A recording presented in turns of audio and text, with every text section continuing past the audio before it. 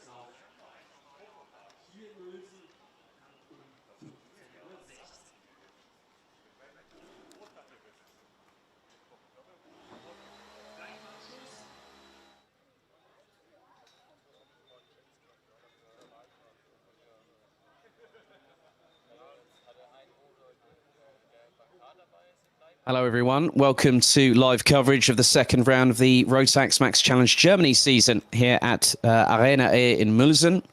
Die Kartbahn Deutschlands, Die Kart Arena Deutschlands, here in eastern Germany, about an hour and a half outside of Dresden International Airport. And this particular circuit hosted the first round of last year's truncated campaign, where we had 35 degrees Celsius and above. As you've just seen, we've had the German Electric Kart Championship, the DEKM, go out for their qualifying session.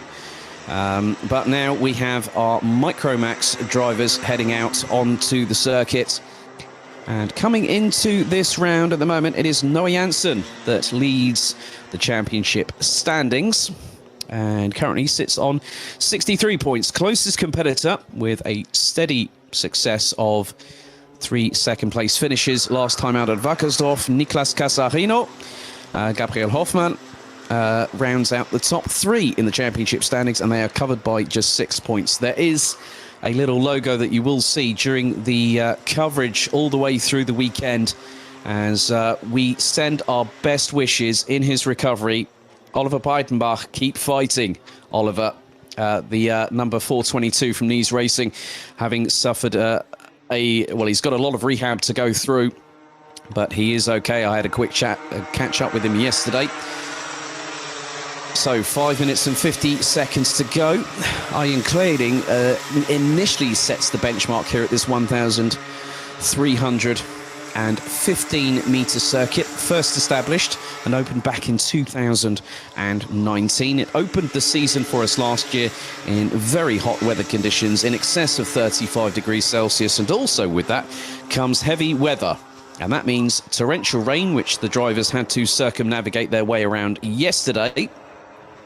But today it is currently 22 degrees Celsius, 61% humidity, a wind, some wind of around about 6 kph, and very good conditions. The sun is beating its way through the clouds as this is the official qualifying session. 5 minutes to go, and Kreling leads the way. The youngster from Nies Racing in the number 62, as Hoffmann goes provisional pole, 1 minute, 0.494. Kreling in second. Casarino rounds out the top 3. They are covered by just over 8.5 tenths of a second in this qualifying session. And you can just see a few other drivers there. Leopold Baldonio-Jour in the RS chassis, running with L'Oreal GT1 Racing, the number 22.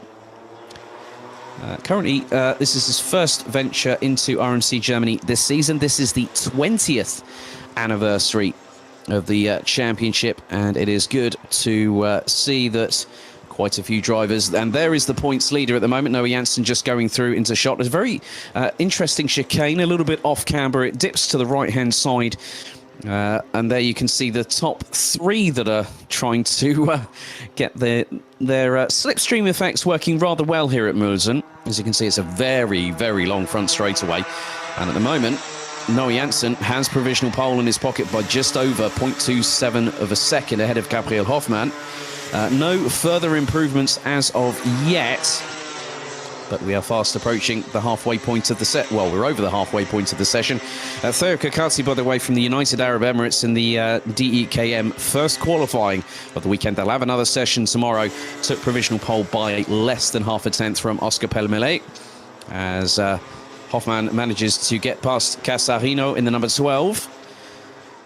So we have also the likes of Christos Malakos and also Tim Steger, who were with us at the opening round. Malakos 5th in the championship standings coming into this round, and Steger 6th. So Janssen currently leading the way. Janssen took 3, well, effectively, was very successful last time out. Gabriel Hoffmann took a victory in the Sunday action because through the ranking after heats, Janssen was the leader on the intermediate classification and won the pre-final on the Sunday. So again, drivers starting to improve. Noe Janssen also improves as well, puts in a 1 minute, 0.061 second lap time here at Mülsen. So into one of multiple complexes of chicanes here at the circuit. And then over to the far point of it. They'll head into the chicane here, which brings them towards the final double right-hander. So there's a sweeping left that goes into a right-hander here.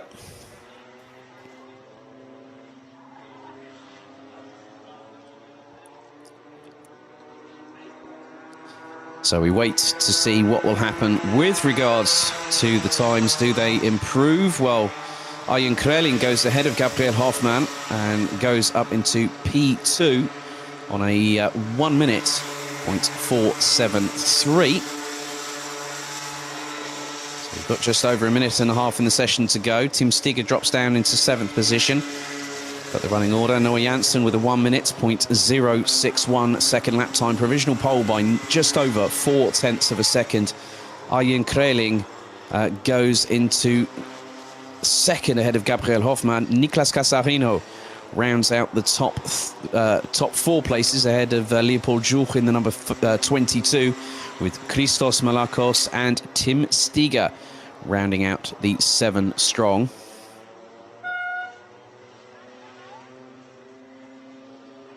So effectively, this is where the drivers now will do their utmost. This is the only qualifying session, a very different set of circumstances to what we had last season, where we literally had 2 double headers on each of the 3 race weekends. So just over 30 or so seconds to go, and Noe Janssen takes provisional pole and becomes the first driver in this class to go sub 60 seconds. A 59.815 from Noe Janssen. Both Casarino and Hoffmann both improve and go to within 3 1/1000ths of each other. Another improvement for Christos Malakos in terms of time, but not in terms of positioning, because Malakos is still about 0.2 of a second behind Leopold Juch in the number 22. But the timer has now hit 0. And this time around, we'll get the real indication as to who is going to end up where in terms of the qualifying session here. 7 minutes as Janssen goes in and puts in a 59.9. That's enough to secure him provisional pole. Arjen Kreling second, and he puts in a personal best. And that keeps him ahead of Niklas Casarino by 12 1/1000ths of a second. Gabriel Hoffmann, not enough from the youngster in the number 95. To go up into the top 3, but he's 3 1/1000ths off of Casarino in 4th place. Leopold Bardonneo-Juch rounds out the top 5, and they're covered by 1.6 seconds. Christos Malakos in 6th, with Tim Stiger rounding out the 7 strong here in Micromax for the qualifying session here at Mülsen for the 2nd round of the season.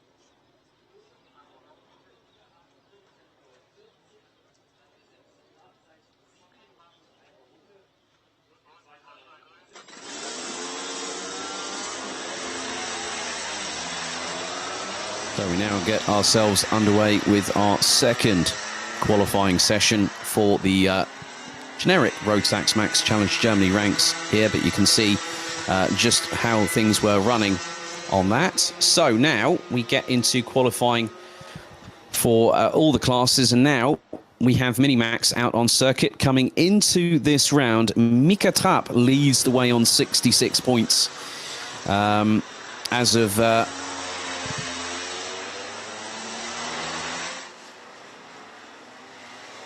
as of now. Simon Meyer rounds out the top two with 49 points, so 17 adrift. Alexander Klugel, a further point adrift in third position.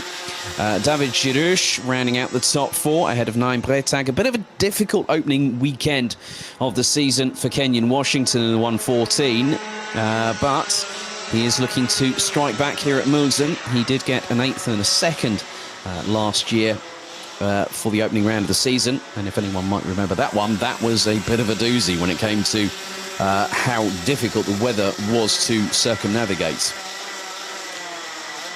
Then also Matthias Schulte rounding out, well, it was actually the last of the 9 drivers coming out onto the circuit. He currently sits in 7th position ahead of Devin Leon Ukara in the number 153, who rounds out the top 8. Ramona Hommel managed to have a good solid haul of points, the 104 on the CRG chassis, and rounds out the top 9 in the standings as we are waiting for the first few times to come through here at Mülsen. So Klugel has gotten out early and puts in a 56.4. David Girouche will 56.897. Then Naim Bretag in the 191. The FM Racing driver on the Tony Kart chassis goes P2, just over, a fraction over 3/10 shy of Alexander Klugel. He looks to be in top form this season after injury took him out for the majority of last year. A real shame for Alexander Klugel, but it is good to see him back. 4.5 minutes in the session remaining.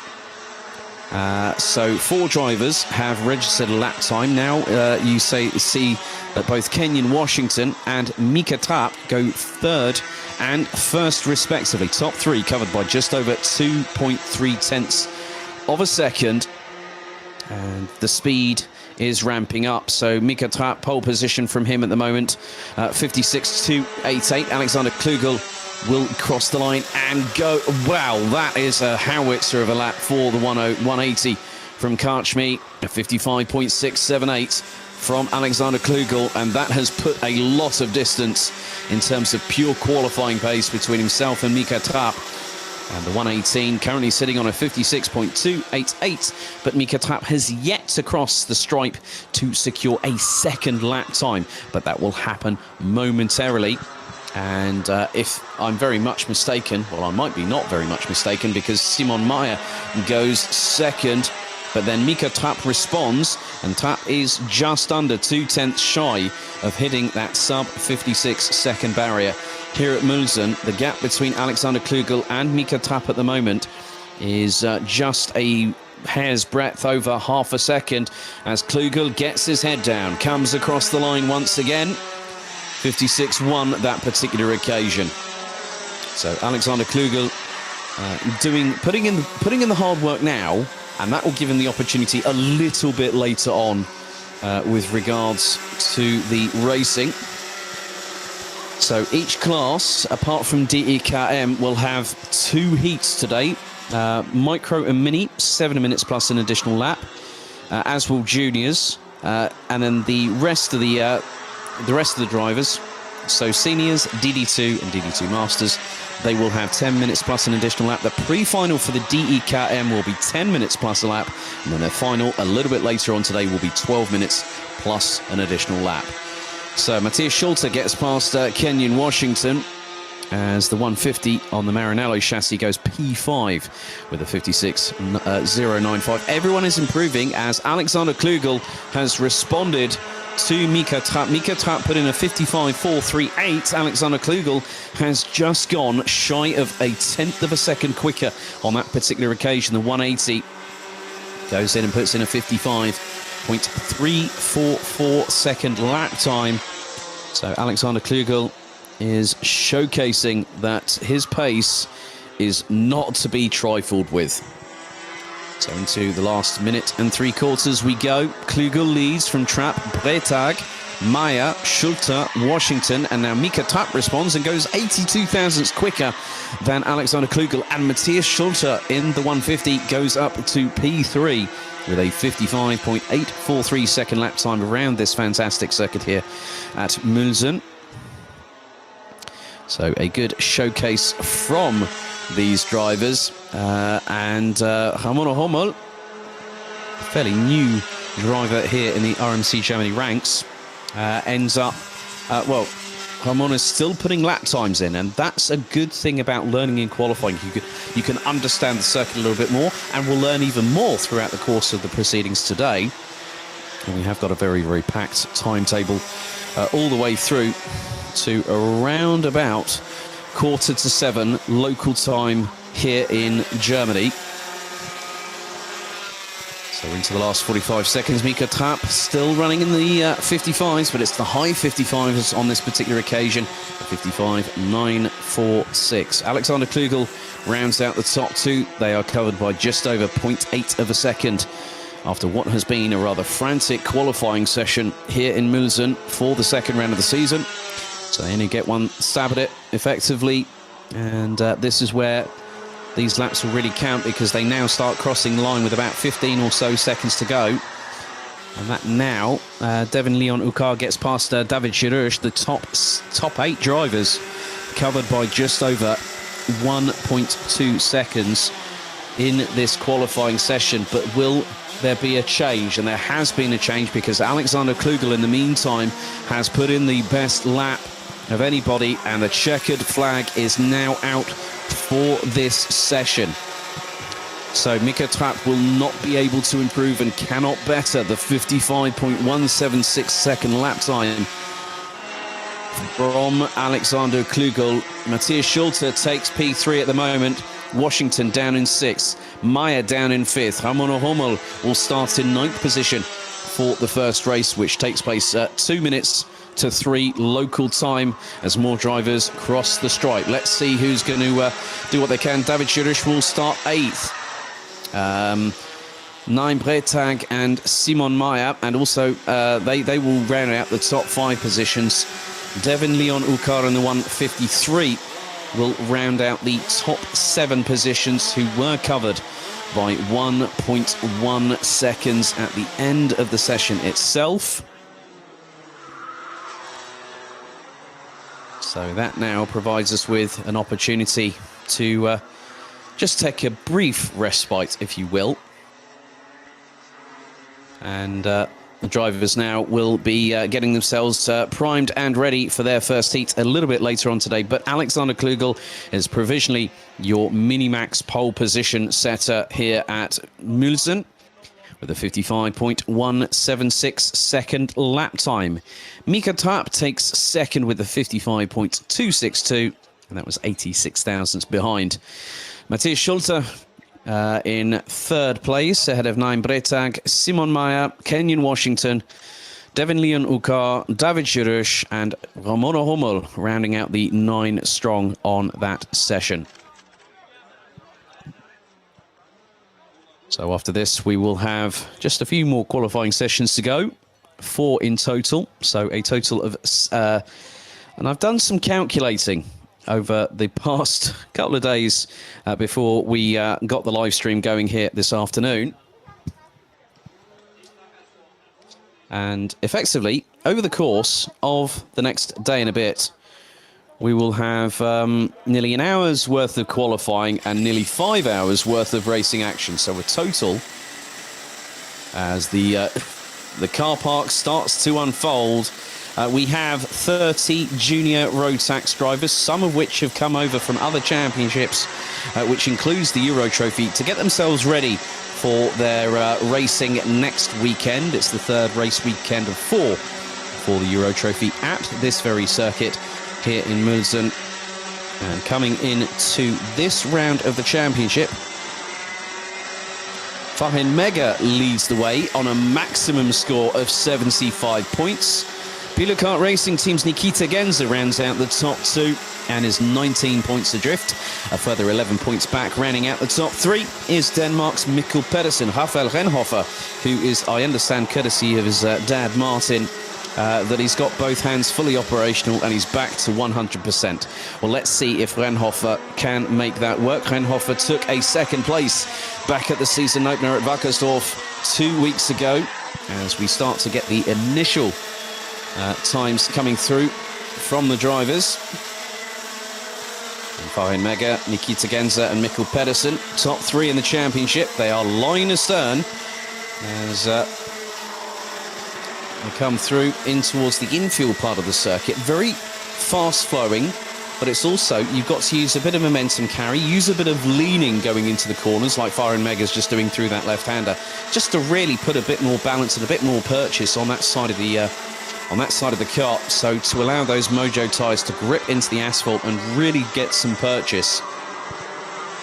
So actually we've got 33 drivers. Registrations were showing that Junior Rotax was the most subscribed class here this weekend. 35 were registered, 33 are out there qualifying. Nevio Fischer goes provisional top of the timesheets with a 52.660. Casper Schormans, the 11-year-old from SP Motorsport representing the Netherlands, running out the top 2. Austin Lee currently 10th in the standings with 18 points. This is his first full season as a junior, having taken the Minimax crown in this very championship last year. He rounds out the top 3 ahead of Nikita Genza, Mikkel Pedersen. Leandro Fischer jumps up into 9th. Oli Glan 18th.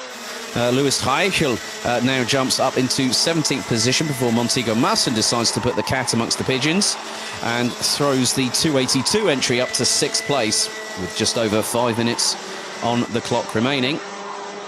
As on your screens there, you can see that Nikita Genza has got ahead of Farin Mega, and hopefully that will allow him to gain a little bit further up the order. But Casper Schormans goes provisional pole. The number 244 from the Netherlands goes in with a 52.423, 47 thousandths quicker than Nevio Fischer. Max Knappen and Magnus Pedersen now round out the top 4 positions ahead of Austin Lee. Vic Stevens from Belgium 11th. Jonny Motz now jumps up into 5th ahead of Austin Lee and Gregor Feigenspan. Thomas Strauver in the number 299 from Belgium rounds out the top 8 ahead of Nikita Genza, Mikkel Pedersen. Montego Masson now jumps up into 4th place with 4 minutes on the clock to go. Lewis Reichel rounds out the top 17. Now here comes Janis Diak in the 239 up into 3rd place. Lewis Detling 19th ahead of Fredrik Zebis from Denmark. Jonas Ungnada rounding out the 33 strong as Farin Mega has got back past Nikita Genza, and Farin Mega stays in 2nd position. Nevio Fischer drops to 3rd as a result of the 276's good efforts.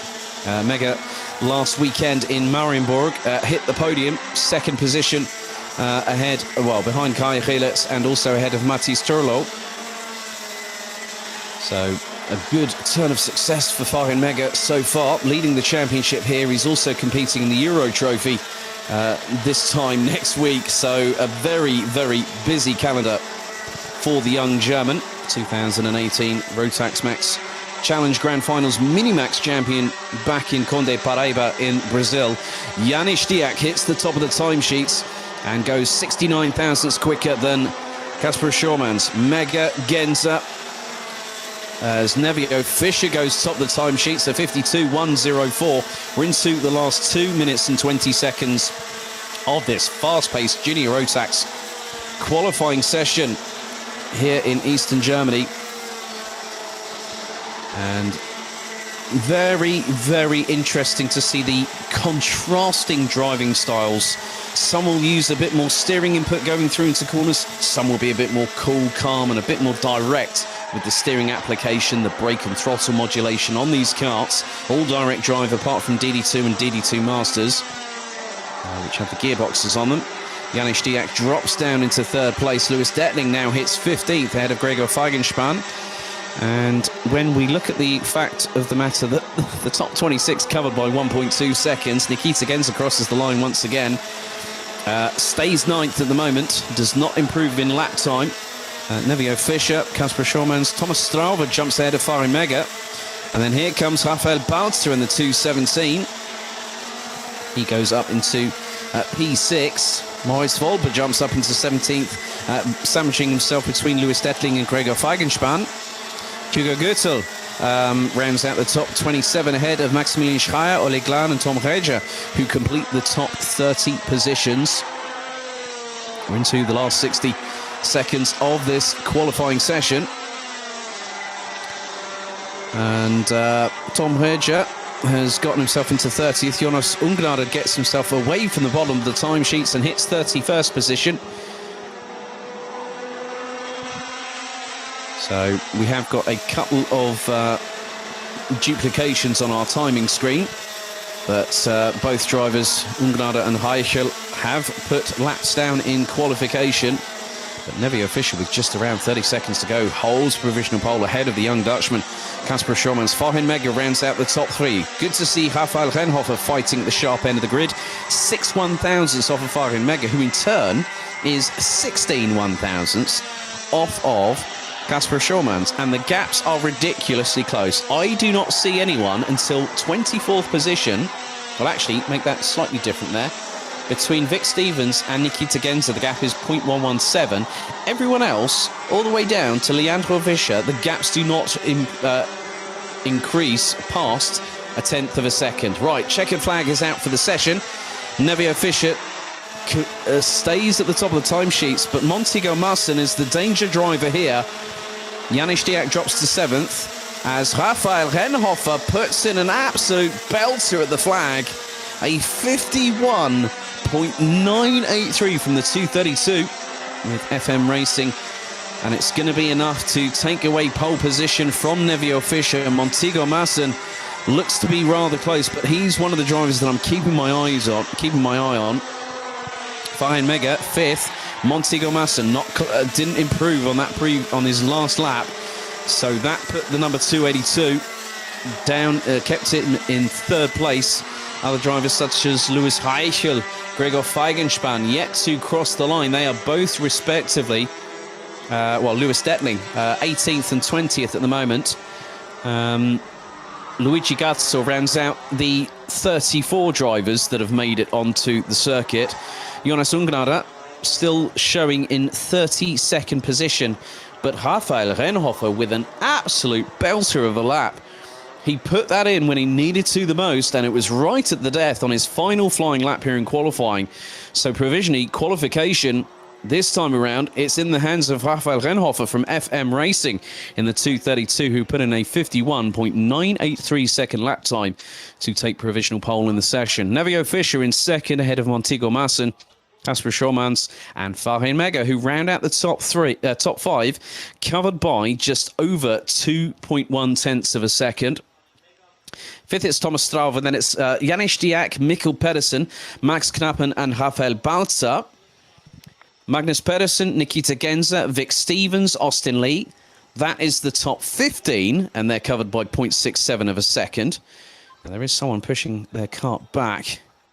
So I'm not too sure. That was definitely a Sodi cart. Couldn't really catch the number there. Top 20 rounded out by Jonas Ungnade in 16th, Louis Heichel, Louis Detling, Moritz Volber, and Gregor Feigenspan. Taystams, Rafael Gwitschak, Tom Müller, Leandro Fischer, Richard Thomas, David Schnell, Tom Reger, Olli Glan, Hugo Gürtel, Frederick Zebis, Maximilian Schreier. Jonas Ungnade is showing up twice, so I'm going to discount the 32nd position. Mads Larsen and Luigi Gasso round out the 33, and they were covered by 2.7 seconds in that session. That just shows how close things can be. And from 1st to 31st, 1.3 seconds. So there we have the senior Rotax contingent. And a few names that I do recognise, 2 of which on the left-hand side of your screens will actually make that 3, it looks like. So Luca Leistra is in the middle of all of that. Nick Cuppens is on the right-hand side. So 2 Belgians, very well accomplished. Luca Leistra currently leading the B&L karting series after the second round of their championship last weekend at Karting des Fagnes in Marienburg. And that looks to be on the... I'm not too sure whether that's Zombor or Zinokovac on the X-Prix chassis just up ahead of those 2 drivers. Coming into this round, the reigning and defending champion, the 333 of Linus Hensen, leads the way with a perfect score, just like Farin Mega did last time out at Wackersdorf, so 75 points to him. And then the next driver is 29 points adrift. So already, before we've even gotten into the halfway point of the season, Linus Hensen is making his point known that he wants to defend his title and he wants to represent Team Germany at the end of this season at the Bahrain International Karting Circuit for the 2021 Rotax Max Challenge Grand Finals that take place between the 11th and the 18th of December. Some drivers from this championship will head to the International Trophy at Le Mans International Karting Circuit between the 26th or 27th and the 31st of July in just a handful of weeks' time. So this is also giving drivers an opportunity to really push themselves and also go amongst some of the very best. 26 drivers look to be taking part in this. We did have 27 drivers registered here this very weekend. So still, but some of these drivers are not here to steal. Well, they'll give it their all. Let's be completely honest here. They'll give it their all, but the more important thing is now the timer starts counting down, and it's a bit like the car park on an M25, a piece of the M25 here in Mülsen as they now make their way out. So it is a 7-minute qualifying session for these drivers as well. As they now make their way through, they're going to start getting the tyres and the brakes up to temperature, start getting themselves into the zone, but it is going to be rapid fire for the 26 drivers that have made their way out, rounded out by JJ Racing's Luca Thiel. So Milan Ritter's joined us, Zombor and Zino Kovac, both with KMS Europe. Now running with us this weekend, Luca Leistra, I've already mentioned Milan Ritter. For those that might remember this young man from Junior Rotax last year, his brother Silas went into DD2 for 2020, but now partners up with Mads Ries in Danish GT4 as we really start to see the jockeying for position actually happening right now. We've got 5 minutes to go, and Linus Henson wants to be at the front of the train to keep himself ahead of everyone else. He wants prime position, and he knows it. And you've got quite a few other drivers in there. Giuseppe Fico in the 394, also part of the same stable as Linus Henson with Kachmi.de. So very much the case that these drivers will be pushing like crazy. Rounding out the top 10 from Luca Thiel, who was last year's runner-up. Finchtiak, Lukas Hartmann, Max Busch, Luca Köster, Mark Lupfer, Adrian Dobric, and then also Marek Zwierz, rounding out the top 10. They are covered by 54 points coming into this round, so we're going to see the initial hopefully fast-paced benchmark times coming through with Bennett Arens going initially top of the timesheets, but then Milan Ritter gets his way up to the top of the timesheets. We're already into the high 51.8s courtesy of Finch Diak, a 51.840 for the number 339. As now that's a bit of a drama there. And that was for Bennett Arens in the number 327, the RS competition driver. Having a bit of an off-track excursion there, which will dirty those tyres. So he's got to get rid of all the dust, the grass, all that muck that are on those Mojo D5 tyres in order for him to get back up to speed rather rapidly. So 3.5 minutes to go. Finch Diak leads the way in terms of going for pole position. Linus Henson jumps up into 5th. Bastien Barlage up into 6th place. Luca Leistra 8th. Luca Thiel 9th. Darius Nitu from Kraft Motorsport in the 303 goes 2nd by 32 thousandths. Now that was the same winning margin between Jonah Hakami and Ander Rattel at the Minimax final at Sarno at the Grand Finals back in 2019, if memory serves me correctly, with a winning margin. Milan Ritter, Zombor Kovac up into 4th place, the Hungarian, running on a 52.005 and goes 2 1,000 slower on the next tour. So 2.5 minutes to go. And now, Linus Henson really needs to rack up the pace, because this is where it is all going to count. And Henson goes provisional pole. Luca Thiel steals his thunder by 16 thousandths of a second, with just over 2 minutes and 10 seconds to go on the clock. Leistra, 3rd place. And the top 25 covered by just over 8 tenths of a second. And Luisa Keller and Philip Keskik are split by just a thousandth of a second between them. That's how close lap times can be decided, but also they can be decided on a dead heat. It's only that the person who sets that lap time first, and that was the case between Luca Leistra and Maurice Schmeis, with Leistra setting that lap time first. So on the benefit of the doubt, Leistra gets third place. Minute and a half to go in the session, and they still get their heads down to try and cross the line as Zsombor Kovac goes up into 11th place. Zino Kovac goes into 10th position, and just by a fraction, 13 thousandths of a second. Jan Heinen in the 316 from 3G Racing goes 14th. Lukas Vavajanak in the 369 ends up 21st as we head into the last minute of this session. And some drivers are deciding to move out of the way just so at least they can get that track position and make themselves feel a bit more at ease, a bit more comfortable at this circuit. Plus also having the slipstream is rather handy here at Mülsen, as out of the final corner comes Linus Henson. Will he improve? Well, he goes a little bit quicker than Maurice Schmeis, but then Luca Leistra comes in and puts in a 51.682 second lap time, and that puts him 61 thousandths quicker than Luca Thiel. Linus Henson a further 67 thousandths of a second adrift, and then Maurice Schmeis sets exactly the same lap time as Linus Henson, but Henson gets it first because he crossed the line first ahead of the 310. So we're fast approaching the conclusion of this session. After this, we'll have two more qualifying sessions to go before we head into our first race of the day, which will be Micromax, and it will be 7 minutes plus an additional lap. So we're based in the Saxony region, and this track is about half an hour away from Zwickau. Now, there we go, checkered flag is out for the session, so quite a few drivers have pulled into the dummy part from A, which includes Linus Henson. Giuseppe Fico goes 9th, or stays 9th on that particular occasion. Finn Stiak 5th. Darius Nitu. Luca Köster improves up to, well, had improved throughout the session.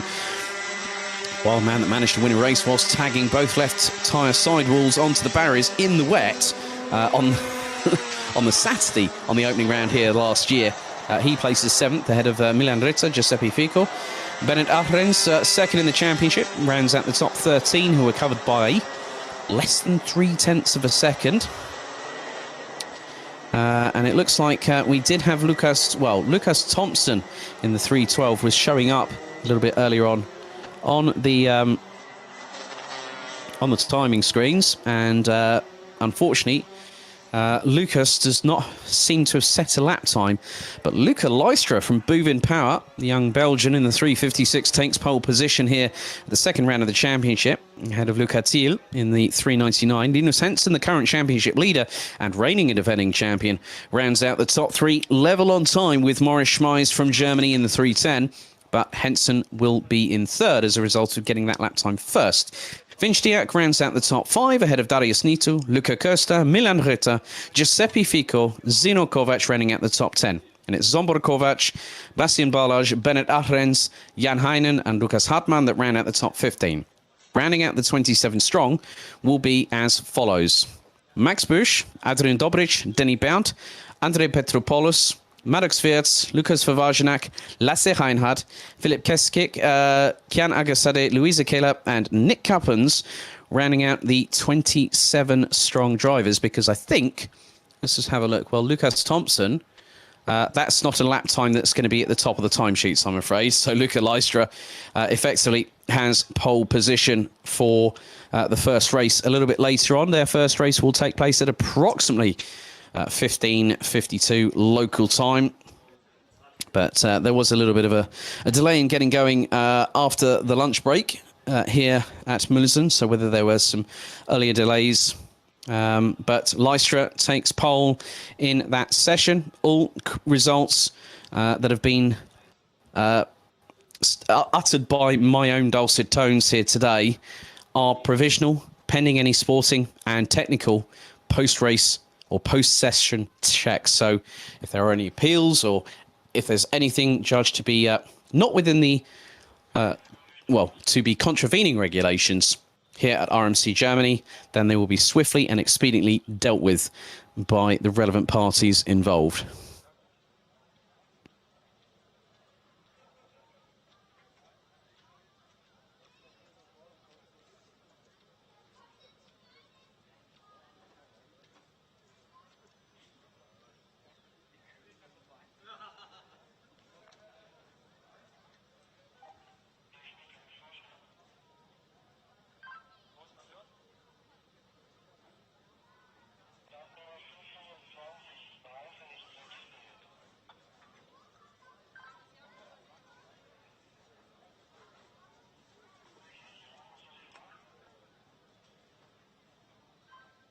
So that is, out of the qualifying sessions today, 5 out of 7 completed. We will have one more, but that will be with DEKM tomorrow morning.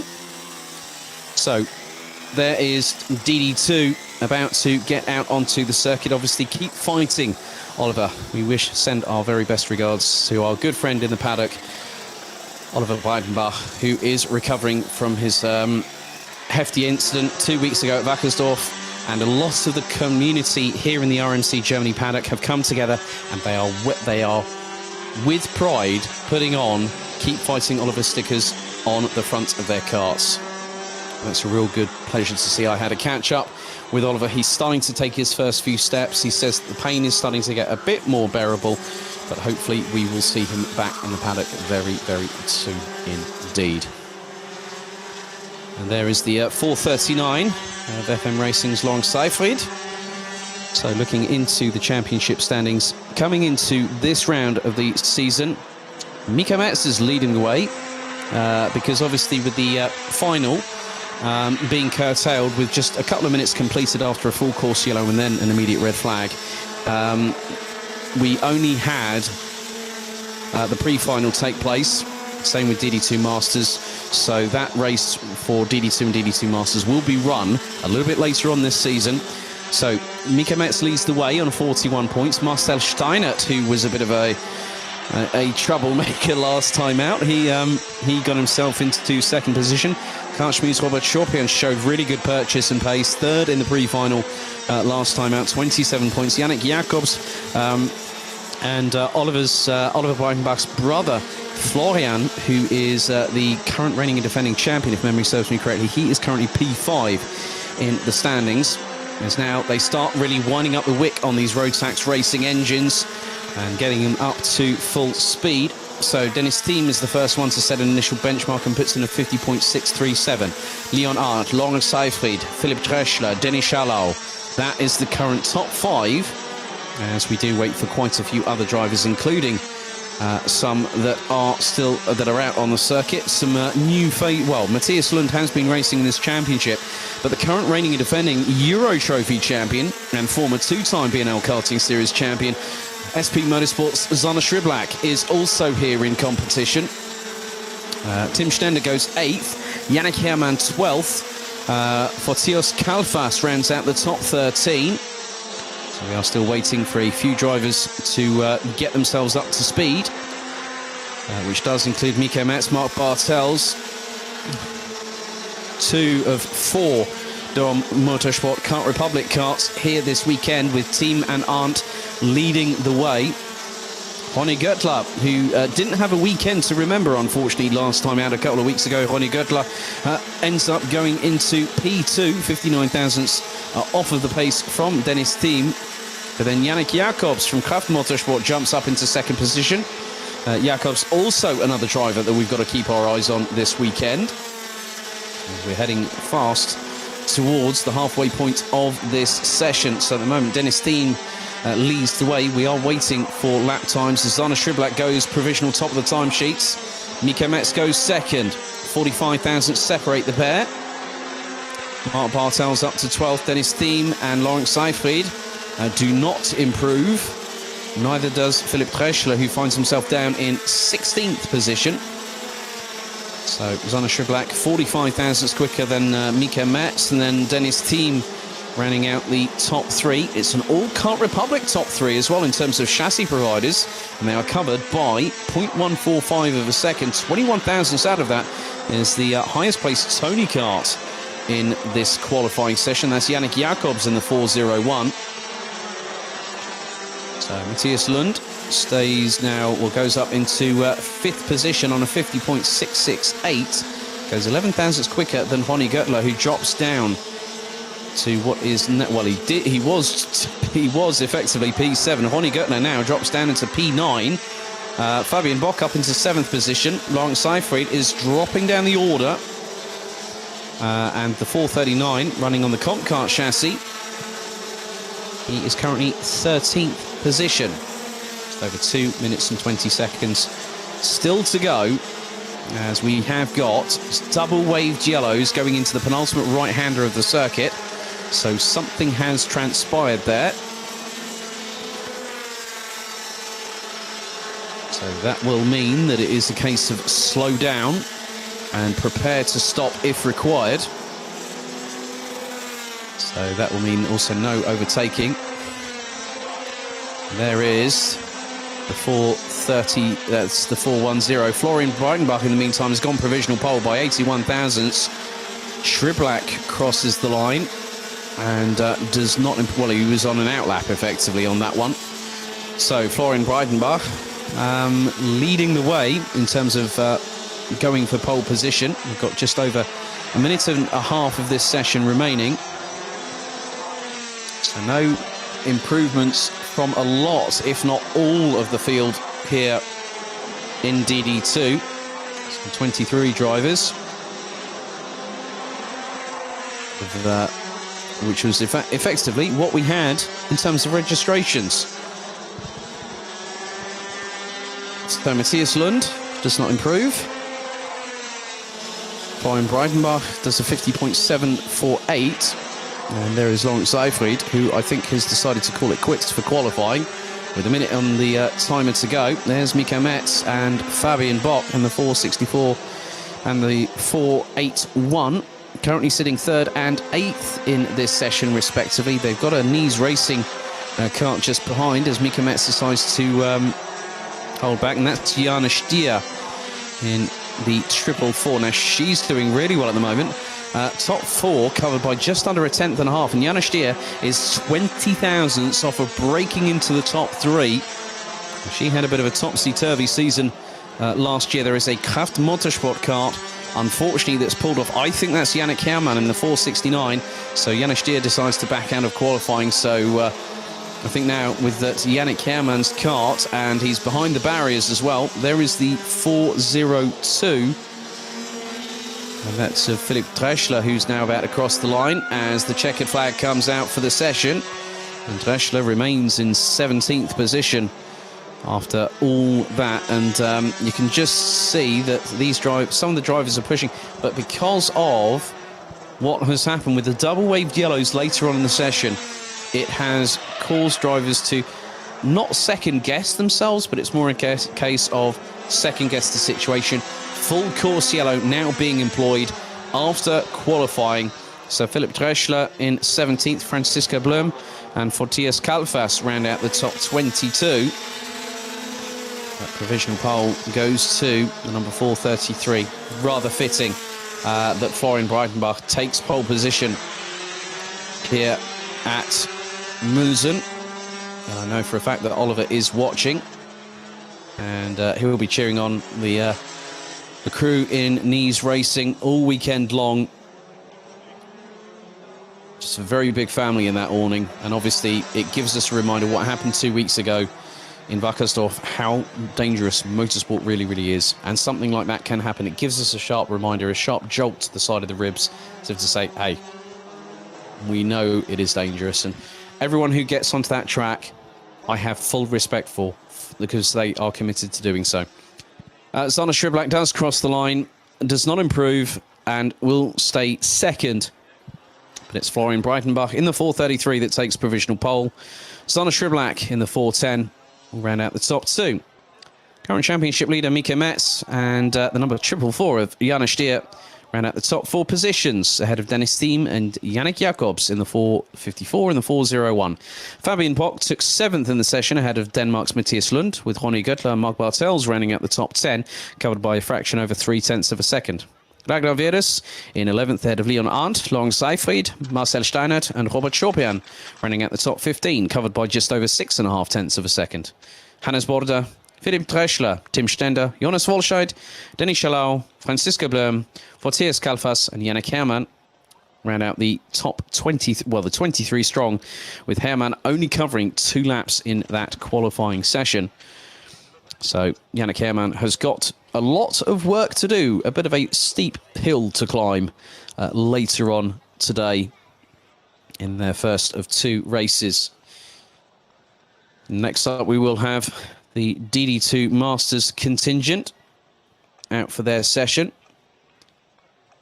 And again, that will be a 7-minute session for them.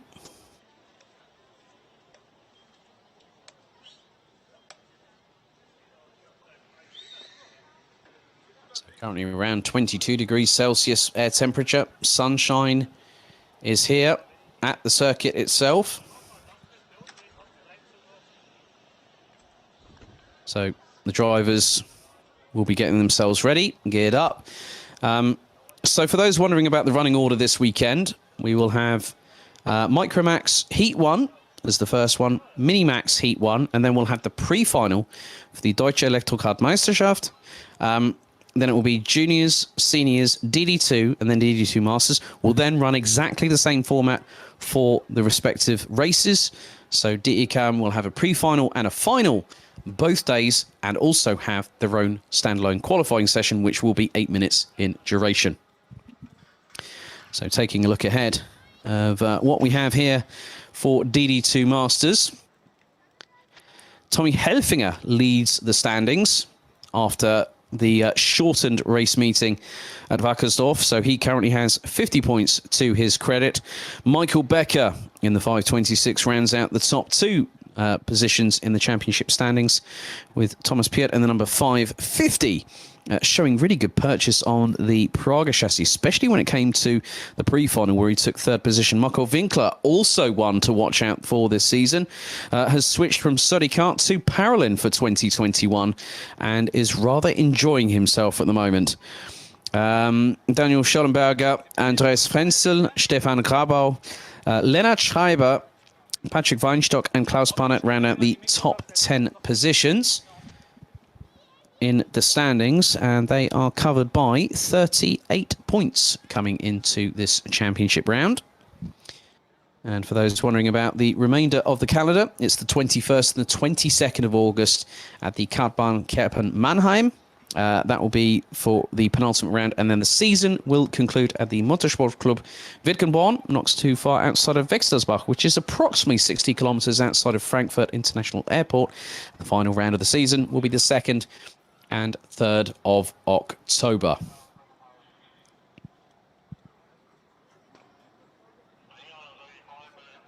So with some of the people, I mean, I've been able, thank goodness for mobile technology these days, and obviously for being able to get some welcome insight from those that have been able to get in touch with me directly via a multitude of different means. Effectively, that people have told me about, well, I've been praying for rain, or I'm waiting for the sun, or we're trying to see what we can do with the kart. And that's really, really good to hear about. Hear from the paddock. Hopefully things will change for me very, very soon, as well as a lot of people that need to travel over. Hopefully I will be on site at some point this season. I'll keep you guessing as to when that might be. But we now get things underway with qualifying, and this is for DD2 Masters.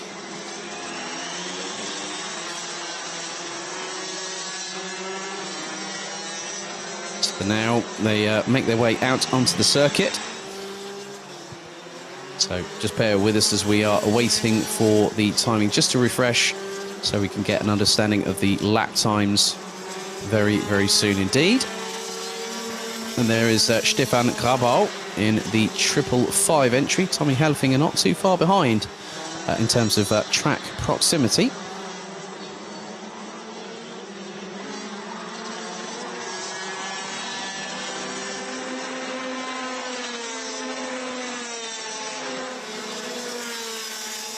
we have seen some very, very good racing from all the classes, and DD2 Masters no exception. I mean, if I was asked to compete in a Rotax event, this would be the class that I would be in, to be honest with you, because I'm over the well, I meet the minimum age requirements by a few years, let's say. Well, not that many, but enough. However, got to know some of the people in this paddock over the past year or so, but also through my current European commentary journey, which started back in April 2018. So some of the people that I've met in my travels before heading into the RMC Germany paddock last season. We are waiting for the live timing. Just to update,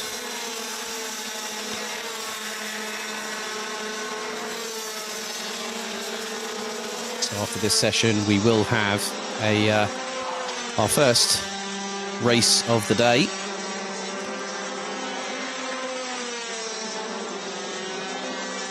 And it was actually quite a prestigious honour to become the first English-speaking commentator to actually be at this circuit and commentate on a national championship live from the circuit itself. It is a track that really does provide a real true challenge, and the pictures that you see at home don't give it full justice. Just the amount of hard work that has gone into bringing this circuit to life. I mean, obviously with the likes of the ADAC and the DMSB that have helped to provide a real good state-of-the-art facility here at Mülsen. It is a circuit that really has everything going for it.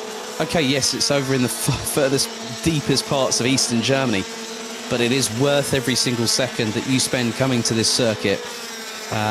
So having been here last year, it's a real joy to see this circuit back and operate, continuing to operate. And obviously you can also see the in the background that the hire carts are also running around whilst we're actually out on track. So these drivers now pushing like crazy here at the circuit.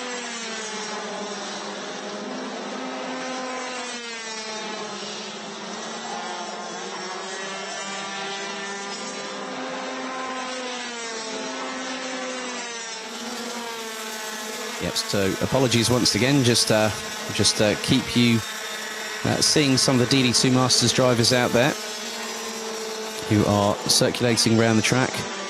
So Helfinger is the one that is trying to make sure that no one can get close to him in terms of the championship standings when we head to Kaupen in just a few weeks' time. It's been a quick turnaround.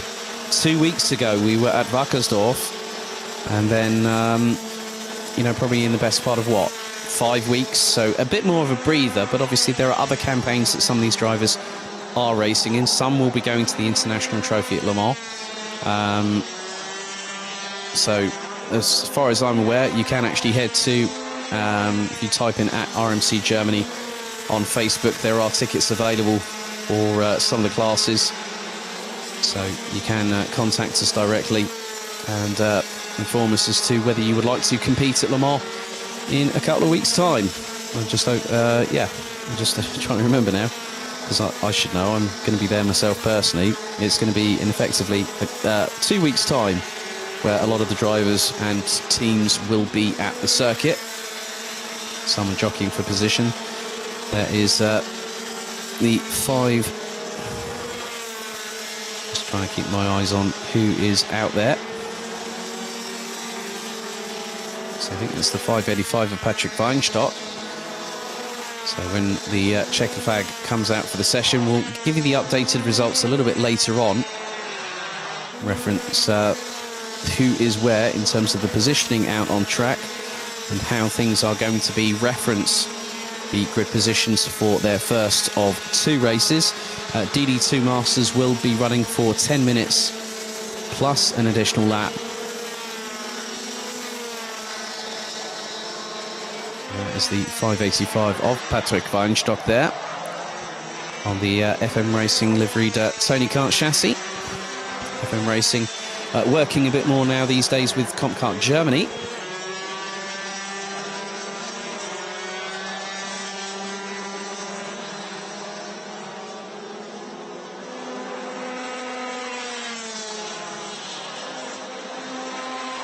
Rabal crosses the line. As does the 5.03 of Andreas Frenzel, who currently sits 6th in the championship on 22 points, just 2 behind Daniel Schollenberger. And it is 4 points between 4th and 6th position. Make that 5 when you include Thomas Piot in the number 550. Thomas running on the Praga chassis. Finished 3rd in the pre-final on the Sunday at Wackersdorf, and effectively rounded out the top 5 after intermediate classification. So the heats for each of the classes will determine the intermediate classification for the pre-final and the final tomorrow. So the drivers will accumulate points courtesy of the heats, the pre-final and the final.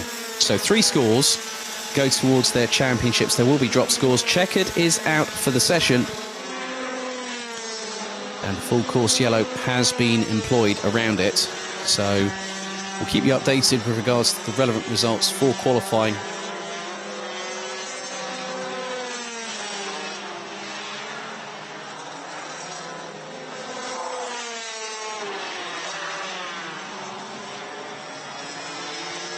Now the drivers head their way into the pre-grid as we get ready, into Parc Fermé, as we get ready to go racing very, very soon here at Mülsen.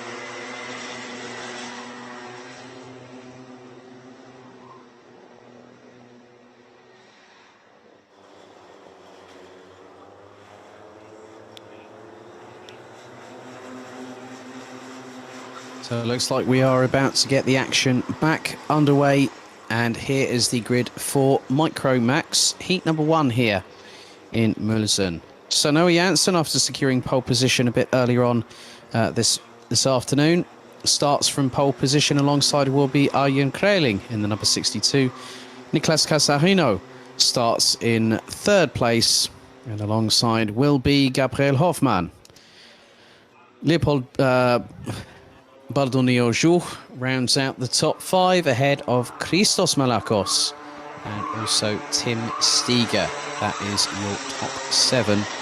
That is your 7-strong grid coming into this particular race.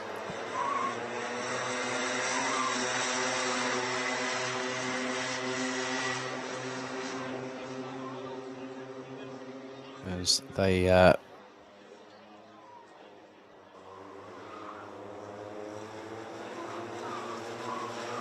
getting ready, and we are just waiting for things to get underway.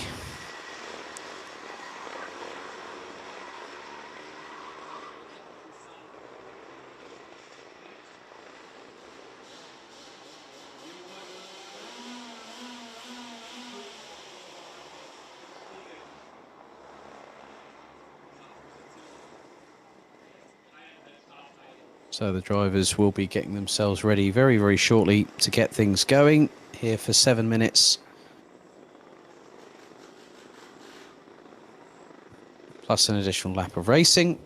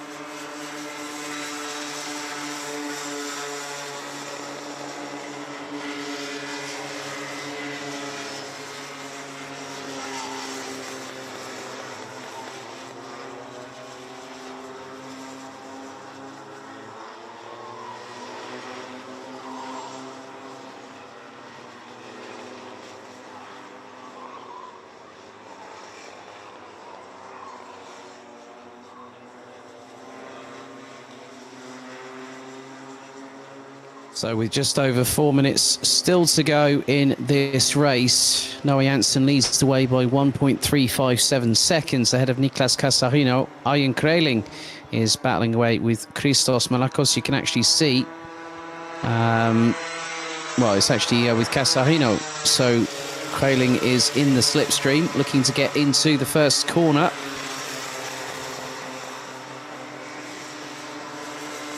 It's very nip and tuck between these two, as this is the battle for second on the road, but Janssen has gotten away into the distance, and that has given him the perfect opportunity to start the weekend on the best foot forward. So Casarino will have to fend off Kreling. Malakos rounds out the top four. It has been a bit of a difficult. Now, I didn't quite catch what happened with Gabriel Hoffmann, but Hoffmann down in what is 7th position and is 11 seconds off of Janssen, as we are currently on lap number 4 of this race. So the drivers pushing like crazy. Janssen just keeping his head down, not looking behind, as Casarino has got the blinkers on, but Kreling looking towards the outside, going into the right-hand hairpin. And at the moment, Casarino just keeping the cart exactly where he needs to, not letting Kreling get past. So this is the first out of 2 heats for these drivers. So each heat lasting 7 minutes plus an additional lap here today. And we'll have the intermediate classification afterwards, but you can just see how close it has been for the last couple of laps. It was 62 thousandths of a second between Kreling in third and Casarino running out the top 2. And Noah Janssen is striding away into the distance, 1 minute point 411 for the number 31, the current points leader, as Kreling looking to do his level best to try and get past Casarino, and comes out of the slipstream as they come out of the final corner. And the lengthy straight has allowed Kreling to get past Casarino with relative ease, but it didn't happen until the latter part of the straightaway. It's one thing to be the hunter, but it's a different thing to be the hunted, as now Casarino looks up the inside into the next left-hander and gets the position back. So a very nice job done by both Kreling and Casarino, giving each other nice racing room and nice racing respect all the way through so far. But Noah Janssen has a lead of about nearly close to 2.9 seconds, with just over 1 minute and 10 still to go on the clock here in Mülsen for the first of 2 races here today. There you can see Noah Janssen a little bit further up the road, but Casarino coming under fire once again as Kreling looks to the inside, going through the final right-hander, and the number 62 gets through. Gabriel Hoffmann, unfortunately, looks to be out of the race as Kreling got the run on Casarino going through the final right-hander, and Casarino instantly went behind number 62 to get the slipstream, as we're now getting close to the end of the formalities on this first of 2 heats for Micromax. 6 out of the 7 drivers still running, but Hoffmann will have to fight back in heat 2 a little bit later on this afternoon.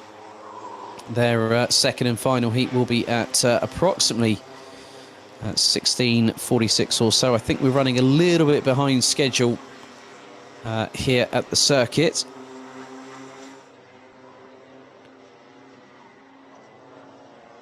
So time is about to expire, and this time around Noah Janssen will get the final lap board. He leads by about 3.7 seconds when he crosses the line, and now Kreling against Casarino. Kreling ahead in second position, 4.3 seconds the gap between first and second position. Noah Janssen 1 minute point 126 from the number 31, as both everyone now on the final lap. An unfortunate retirement for Gabriel Hoffmann, and again that sweet spot through that 90 left that brings him back onto the infield. Showcases just how confident Casarino is going through that corner, which goes into another left and then a right before they go into the main straightaway in the infield section. But we're fast approaching the conclusion of the lap and also of this race. And Kraling looking towards the inside. You can just see he saw a little bit of daylight at the end of the tunnel. Looked towards the inside of the right-hander. But again, Kraling could get the run on Casarino. But out of the final corner, it's another two hands off the wheel celebration as Casarino gets a bit argy-bargy with Kraling coming out of the final corner. And there it is. It has been a jubilant celebration from Noah Janssen. Two hands off the wheel as the number 31 from FM Racing crosses the line to win by 5.5 seconds. So Noah Janssen wins the race. First of two heats today here in Mülsen, and wins by a considerable gap, 5.56 seconds ahead of the number 12 of Nicolas Casarino.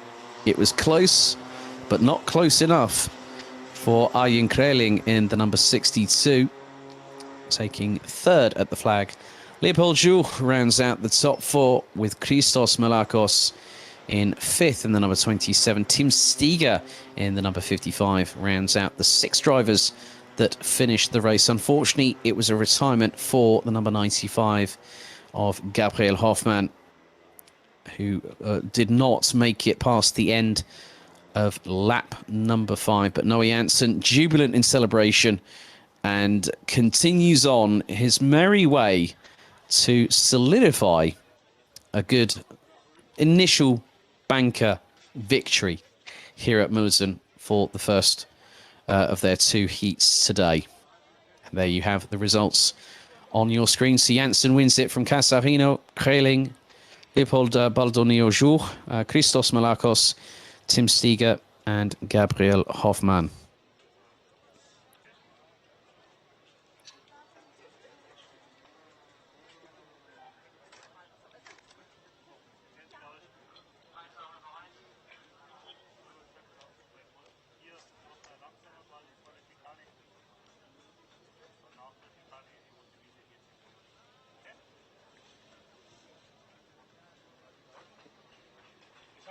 So that's the first of many races here today, especially with the addition of the DEKM. We had the GKC 100 as our special guests last time out at Wackersdorf a couple of weeks ago. So yeah, doing some delving into some statistics. I love a good stat or two here. So there you have the Minimax drivers about to go through. So 13 different nations represented here. 128 registrations, including the DEKM as well. So the nationalities: Germany, Poland, Belgium, the Netherlands, Denmark, Austria, Hungary, Finland, Albania, UAE, France, United States and Portugal. It's a hell of a mouthful there, Alex.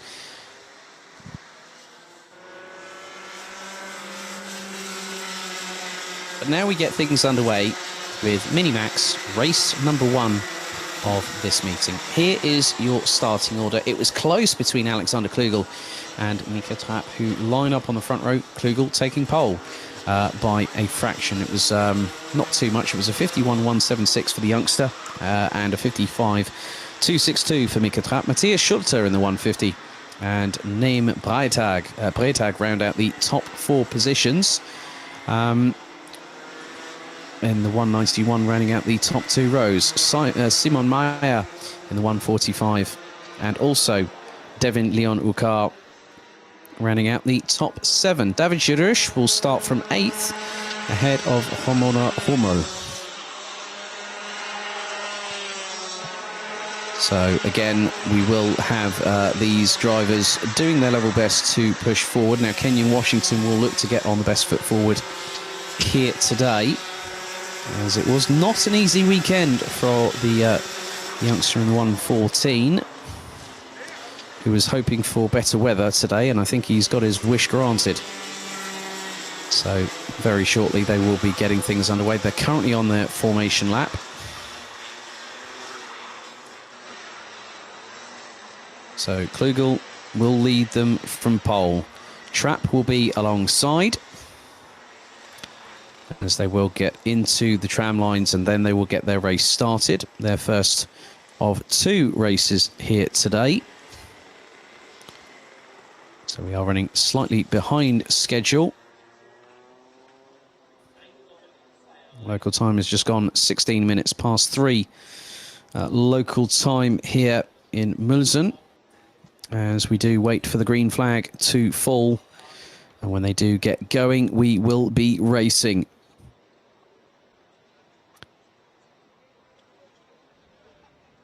So we wait to find out who will get the jump, who will be the one streaking off into the distance and making sure that they get that initial things going, because we do go lights out. They do go off and racing, as Kenyan Washington has already made a great start, as has David Shirush. They've made it up to 4th and 6th respectively. Mika Tap's just been jumped in the start by 9 Bretag, but it looks like we have had a false start called by race control.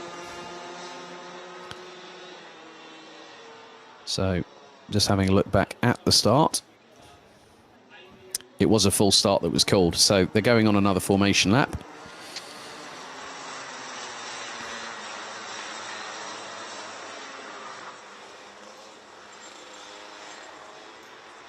So everything's been reset again for the second time of asking.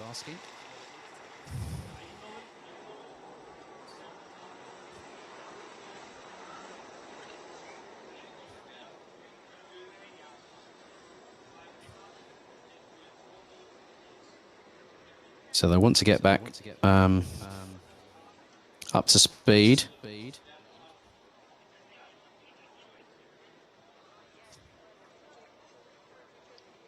So we'll be down to the drivers just to get themselves steeled and ready to go racing once again. So that is the first full start of the weekend, and they will have to get it right this time.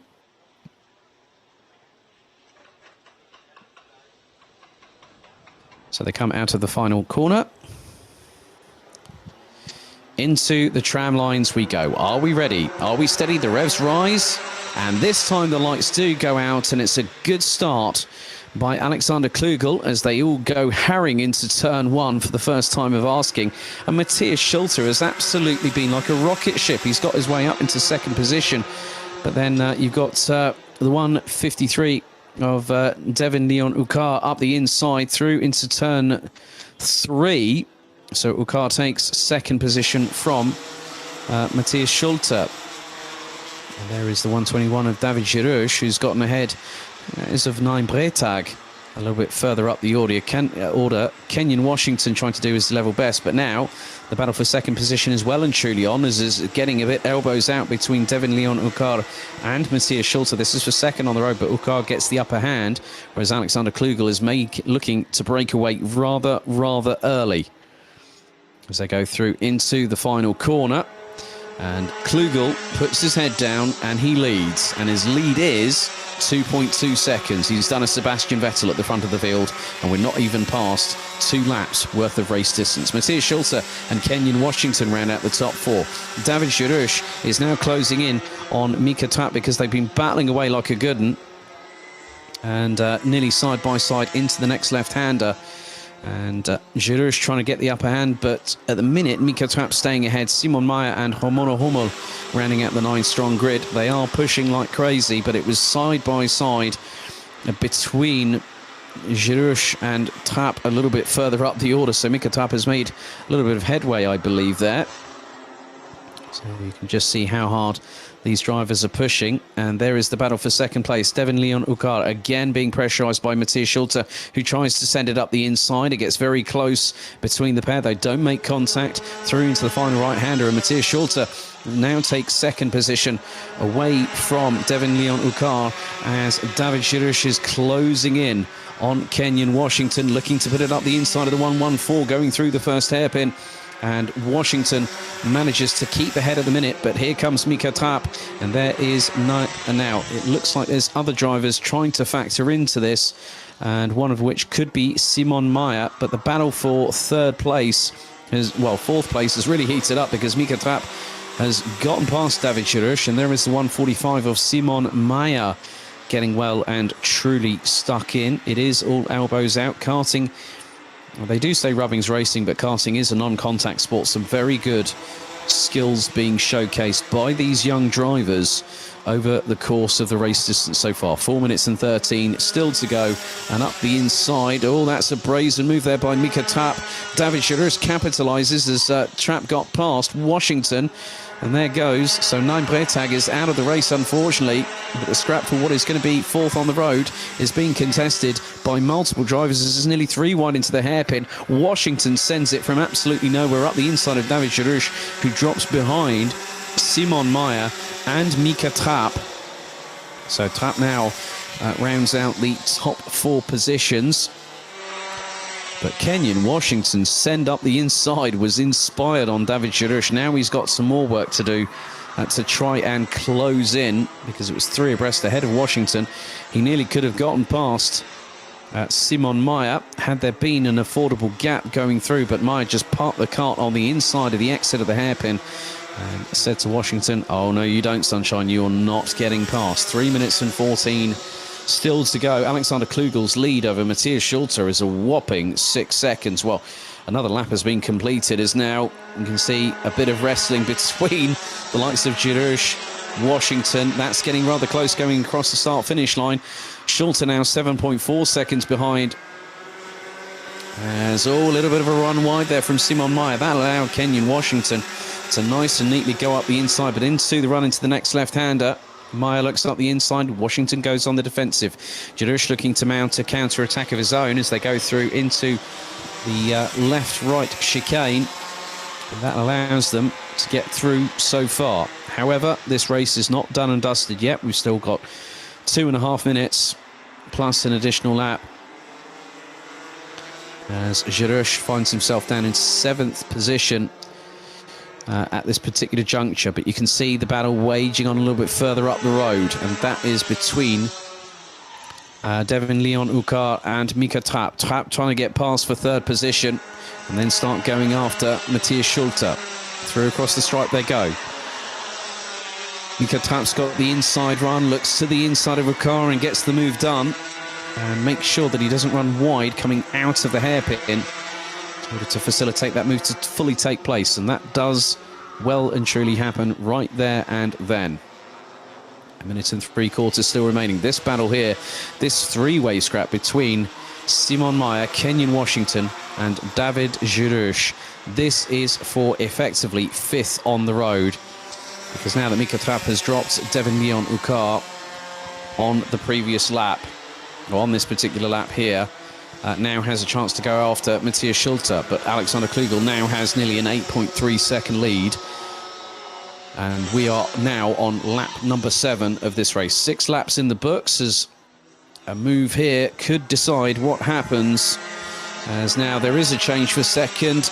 Mika Trapp has managed to catch and pass Matthias Schulter, but Schulter looking to go back up the inside through the hairpin. He squeezes Trapp wide, and all of a sudden that drops him another position. But then here comes Devin Leon Ukar looking to get up the inside of the 150 through into the next left-hander.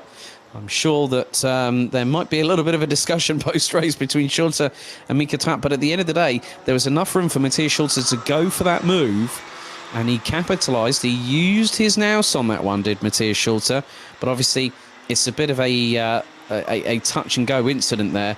But I'm not the race control, I'm not the race director. I'll leave it to them to make any decision that they need to make on that particular occasion itself. 23 seconds plus an additional lap to go in this, what has been an interesting Minimax race to open up their weekend here in Mülsen. And now it's a slipstream fest, because now Mika Trapp finds himself back down in 4th position. And he's looking up the inside of Ukar going through. Well, he gets round the outside of him. That's a new one going through that turn. And here comes Simon Mayer from FM Racing, who's dropped Kenyon Washington. Mika Trapp goes up the inside to retake 2nd position from Matthias Schulter through into the left-hander, which brings them pretty much nigh on back on themselves, as there's the move from Simon Mayer on Devin Leon Ukar. As Schulter gets back past Mika Trapp, We've got one more lap to go after this one, and the gap that Alexander Klugel has got over now second place driver Matthias Schulte last time round was 12.2 seconds. We're going to go on to the final lap, and Schulte now has to go defensive. He's got to make the rear axle of that kart very, very wide indeed. But the final lap board has been shown to Alexander Klugel. Matthias Schulte's not really looking at that at the moment because he's trying to defend. He's probably seen the sign, and then all of a sudden, him and Mika Trapp are battling away. They're coming through out of the hairpin, and Mika Trapp has got in front of Matthias Schulte. Here comes Simon Meyer. So Meyer looking for second, maybe at the death. And then you've got the likes of Leon, you've got Ukar, Washington, Girouche, but Mika Trapp is trying to hold on. It's one thing to try and chase down somebody, and then it's another thing to altogether to try and pass them. But at the minute, it is Mika Trapp who is looking to consolidate some good points in the first of two heats. The two heats will determine the intermediate classification post-race and then decide the pre-final for tomorrow. But Alexander Klugel is well on his way. He's taken the checkered flag and sealed the victory. Mika Trapp has taken...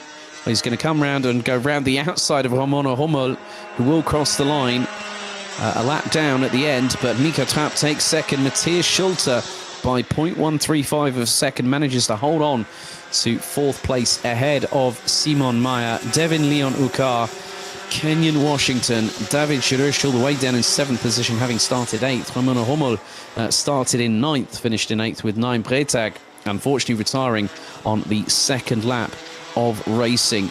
But Alexander Klugel continues his lead. He continues to strike first and strike hard, but obviously third in the standings. He's got some work to do to close up on Mika Trapp, who takes second position. But it is today that Alexander Klugel took pole in qualifying and also took a well-deserved victory, just kept the blinkers on. So Klugel wins the race ahead of Mika Trapp, Matthias Schulte, Simon Meyer, Devin Leon Ukar, Kenyon Washington, David Girouche, Ramona Hummel, and Naim Bretag.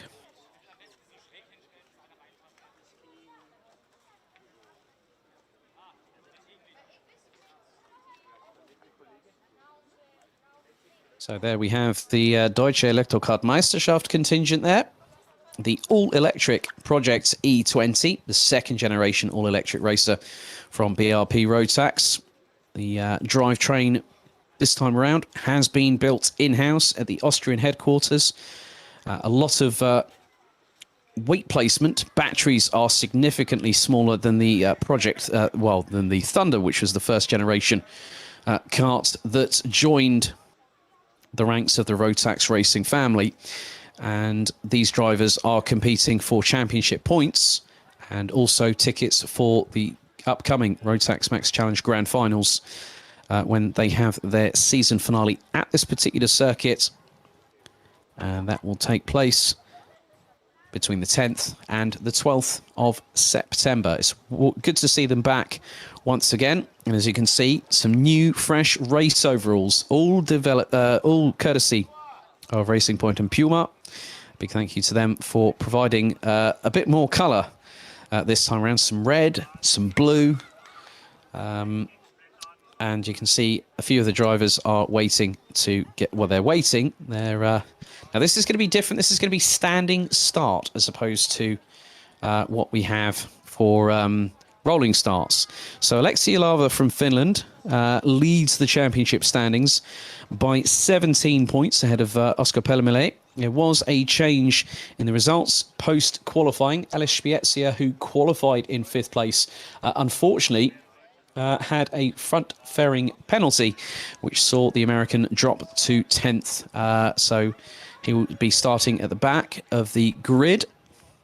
But it was Theo Kikati from the United Arab Emirates, who currently sits 9th in the championship standings on what is 24 points. A couple of drivers not here this weekend. Maxime Forhan-Castellin, the young Luxembourger, who is 3rd in the standings, and Lars Zanen, who is currently sitting in 8th position, level on points with Portugal's Bernardo Pinheiro in 7th at the moment. But Yelava is the one who is looking to extend a championship advantage going into the penultimate round, which will be the 30th of July to the 1st of August, where the DEKM will head to Karting, the home of champions. And that will be in around about 3 weeks' time. A few regulars there. There's Daryl Smith on the left-hand side from Rotax Technical Support, a man that is, who is a previous Grand Finals winner in his own right, but still very much part of the Rotax Racing family, as well as Steve Chapman, who are two of the more well-recognised members of the team that are providing the technical support, which we will see what will happen very, very soon indeed. But the pre-final is about to get underway. This is a 10-minute plus an additional lap encounter here. The pre-final will be 12 minutes. Top speed ranging of around about 135 kilometres an hour. But let's run you through the grid. So on pole position, Theo Kikati from the United Arab Emirates will have Oscar Pellemele from France alongside. Alexei Yalava, the current championship leader, will be in third position ahead of the 416 of Luca Neuenhuizen. Jens van der Heijden, another one that I do remember from B&L and Euro Trophy. He starts fifth, and alongside will be the young Portuguese driver Bernardo Pinheiro. Our guest driver this weekend, Corina Campa. Part of the team at ORF for their F1 coverage. That's the main Austrian motorsport channel with the F1 motorhome. She's worked with the likes of Alexander Wurz and also Ferdinand von Habsburg, who has also taken part in Rotax competitions. Corina actually raced in this championship just over a decade ago. She's also been racing in ADAC Formula Championships over the years, and also is a very, very busy individual. She's got Jasmin Stein, one of two drivers that have returned for the 2021 season. Mats-Johan Overhoff and Ellis Spiezia, the young American based out of Hoboken, New Jersey. We do know that some of the people from friends and family will be watching from over the pond, so I hope you're all well over there. Obviously, it's early morning where they currently are in comparison to where we are here. As we can just see that Corina Campa just trying to get into grid position. And she will start from 7th. Now, all drivers were covered by just over 1.3 seconds. So, standing start, and once you'll see the torque deliveries of these things very, very soon indeed. 140 kilos is the cart in total weight. Red lights are on the gantry. Lights are off. We're out. They're off, and we are off and away and racing into the first couple of corners for the first time of asking. So these do have a boost button facility, and at the moment, Theo Kikati getting on the ultra defensive, but it looks like there's a move up the inside of Oscar Pellemele.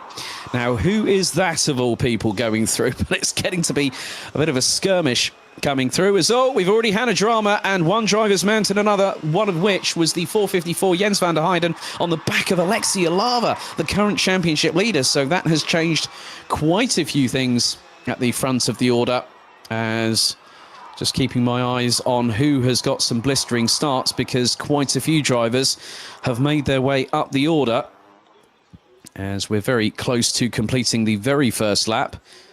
Now, this kart is very comparable on times to a DD2, if you want to ask Senderua about that one. As we come across the line, Oscar Pellemele from France leads the way. Theo Kikati, Luca Neuenhuizen, Ellis Spiezia from the back of the grid, already up to P4. And he's been battling away, and I think it looks like Jasmin Stein not too far behind. As Spiezia looks to be going for the move on Neuenhuizen for third place and has got the move done.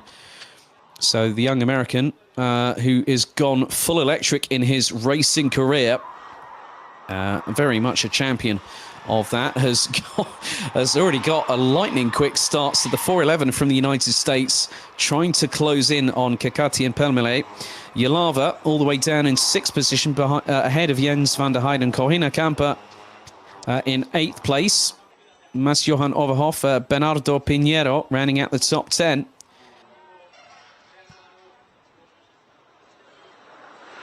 So a 10 minutes pre-final as Pellemele starts to extend a lead, puts in the fastest lap of the race, a 53.124. Gap between him and Theo Kikati from the United Arab Emirates.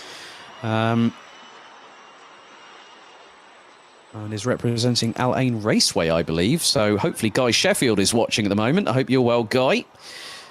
So Theo Kakati, one of the Emiratis that has decided to make the jump over to continental Europe for their racing over the course of the last couple of seasons. So Kakati trying to close the gap and was just over a tenth of a second behind. But it looks like there has been a change. Neuenhuizen has gotten past Spiezia, and that is for P3.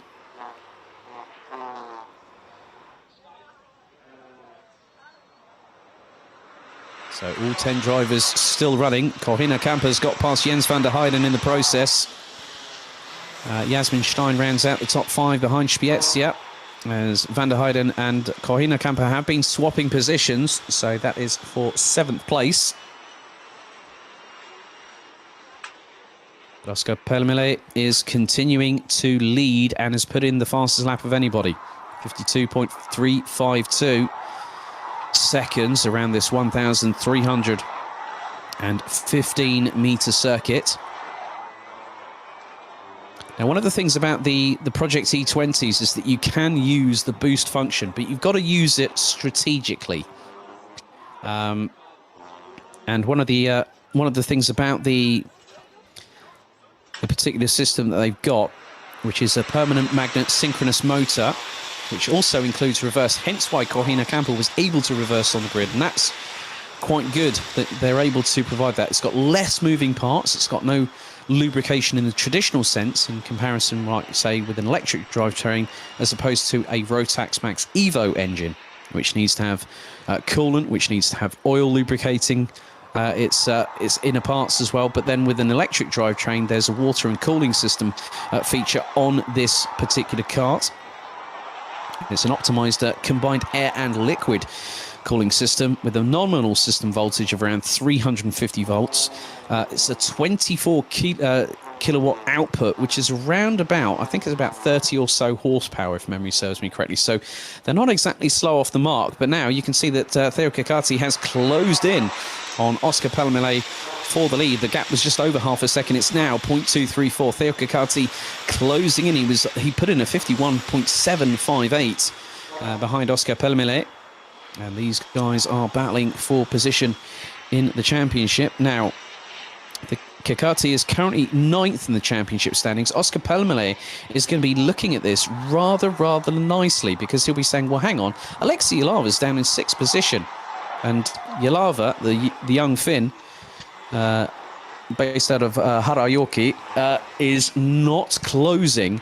Well, he is trying to close on Jasmin Stein. He's actually taken just over a tenth and a half out of the German driver in the 406, who did race along with Alice Spiezia this year. Spiezia seems to be dropping a little bit in terms of the times, running consistently in the 52 fours, but it is actually quicker than Jasmin Stein. But here, the battle for the lead really kicking off right now, because Kakati looking to close in on Pellemele for the lead. They were just over a tenth of a second apart last time around, as we completed 6 laps of this race. So we are keeping a look at the timer. It's 5 minutes and 43 seconds completed. It is a 10-minute pre-final plus an additional lap. So all 10 drivers still running. Corina Kamper now finds herself down in 9th position behind Portugal's Bernardo Pinheiro, as the battle between Pellemele and Kakati still wages on. So the Emirati not giving up at all as we go on to another lap number 7 in the books, and still the gap is about a tenth of a second between the pair as they go through the right-hand hairpin on turn 2, through the slight kink at 3, into turn 4, which literally comes back onto itself, and it turns into the turn 5 and 6 chicane.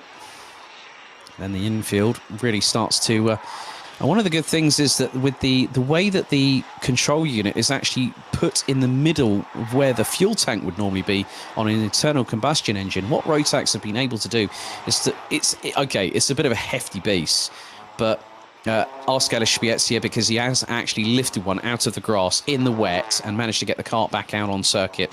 it's a very, very different proposition. But the torque that comes from these electric drivetrains on the Project E20 are impressive. We've got just under 3 minutes of the race still to go, and Pellemele is going quicker than Kekati at this particular moment.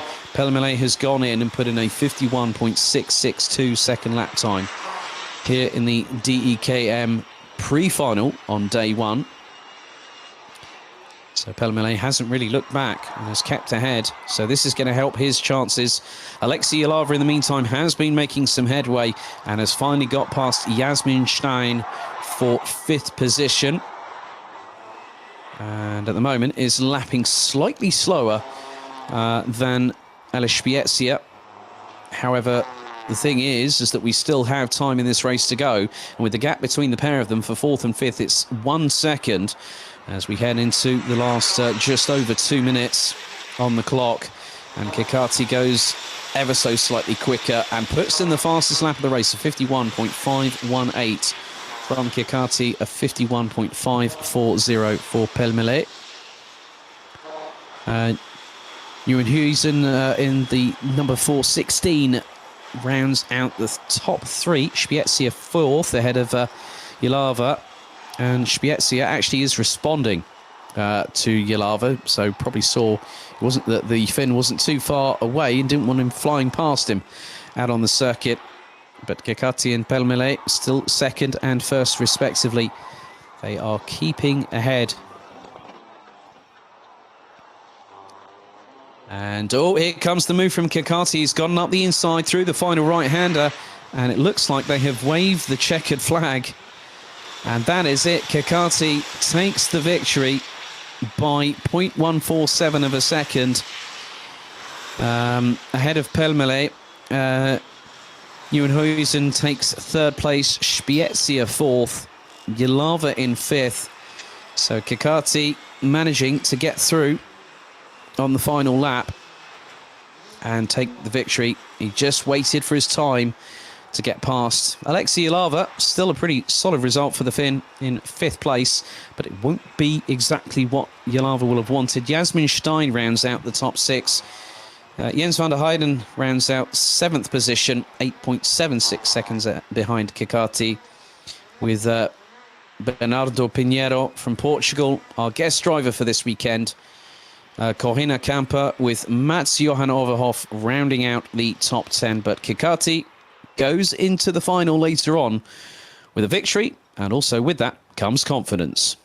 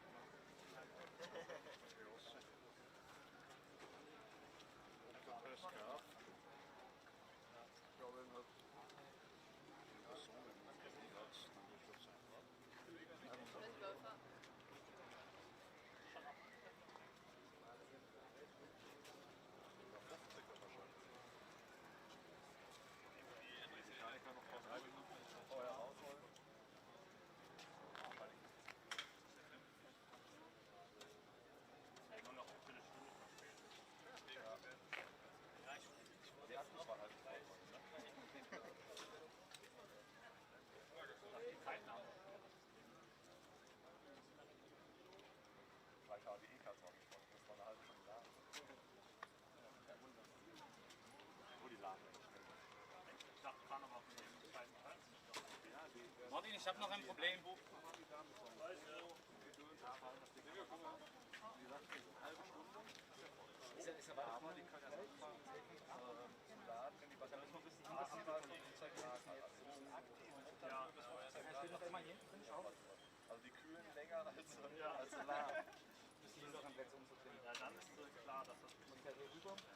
So after the fully charged madness that we just saw, courtesy of the Deutsche Elektrokart Meisterschaft here at Mülsen, we now turn our attention to the junior Rotax ranks, and quite a few here this weekend. Some getting themselves ready. This is a very, very new circuit established back in 2019. Right. Looks like someone's back in his race overalls that I remember from a time past. That looks to be Rafael Renhofer just there. Montego Mülsen, I think, is just to your left. Bennett Ahrens is having a bit of a chin wag with Farin Mega. Mega running in his Team Germany overalls, which were set to be used for last year's Grand Finals, but obviously with the cancellation of the event, it's become it hasn't become surplus to requirements. It has become a new set of race overalls he can use during a race weekend. So a lot of drivers, there's the best part of nearly 35 drivers here in Junior Rotax here this weekend.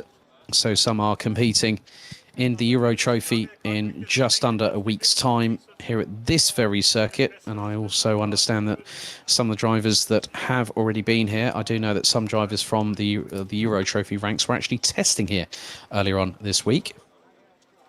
Actually, though, that's now I'm wondering, is that... Now, which one of the Fishers is that? It's probably normally if it's the taller one, it's probably going to be Leandro. Or I'm not too sure, but your guess is as good as mine. However, they are getting things ready to go. The good thing is that at least Rafael Renhofer is going to be at full strength, which is a welcome thing to hear. The pre-grid is being cleared ahead of these drivers. A few last instructions. There's Thomas Strauver in the 299. To his immediate left is Casper Schormans, the young 11-year-old from the Netherlands, running with the Stan Pex Motorsport crew.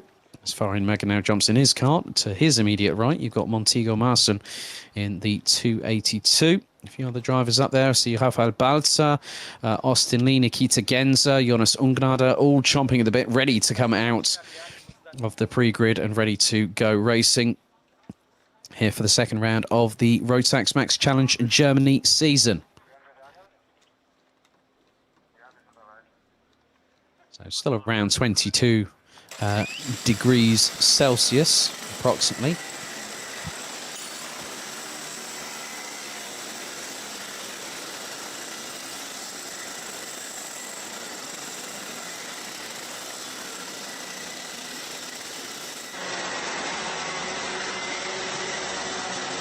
So let's have a look at the grid. It is Rafael Renhofer who starts on pole position after his efforts in qualifying of 51.983 for the German. The 232 will have Nevio Fischer alongside Montego Mülsen and Casper Schormans. That's row number 2. Farin Mega and Thomas Strauver, that is row 3.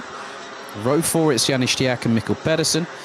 And row 5, it is Max Knappen and Rafael Balzer. They complete the top 10. Completing the top 20 is Magnus Pedersen, Nikita Genza, Vic Stevens, Austin Lee, Jonny Mertz, Jonas Ungnade, Louis Reichel, Louis Detling, Maurice Wolber, Gregor Feigenspann. Running at the top 30, it's Days Dams, Rafael Kwitschak, Tom Müller, Leandro Fischer, Richard Thomas, David Schnell, Tom Reger, Olli Glan, Frederick Zebis, and Maximilian Schreier. Running out the 35-strong grid, it is showing Jonas Ungnade twice, so it is 34 drivers. Hugo Götzel, Mads Larsen from Denmark, Luigi Gazzo, and Leon Vakula. That is the 34 strong, so it will be 17 rows of 2 drivers on each row itself.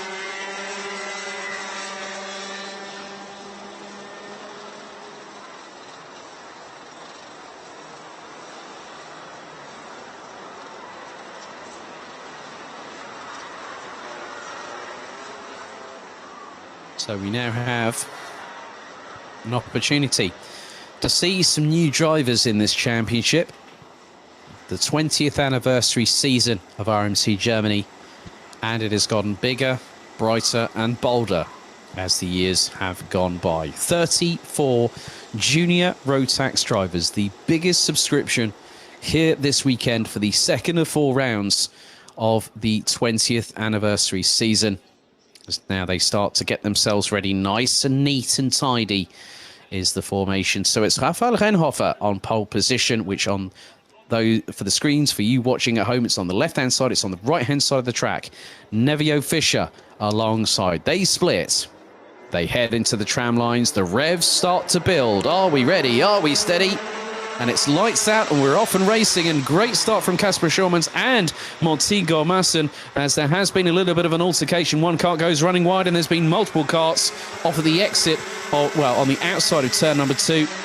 You see that some drivers have ended up tumbling down the order. One driver, I did note, Austin Lee, actually ending up towards the back end of the field. But it is Nevio Fischer that has hit the front. Montego Mülsen in second position. Raphael Rennhofer and Fahin Mega is nearly 3 abreast going into that middle, that infield chicane complex. That really has caused some close course of combat there, as Rennhofer stays ahead of, well, it looks like, is that Schürmanns that's dropped down behind Rennhofer? That looks to be the case as they come round to complete lap number 1. So your leader at the moment, Nevio Fischer, leads from Montego Mülsen, Raphael Rennhofer, Kasper Schürmanns, Fahin Mega. Quite a few drivers dropped down the order, which included the likes of Ungnade, Austin Lee, amongst others. So quite a few drivers having to get back up the trail, so to speak, as Rennhofer and Schürmanns both get past Montego Mülsen. And Thomas Strauven has already made his way up into 6th position. He's got the Netherlands' Max Knappen just behind, as Mega's trying to get past Montego Mülsen for 4th place, but Mülsen making that 282 as wide as possible, but that's allowing the likes of Rennhofer and also Schürmanns to try and start getting a little bit of a getaway and start closing the gap to Nevio Fischer. But Nevio Fischer was nearly a second up the road after the first lap, and it looks like that lead could be expanding. Not by much, though, by 44 thousandths, as Schürmanns trying to get through. Thomas Strauve has already got past Fahin Mega, and we've already got Jonas Ungnade is apparently, well, I'm just having a look here. Yeah, Jonas Ungnade has gone down the order, and it looks like him and Luigi Gazzo have dropped out, and I think they've been eliminated from the race itself. So Ollie Glahn has dropped down to 32nd position, but the chase for what is effectively 2nd position is starting to really intensify, because that's being led by Raphael Rennhofer, who's up to full strength now, and that gap between him and Nevio Fischer looks to be dropping. The gap was just a fraction under a second last time around. Vic Stevens has put in the fastest lap of the race. Luigi Gazzo was a non-starter. Rennhofer has now closed the gap and closed it considerably. Nikita Genza, in the meantime, now up into 8th position ahead of Vic Stevens, has set the fastest lap of the race, a 52.886, as Montego Mülsen trying to close in and try and get past Kasper Schürmanns, both who have moved into juniors this year. Montego Mülsen was running in this championship last season as a Minimax driver, if memory serves me correctly. Jonas Ungnade is out of the race. Luigi Gazzo was a non-starter. Leon Vakula, I don't think, might have made it out, but has yet to complete a full lap of race distance so far. There have been a few other changes as well. Lewis Detling, so Ollie Glahn looks to be retiring, unfortunately, but Rennhofer is closing. And what's more, he could open the proverbial floodgates rather quickly indeed. As we get towards the final throws of the race, 3 minutes and 18 seconds still to go. And what's more is the fact that Rennhofer is closing. That gap is now around about 0.4 of a second. It's not even that as they go through into the left-hander at turn 4. Schürmanns has got past Mülsen. In the meantime, Fahin Mega has got past Thomas Strauve and has dropped the Belgian by quite a considerable margin. Nikita Genza, last year's, who was in the fight for the title last year, 3rd in last year's championship behind Mega and outgoing champion Valentin Klus.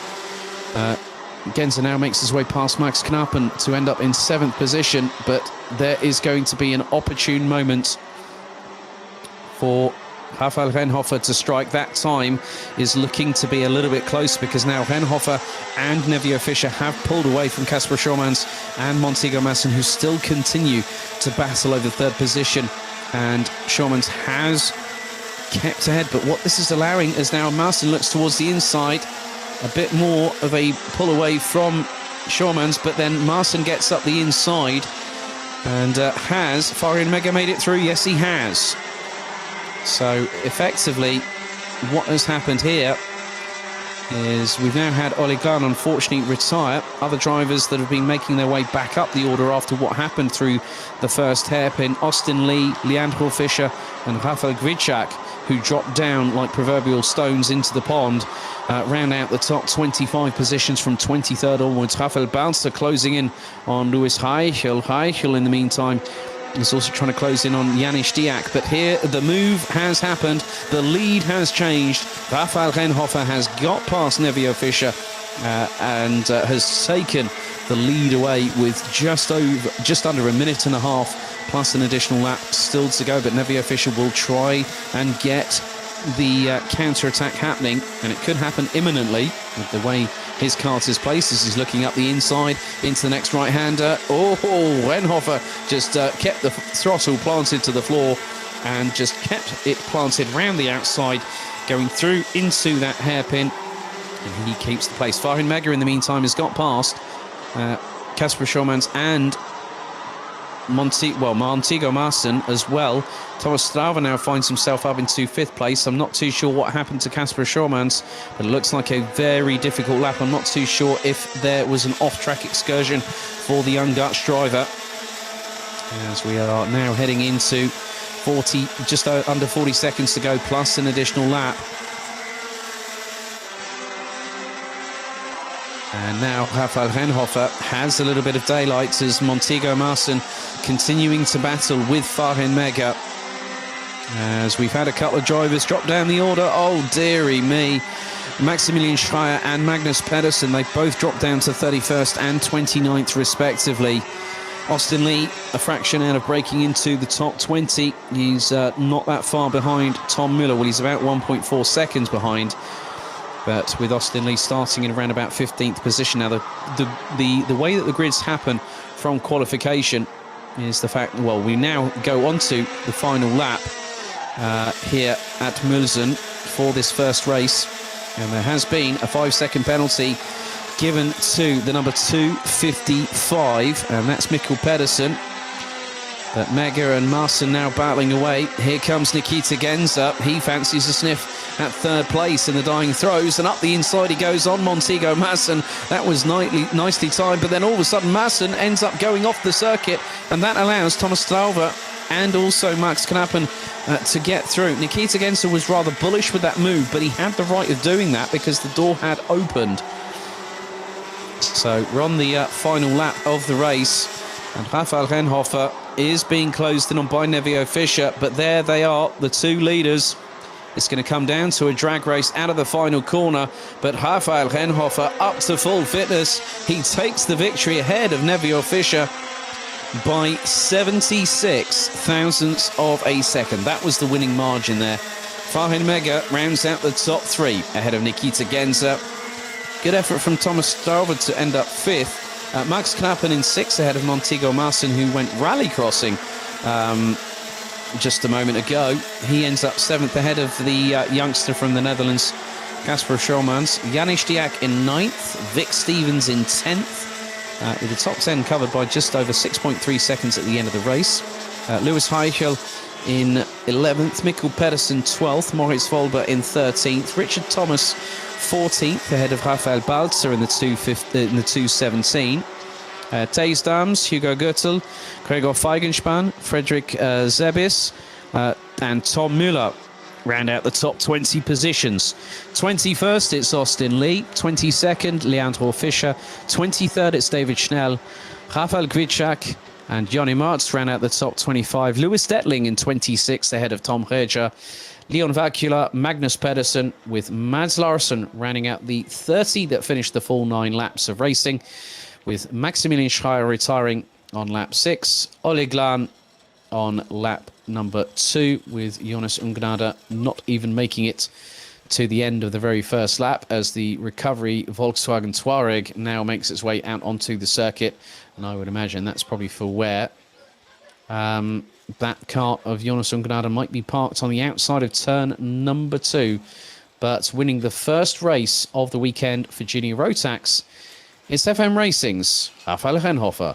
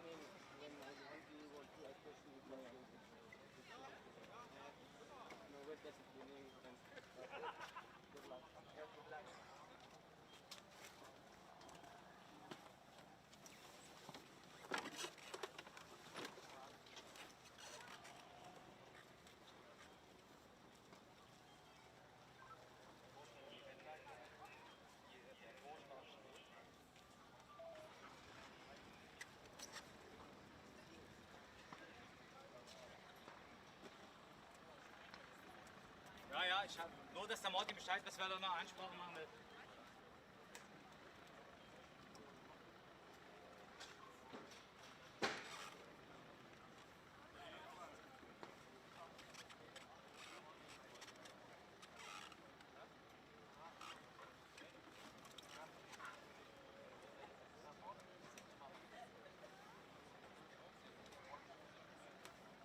So, Rafael Renhofer strikes first here in junior Rotax, and on your screens there, ladies and gentlemen, you can see the senior Rotax contingent. Quite a new set of faces and quite a few that are still very much part of this championship. But the driver immediately at the bottom centre of your screen, Luca Lystra from Bovin Power, was the driver that made sure when he got into pole position for this race.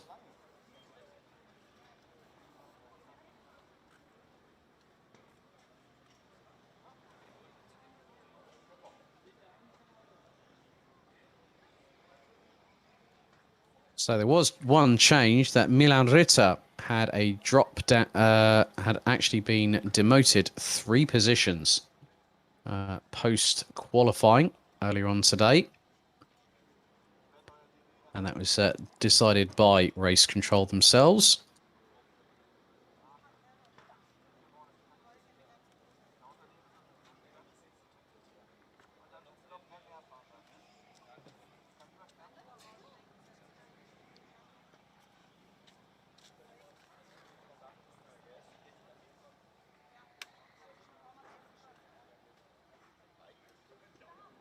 So we do have a little bit more of an extended journey on this race.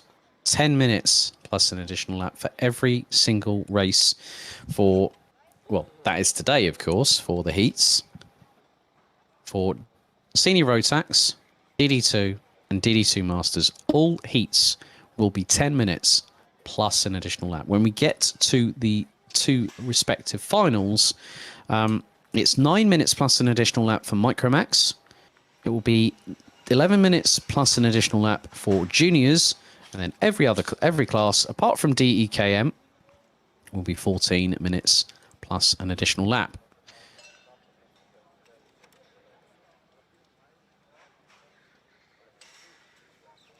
And a big thank you to the nigh on just over 150 people watching the official Camp Company GmbH YouTube stream.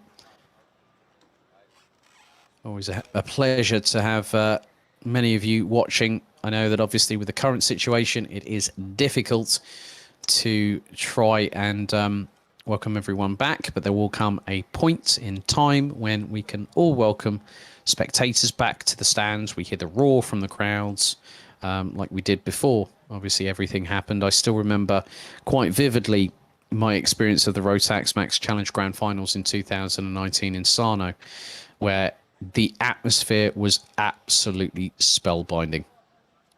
But these are different times that we're currently in at the moment. However, we still can go racing and enjoy what we do. And these drivers are going to provide one hell of a show. It's always close quarter in Senior Rotax, and here in RMC Germany, it is no exception at all.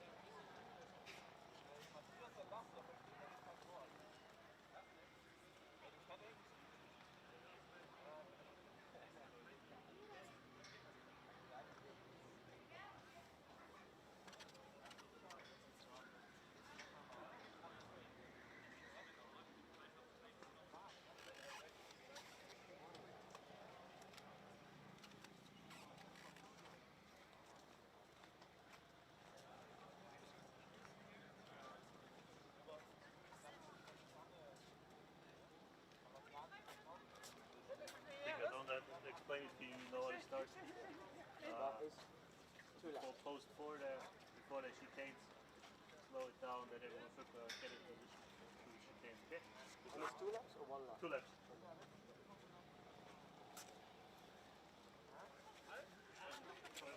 Ja, gesagt, bei Posten 4 gegenüber, bevor der Schikane losgeht, macht das langsam, dass die Schikane unterwegs sind. Guck mal, Papa, der hat einen Anschluss. Okay.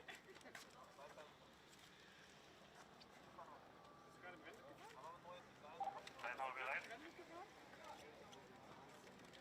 Einmal bereit? Okay, da Machen wir mal Vollstock grün.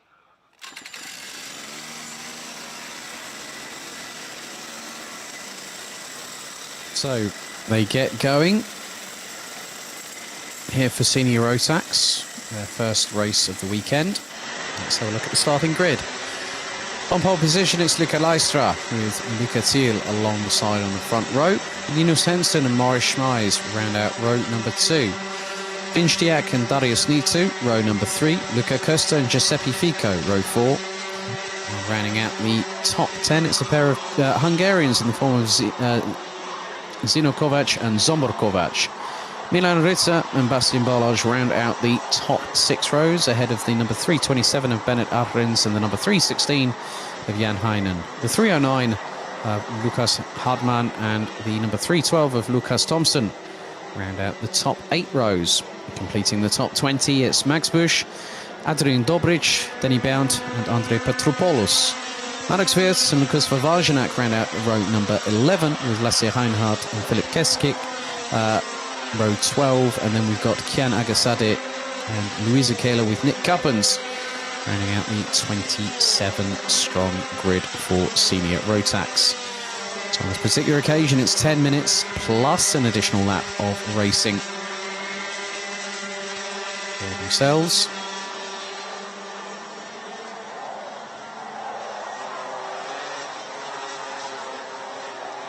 So 27 drivers representing Germany, Belgium, Hungary, Austria and also Denmark are here in this class.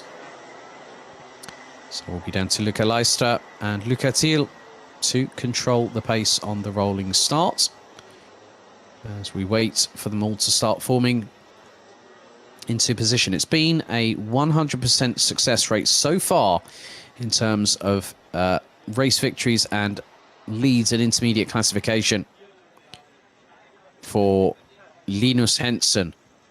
But now the fabric could be slightly distorted as they come out of the final corner. The revs start to build as they head into the tram lines. Are we ready? Are we steady? The lights are out. We are off and racing. And a good start already by Luca Leistra. Linus Henson already springboards his way up into second position as they head into turn 2 for the first time of asking. As all, someone's gone grass tracking. That is one of the Craft Motorsport entries. And that could be a little bit further down, probably something maybe like Finchdiak, as now Leistra being pressurised by Linus Henson. Now, one of the biggest caveats here is that Henson raced at this circuit last year. This is Luca Leistra's first attempt at racing at this circuit, but he's put it on pole position. So the young Belgian from Boven Power doing his utmost to keep ahead. But at the moment, Linus Henson did a great start from third on the grid behind Leistra to power past Luca Thiel going into the first couple of corners for the first time of asking. Now into the next right-hander, which will bring them onto the completion of lap 1. It's fractions between Leistra, who leads from Henson. Luca Thiel trying to chase them down. No, it's not. It's Morris Schmeis who rounds out the top 3. Luca Thiel rounds out the top 4. And quite a few other drivers. It was Jan Heinen in the 316 from 3G Racing that actually went grass tracking out of turn 2 on the first lap. And now it's a 4-kart battle at the front of the field. Just keep your eyes on Zomor Kovac, who started down in 10th position and has now made 5 places in the first lap and a half of this race. And he's gotten ahead of Finchdiak. Giuseppe Fico, Zino Kovac have now gotten ahead of Luca Costa. Milan Ritzer up into 10th place ahead of Lucas Hadman. But now it's a 4-kart train with Leistra leading it as the Belgian in the 356 will bring them around to complete lap number 2. Henson takes a glance over the right-hand shoulder, as does Leistra. So Henson just looking to push. Black and white warning flag shown to Lucas Thompson by Race Control. There are some overtakes happening around about sort of 7th or 8th position. I think Luka Kosta might have got past Dino Kovac as Lystra hangs on to the lead at the moment as they come through the right-left chicane after turns 4 and 5. And Lystra still leading, trying to make the 356 entry as wide as humanly possible on the back axle. But Linus Henson will know when to strike, and at the moment he knows that it's not quite yet. So we have just over 7.5 minutes to go, plus an additional lap on this race. And it looks to be a spicy one by all intents and purposes. Now, Henson went on the defensive there on Morris Schmeis, who's right in the wheel tracks of the 333. Coming across the line, and now Lystra has a lead of just over 0.2 of a second. Schmeis looking up the inside of Henson, goes up the inside, gets second position, and here comes Luca Thiel. And at the moment, well, Denny Bounders dropped all the way down to 25th behind Jan Heinen and Kian Agasade, as now Henson returns the favour, and Luca Thiel responds in kind and actually gets past his teammates at JJ Racing, both under the same stable. So through into the final part of the circuit here at Mülsen, and now Lystra starting to try and build an advantage over Linus Henson. The biggest thing is that Linus Henson will not want that to happen at all. He will want to close in and get past at the earliest opportunity that can be afforded. But at the moment, with 6.5 minutes to go, plus an additional lap, Henson has got to find over 6.7 tenths of a second to get past. There's a bit of a touch on the left rear wheel on the dusty grass out of turn 2 from Morris Schmeis. So Zombor Kovac is leading a bit of a couple of karts behind, maybe make that 4 karts in the form of the likes of Finchdiak, Giuseppe Fico and Luca Costa, all involved with that one. However, the good thing is that Henson looks to be pushing. And now that he's gotten away from Luca Thiel, he can now start to push and move towards the back bumper once again of Luca Lystra. But Lystra, very well accomplished in Rotax racing circles, will not look to make it easy. For Linus Henson, gap was 0.67. It's now 0.37.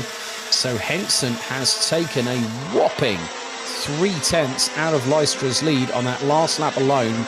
But Luca Thiel, the man chasing the 333 down in third, who's currently in second position. Luca Thiel in third, just put in the fastest lap of anybody, 51.841. Changes up and down the order as we go. Lasse Reinhardt down in 27th. Nick Cuppins has made his way up into 19th place and is closing in on Philip Keskik in the number 363.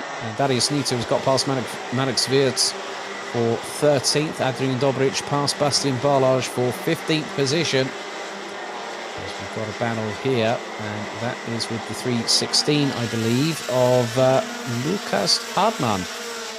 Well, no, Jan Heinen, I believe, a little bit further back. But now the lead really well and truly coming under fire now, because here is Linus Henson. He's closed to within 6/100ths of Luca Lystra. Now the battle for the lead well and truly back on again. I did say it would be a little bit of a mountain to climb. However, we all know the domination that Linus Henson literally stamped onto this championship last year, winning 10 races on his way to the title. He is looking to make sure that not only is this a warning shot for the competitors here in RMC Germany, now Lystra gets a true taste firsthand of what it's like to race around this circuit. There's other drivers that will be watching this from the Euro Trophy ranks, looking to see where the overtaking opportunities are. One of which is the one that they've just gone through, the turn 2 hairpin after the right-hand kink after the start-finish line. Through into 3, up towards the next double left. And Henson just waiting. 3 minutes and 35 seconds still to go. And Henson, again, is just biding time, just waiting and hoping that that will be an opportunity for him to see when he can get past Lystra. But then you have to always keep your eyes on Luca Thiel. Luca Thiel was one of those drivers that really kept Linus Hensen honest last year. Max Busch now gets past Bastien Barrage for 16th position as the top 8 make that. Well, up until 11th position, where Bennett Ahrens has had a couple of moments. Unfortunately, the number 327 from RS Competition drops from 12th to 15th as Hensen's got the move done on Lystra. He waited. He really nailed that one pretty much to the wooden picket fence. Did Hensen. He just knew when to strike and got past nice and cleanly. And it was on the run going through into the left-hander. And Hensen effectively just made his opportunity. There was a slight mistake. A back end stepped out with Lystra, and that gave Hensen the affordability to go for the move and take the lead. Just over 2 minutes to go. And Hensen now retakes the lead on lap number 9. We're on to double digits as Luca Thiel closing in on Luca Lystra for second place. But Lystra, knowing how he rolls, he does not want to give that lead up. He wants to get that lead back. Luca Thiel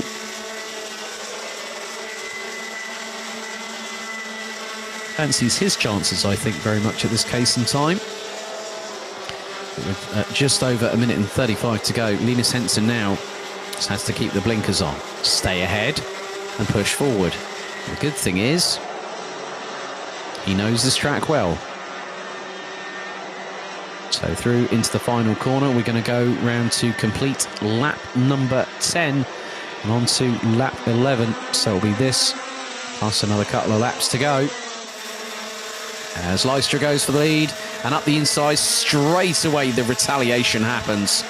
Neatly timed by Linus Hensen as now Lystra up the inside through. There's a moment there for Hensen, an uncharacteristic mistake, and the 333 has now fallen into the clutches of Zsombor Kovács. So Lystra went up the inside, going through into turn number 4. He got the job done. I mean, the switchback from Hensen through turn 2 was mighty, but then through into 3 and then through into 4, Lystra just went up the inside of Hensen. Hensen knew it was coming. The back left went up into the air. That was uncharacteristic, and then that opened the floodgates. So now, but we've had a change. Luca Thiel now leads from Luca Lystra onto the penultimate lap number 12 out of 13. So Lystra, if he wants to get that victory,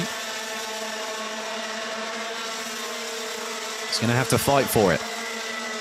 You know that Luca Thiel is no slouch when it comes to racing hard and fast in this championship. He found that out last year with Linus Hensen. And Hensen just basically wiped his feet on the doormat, walked on in, and got the job done.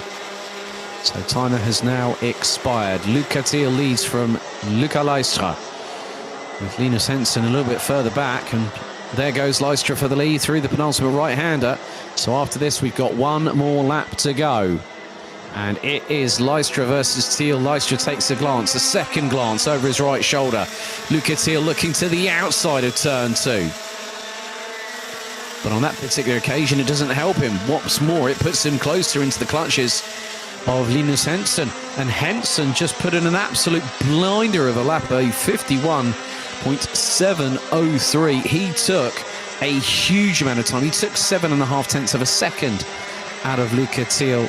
So keep your eyes on Hensen. We're going to come down into the dying moments of this race as there is one driver that's pulled to the side. Luisa Keller and Kian Algasari have dropped to the bottom of the timesheets as we head into the final couple of corners. Luca Lystra has held on. He took pole position with a 51.682. He's going to come out of the final corner. The young Belgian from Bouvin Power wins the first heat. Luca Thiel takes second. Linus Hensen was close, but not close enough to strike and go for second. And that goes to the way of the 399 of Luca Thiel. Zsombor Kovács, who started down in 10th position, the Hungarian, always exciting to watch. At times, he finished in P4. Finstiak in 5th, ahead of Mariusz Schmeiz, who started in 4th position. Good run from Giuseppe Fico. Started in 8th, finished in 7th place ahead of Luca Costa. So effectively, the 4th row swap positions. Zino Kovac in 9th, ahead of Lucas Thompson in 10th. Milan Ritter in 11th, finishing ahead of Darius Nitu, Adrian Dobric, Bennett Ahrens, who started in 13th. Ahrens finished in 14th, ahead of Marek Svierz in 15th. Max Bush in the 3:13, 16th, ahead of Lukas Hartmann, Bastian Balaj, Nick Coppens, Jan Heinen, Denny Bernd, Lukas Vavajinak, Andrei Petropoulos, Philip Keskik, Lasse Heinhardt being the last of the 25 drivers that finished all 13 laps, with Luisa Kela and Kian Agasade unfortunately retiring on the very same lap on lap number 12.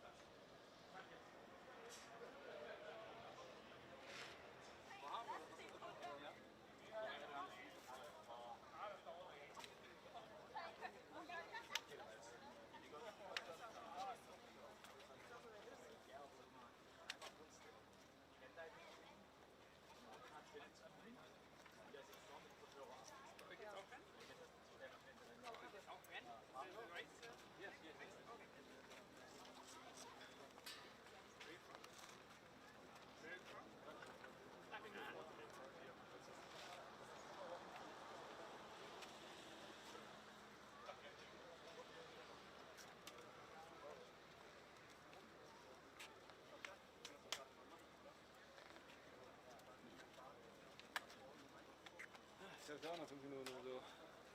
Oder stehen noch ein paar Grad so. Ja.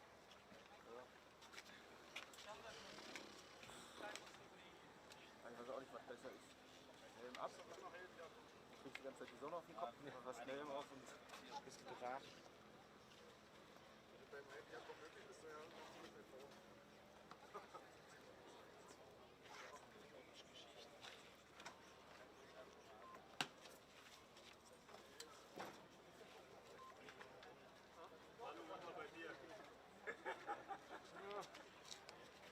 Geht ja genauso eigentlich, wenn er warm ist.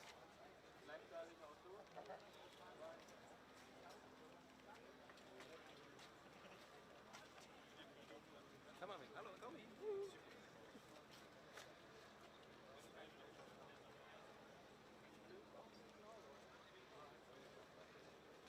Well, Luca Lystra sets things off on the best foot forward for senior road tax here at Mülsen for the second round of the Road Tax Max Challenge Germany season. Alex Goldschmidt on live stream commentary. Sebastian Vauer, our circuit commentator, is at the track, giving everyone all the relevant information that they need to know over the course of what has happened so far today.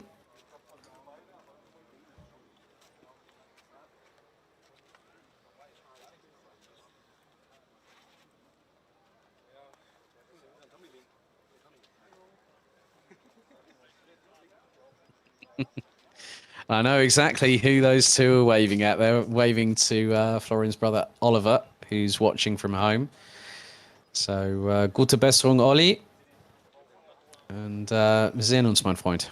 A little bit of German vernacular from me there, to be completely honest with you. Having been a part of the Camp Company team since I joined back in 2018, it's a team that believes in having, a real good feel in terms of the paddock, and to see the solidarity for Oliver Breitenbach has been really, really welcoming, and to see the amount of karts that have got the Keep Fighting Oliver sticker that we will be showing in the top right-hand corner of the live stream all the way through this weekend. Just shows the solidarity of the paddock. There's Janis Stier just coming over to speak to Florian before they go racing. A good qualifying session for the 444. She lines up, and she was 20 thousandths off of Mika Metz, the current championship leader. And there we go. They're all waving. That's what I love about the teams, that we are one big family in the paddock, but there are also relative families in terms of teams. They all are going to be racing their hearts out for him this weekend, as are everybody here. That's Mülsen.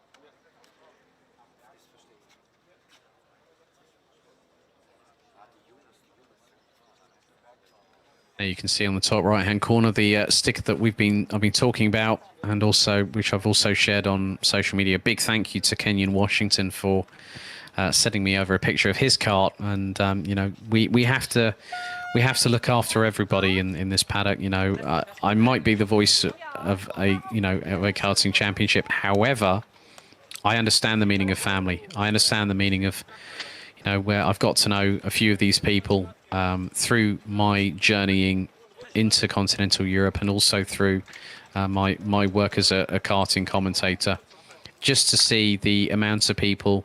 You know, we're all friends off the track. We all get along. We all have, you know, we're all human beings at the end of the day, and the human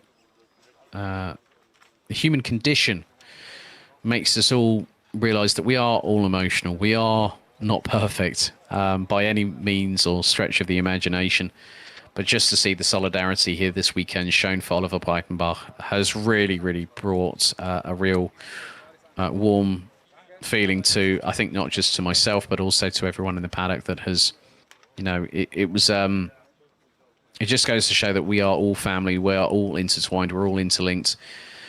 And this sport brings us together in so many different ways. And so, you know, having caught up with Ollie, obviously yesterday being his birthday, so I'm I already wished it to him yesterday, but many happy returns, Ollie, for yesterday, and get better soon. We want you back on track, and we can't wait to see you back firing on all cylinders, buddy. We know that you're chomping at the bit to get back in that race suit, get back in that seat, and get back out there and go racing. So the pre-grid has been cleared of all mechanics ahead of this 10-minute plus one additional lap race.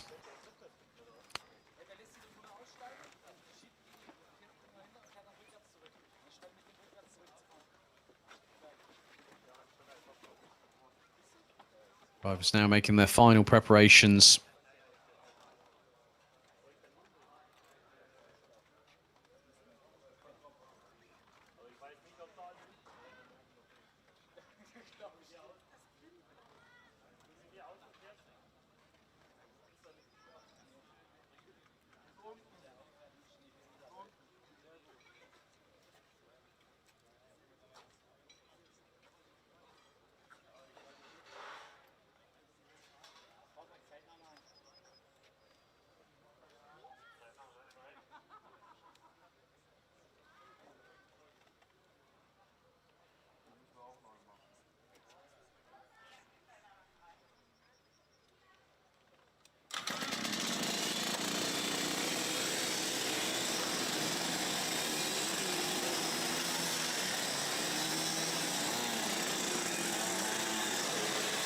So without further ado, let's have a look at your starting grid for race 1 out of 2 today for DD2. It's Florian Breitenbach and the current reigning and defending Euro Trophy champions Anders Striblak on the front row. Mika Metz and Jana Stier, row 2, separated by 2 100ths after a close quarter qualifying session. Further 80 thousandths back was Dennis Thiem in the 454, who is lining up alongside Yannick Jacobs, who was a further 21 thousandths adrift after qualifying. Fabian Bock in 7th. We'll have Matthias Lund alongside in 8th. Rounding out the top 10, Ronnie Göttler in the 466 and the 488 of Mark Bartels. Ragnar Veres, another driver that has decided to join us here this weekend, starts in 11th. And he runs under the Estonian flag. Will be joined by Leon Arndt. And I've just had a big thank you to all at Mülsen from Oliver Breitenbach. So thank you for the message, Ollie. Really do appreciate it, mate. So Leon Arndt alongside Fried Marcel Steiner, row 7. Robert Schopian and Hannes Border, row 8. Philipp Treschler and Tim Stender, row 9. Completing the top 20, it's Jonas Wolscheid and Denny Schalau. And then it's Francisco Blum, Matthias Kalfas, Yannick Hermann not showing on the timing screen, so I'm wondering if the Kraft Motorsport driver will be starting from the dummy grid. So once the start gets underway and all the karts have gone past, then Hermann could be let through.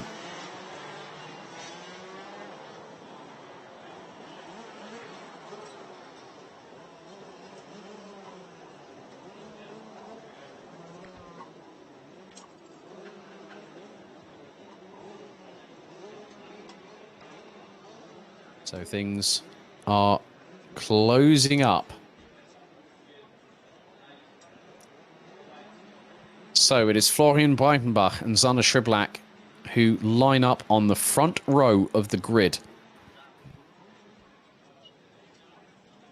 So air temperature still around 22 degrees. Sunshine in the sky above. Into the tram lines we go. Red lights on the starting gantry. Are we ready? Are we steady? The lights go out. We go off and racing. And looks like Schriblach got swamped a little bit on the start there. As through into turn 2 they go. But hang on a second. That is Schriblach. And Schriblach's gotten to the front of the field very, very quickly indeed. A very different run going through into the left-hander at turn 4. But he's managed to get past the likes of Florian Breitenbach. Mika Metz in third, Janusz Stier fourth, I think it's Yannick Jacobs that's got himself up into P5, whereas probably someone like maybe say Fabian Bock has got his way past Dennis Thiem in the 454, so Dennis Thiem rounds out the top 7. But Schriblach has already gotten away into the distance, and we've not even completed one lap. And now the rest of the RMC Germany field get a bit of a wake-up call, as now Mika Metz trying to get his way past up the inside of Breitenbach through turn 2. He gets the job done. Janusz Stier is closing, and she's bringing along Yannick Jacobs to the party. Jacobs looking up the inside, going through into the turn 4 left-hander. Stier decides to let him through. Probably didn't want to fight that too much, because she knew straight away that if things started to happen in behind her, as there goes Fabian Bock, bandsaing his way up the inside of Janusz Stier. That's to take 5th position off of the 444. Oh my goodness me. We'll actually make that 6th place, because at the moment, you can see there, Sanne Schriblach had just under 0.6 of a second advantage after the first lap. They're going to come out of the final corner. Schriblach just takes the longest 1,000-yard stare I've ever seen, as here comes Matthias Lund. He's looking for positions, and he's gotten himself up the inside of Fabian Bock, and that's a great move from the Dane. And he's now going to Fabian Bock. Come on, buddy. Think. Let's go after those in front. Well, they've got the pace to do so. And at the minute, other drivers have made some positional gains. Looks like Lawrence Seifried has made his way up into the top 10 and is behind Janusz Stier by about 1.4 seconds. Janusz Stier was fighting tooth and nail with those at the sharp end of the grid, and she was looking rather racy. I'm hoping for a bit of a comeback resurgence from the number 444. You can see now that Sanne Schriblach and Mika Metz are starting to stretch their respective advantages. And Schriblach was nearly 1.4 seconds up the road, but Mika Metz will close in, and he's got that gap down by a considerable margin. He's just done a 51.1 as Mika Metz, and he's closed in by nearly 0.4 of a second, as this battle being led by Florian Breitenbach is going to change, because there goes Matthias Lund up the inside, as Dennis Thiem gets rather up close and up the inside of Fabian Bock through turn 5 and gets the job done. Nice, real good purchase between those drivers, and good racing room and respect. So hats off to them. It is rather strict here in RMC Germany. Reference the racing style, and they will be quick to assert their rule of iron fist if a decision is made reference an overtake. But you can bet your bottom dollar that Florian Breitenbach is going to give Matthias Lund something to think about, because the 433 is closing in a little bit more now. Yannick Hermann has dropped all the way down to stone dead last, and in the 469 I'm hoping I don't see the dreaded blue circle by the left hand side of that name on the timing screen. Leonard has gotten up to 13th and has passed all Motorsport's Mark Bartels. Lawrence Seifried, Robert Schopian and Marcel Steinert now round out the top 11. Jana Stier looks to be dropping ever so slightly, but she has put in a personal best. Yannick Jacobs in the meantime, who now rounds out the top 3 and is trying to close on Mika Metz. Mika Metz has put in a 50.9. And there is Florian Breitbach back up the inside of Matthias Lund, and Matthias Lund is thinking otherwise. He doesn't want to work with Florian Breitbach. He wants that position back. And here comes Dennis Thiem, the Kart Republic chassis, right in full prominence behind the Tony Kart chassis of RS Competitions. Matthias Lund, Florian Breitbach making that Nies Racing Maranello chassis as wide as he possibly can. And now this is bringing in Fabian Bock, Ronnie Göttler and Lawrence Seifried. So watch out, ladies and gentlemen. The fireworks, the mushroom cloud is about to be very much dropped on Mülsen in a matter of moments. As now, here we go, Fabian Bock looking up the inside. Does he get the move done on Dennis Thiem through turn 2? He does. Ronnie Göttler gets through, and then all of a sudden round the outside of Dennis Thiem, there goes Lawrence Seifried. And Seifried manages to get past Bock through turn 4. Well, that was a bit of a doozy from the 439 from FM Racing. But then the Voigt Motorsport driver in the 481 gets back past to retake that place. And I've just seen that is Yannick Herrmann. That's on the outskirts of turn number 2. So I would imagine that there may be a yellow flag being waved as Matthias Lund now coming under fire from Ronnie Göttler. So across the line they go. Schriblak leads now by just under half a second. Mika Metz with the fastest lap of anybody. And Mika Metz trying to pull away. He's gotten ahead of Yannick Jacobs, and Yannick Jacobs is a little bit further up the road from this battle here, 5th and 6th. Matthias Lund and Ronnie Göttler going at it like a pair of petulant children, battling over the last swing of the playground. Looks like Lawrence Seifried and Marcel Steinert have both got past Dennis Thiem, so the comp kart drivers from FM Racing getting past. And now Jana Stier is back into the top 10, having deposed of the likes of Fabian Bock, who's dropped down to 11th position after what happened earlier. And Sanna Schriblak with just over 3 minutes to go, staying ahead of the minute of Mika Metz. So Robert Schopian from Kartschmied looks to be out. That was actually Robert Schopian there that's sitting on the sidelines. Oh, that has really given him a difficult first day in the office here at Mülsen.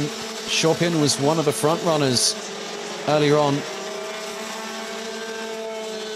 And Yannick Jacobs, who had that massive scare when both he and Marcel Steinert tangled in the final last time out at Wackersdorf, before we saw that red flag incident that stopped the remainder of the RMC Germany weekend.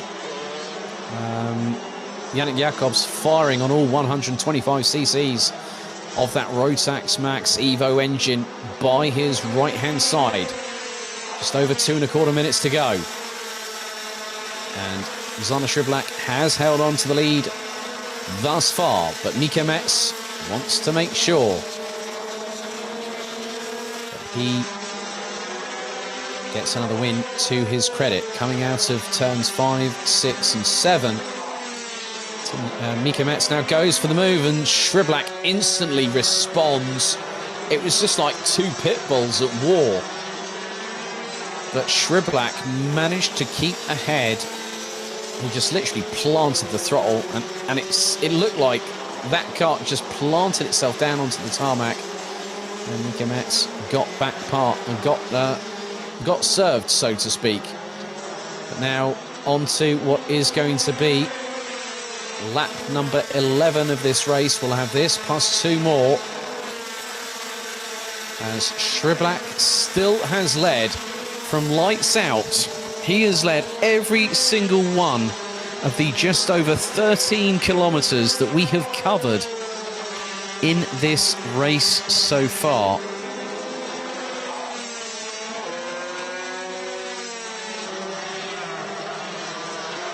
13.15 kilometers covered. It's going to be the best part of nearly 14.5 kilometers in just a moment's time, because Schriblak is leading the way. He's not put a foot wrong so far, initially apart from the start, but he managed to get his way past. And on to the 12th and penultimate lap of this senior Rotax first heat here at Motorsport Arena E in Mülsen, die Katharina Deutschlands.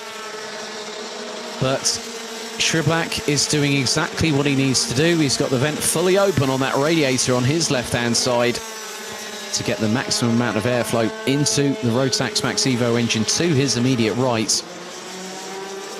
As the timer now hits 0. 10 minutes are up.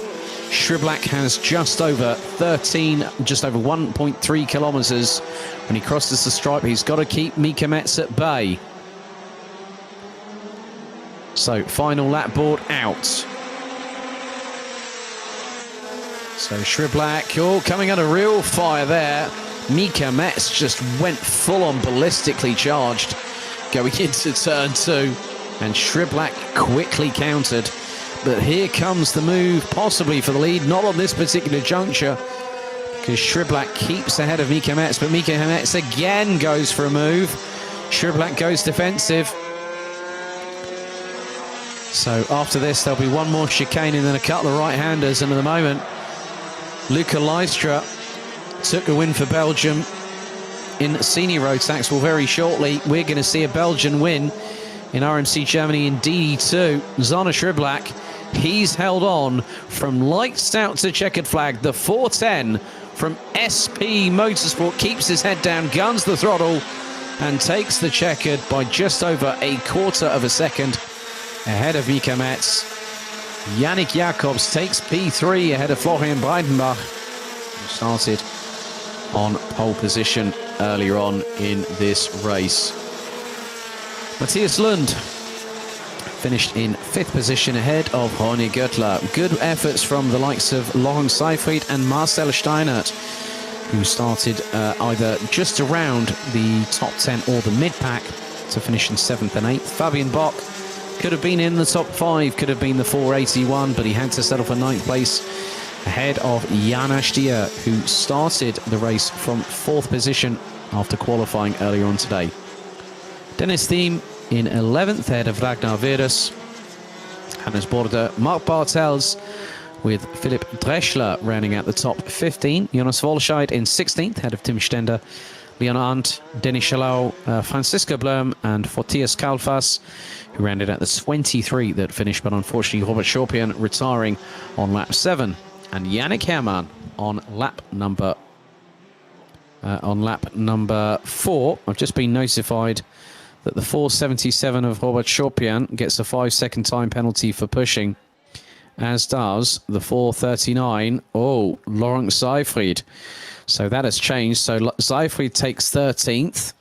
So that promotes Fabian Bock, Janis Stier, Dennis Thiem, Ragnar Virus and Hannes Border. Robert Schorpian, it doesn't really do any damage to his race because the damage was already done when he retired on lap number 7. But Zana Schriblak wins Senior Rotax Heat 1 here at Mülsen.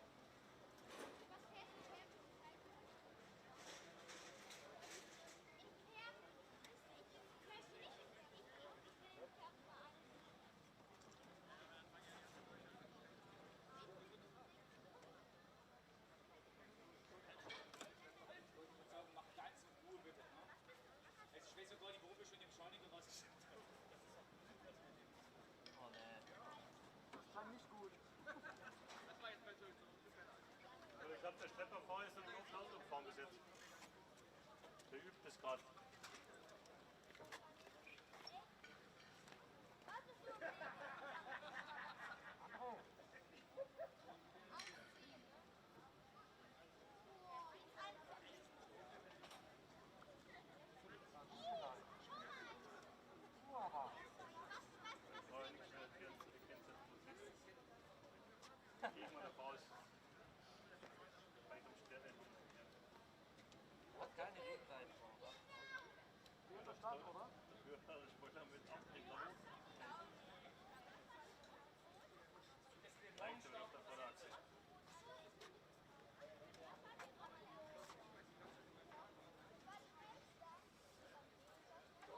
So we now make our way to race number 7 out of 14 today.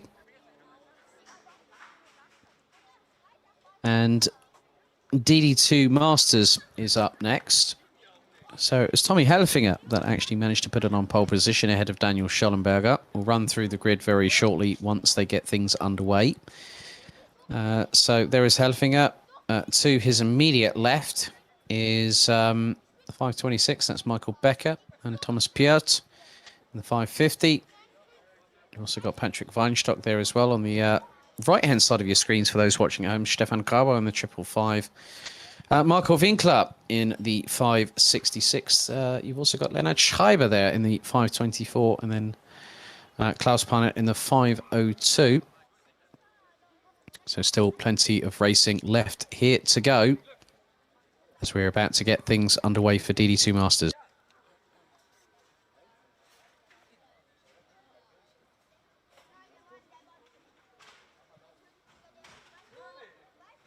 So that is your grid just there.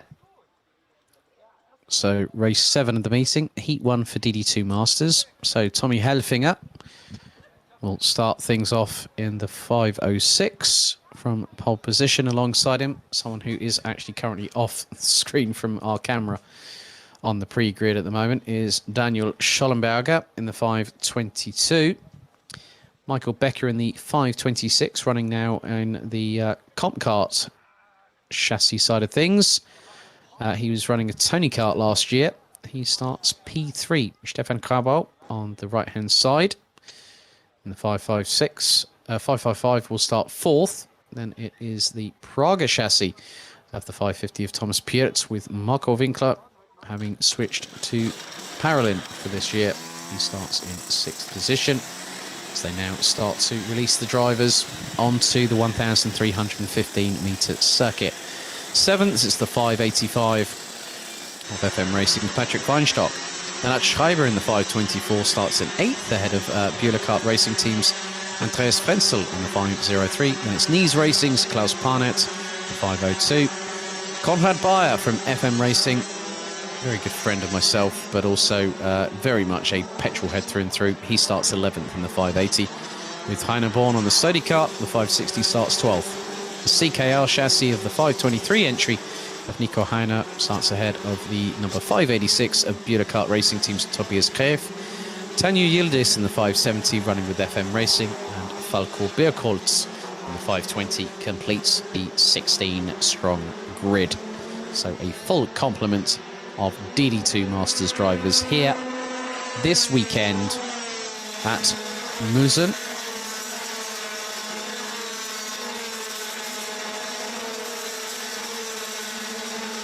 So at the moment, Helfinger will look to extend an advantage of some description here this weekend.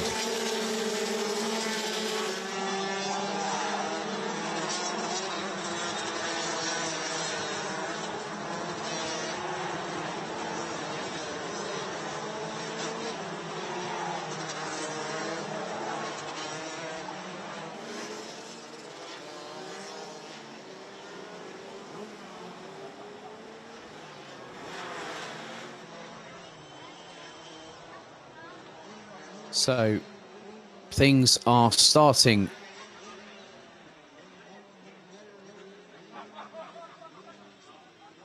to ramp up.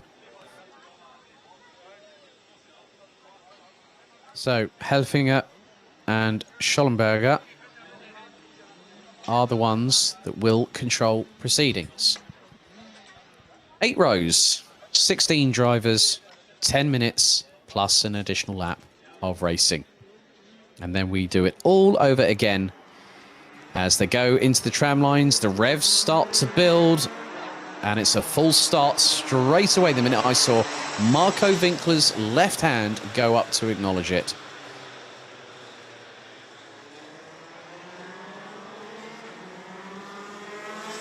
So straight away, that was a clear full start. One of the other ways that you people can tell at home is that if the lights do not go out on the traffic light system on the right-hand side of your screen, that means it is a definitive full start.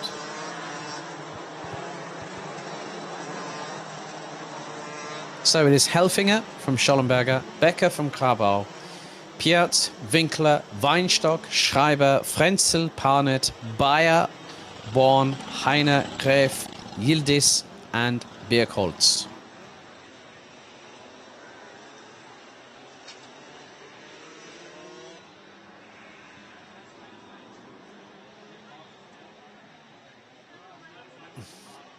So, second time of asking. It's Tommy Helfinger and Daniel Schollenberger on the front row of the grid. Into the tram lines, revs rise, lights do go out. We are off and racing, and Becker makes his way up into second position and manages to get the jump on Schollenberger. There's a little bit of a run wide there from Stefan Krabau. That's put him into the clutches. The likes of Marco Winkler, who's looking up the inside already before they've even hit turn 4. Michael Becker is looking to try and get past Tommy Helfinger. Early goings in order to put a cut between himself and Daniel Schollenberger just behind. So a pretty feisty first lap as always for DD2 Masters. And with 16 of them going to town, they will be quick. Mark my words. But the top 3 have already struck the proverbial gold and have started to get away into the distance. Helfinger now holding on for the lead as we complete lap number 1. Becker right in the slipstream coming out of the final corner. But here comes Schollenberger looking to go around the outside of Becker. Is he going to make it? Well, not on that particular occasion because he wasn't far enough alongside or even past going through into turn 2. Stefan Krabau takes a look over his shoulders and sees where Marco Winkler is. Now, Winkler has been a bit of a happier chappy working on the Paralin chassis these days. He found a real good turn of pace, and that was exploited to the maximum that he could extract 2 weeks ago. So Marco Winkler, a very, very more motivated person. But Krabau has gotten away from Winkler, who's come under siege from the Praga 550 of Thomas Piert. And they've got Patrick Weinstock right up their back bumpers, figuratively, not literally, as now it's a slipstream fest.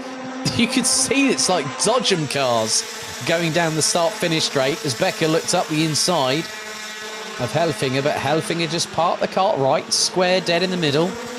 And now Becker's going to get another good slipstream going. Now he looks towards the right, but that opens the door for Daniel Schollenberger. Rather easily does Schollenberger go through on the inside of Becker to take second position through turn number 4. He made that rather easily, did Schollenberger.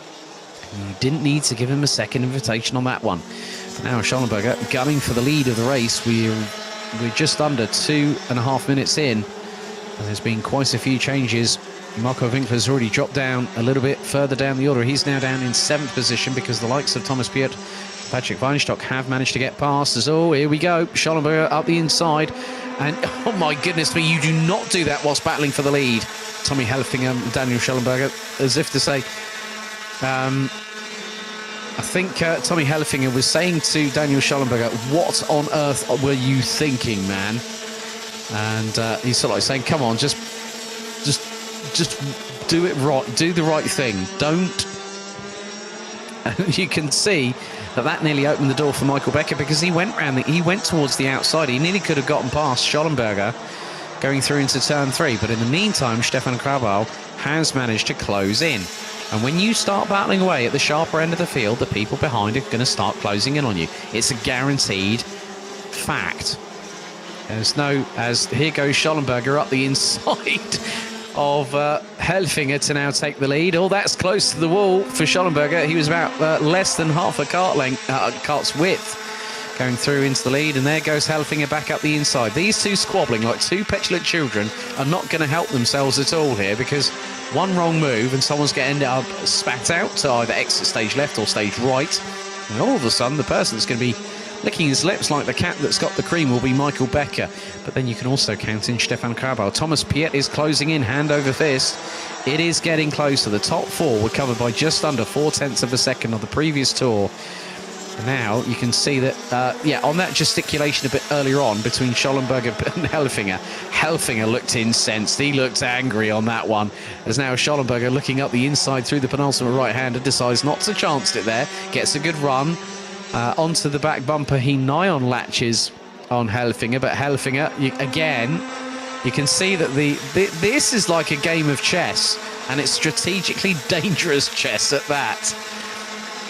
Because not only have you got Helfinger trying to put the fight, to try and put the wind up the sails of Schollenberger, he's trying to go up the inside through for the lead through turn 4. That's not going to happen there if Schollenberger gets the gap closed in, and now you've got Thomas Piet and Patrick Weinstock, and watch out, here comes the resurgent Marco Winkler. Just over 5 minutes to go. There is still plenty in the offing here in DD2 Masters. It's going to be about who blinks first. Also, a couple of other drivers to keep your eyes on. Lennart Schreiber in 8th and Konrad Bayer in 9th. They are closing. It's not going to be a picnic, and here Schollenberger just literally raises his arm and says, oh, come on, mate, what are you doing? As Becker keeps it planted up the inside of Krabal. And now here comes the cavalry behind. This is where things get close. As they say, if you can't stand the heat, get out of the kitchen. Or in karting, if you can't stand the pressure, just simply get out of the way. But people thrive on pressure.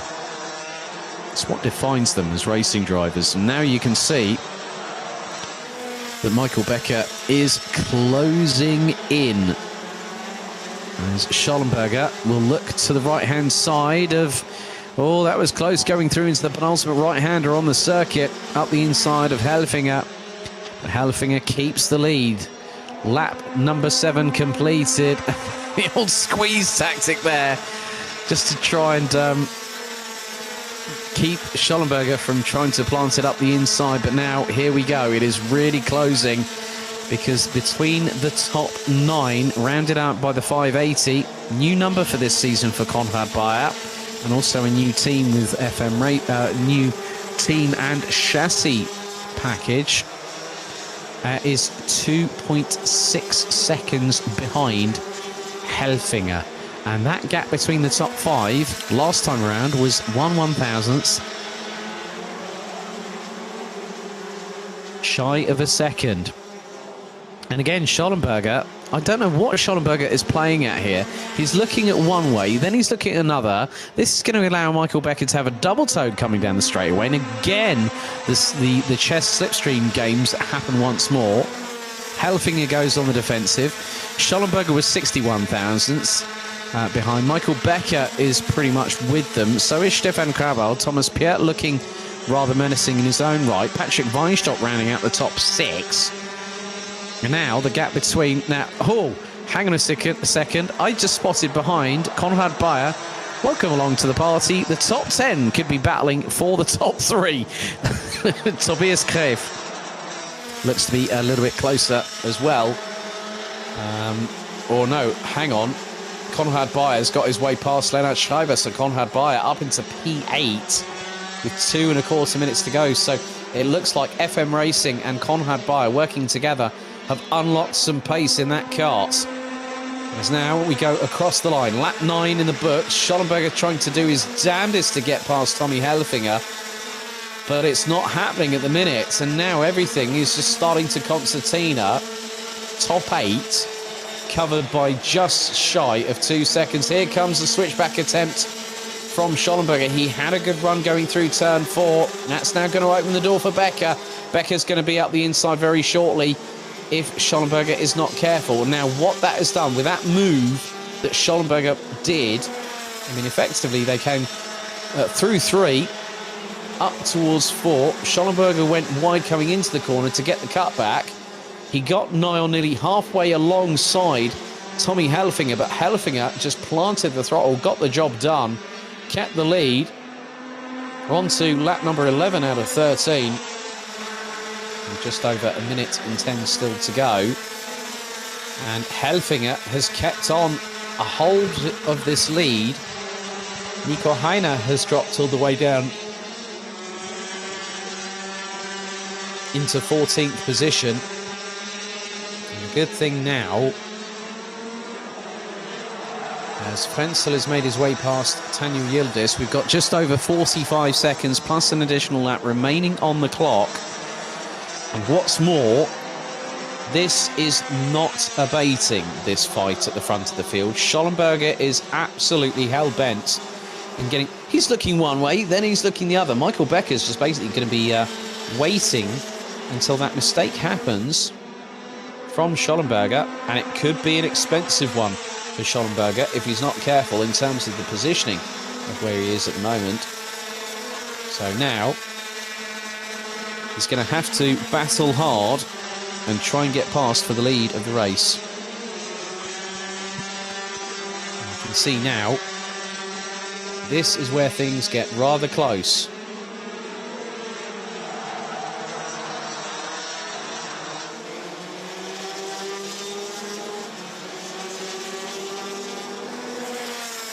Through into the penultimate lap we end up.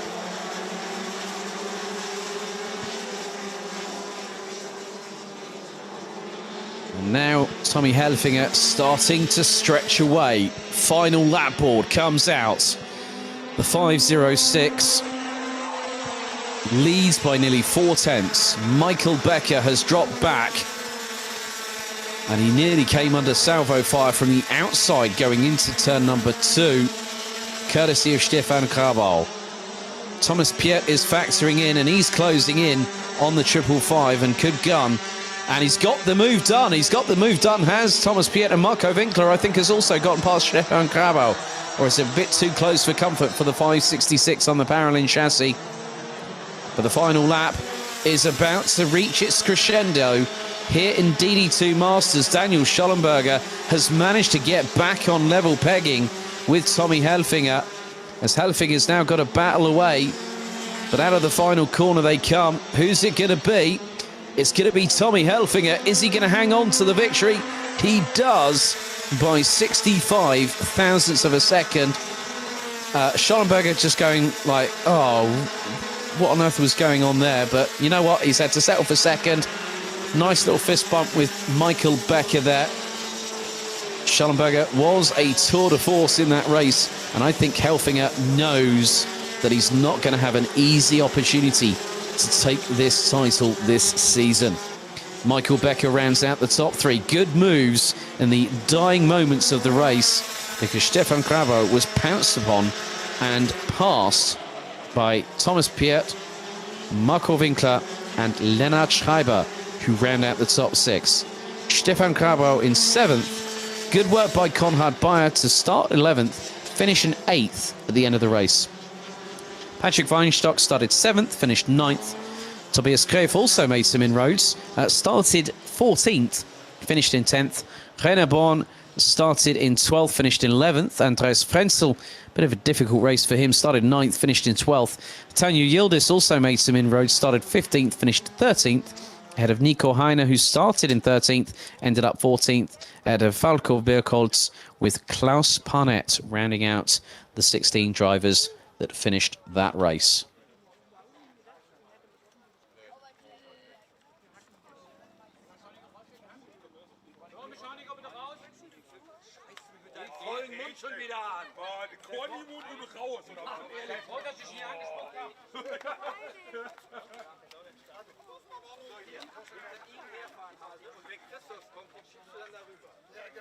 Und du fährst hier nicht rüber, also.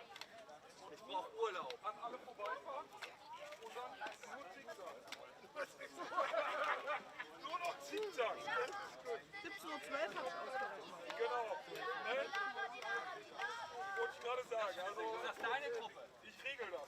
Nur Zickzack fahren. Ah, alles. Du fährst bis auf 1 und dann fährst du nur noch Zickzack. Ey, die Flasche mit und schmeißt es in den Wagen. Oh, danke. Niklas, das ist ein Wagen noch dazwischen. Ja, das geht gar nicht. Schon mal anders weiß er Bescheid. Dafür kommt gleich volle Politik.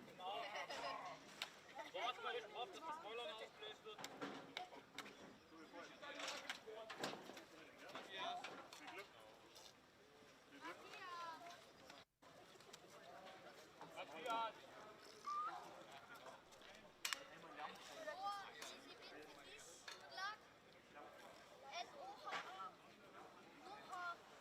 So the pre-grid has been cleared for Micromax.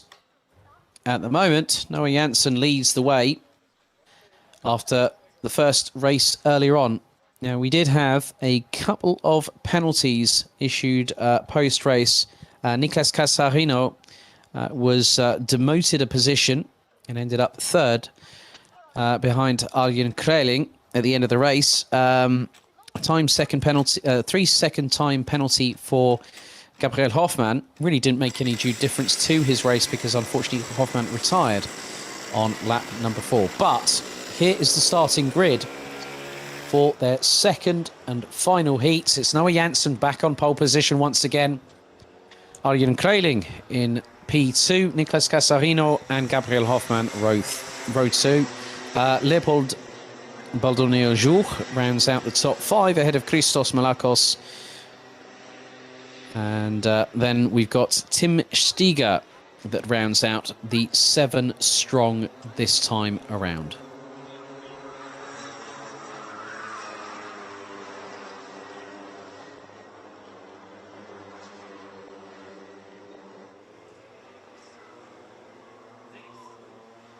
So once again, 7 minutes plus an additional lap in this race. So Noah Janssen will look to make it 2 for 2 and lead the intermediate classification going into tomorrow as such.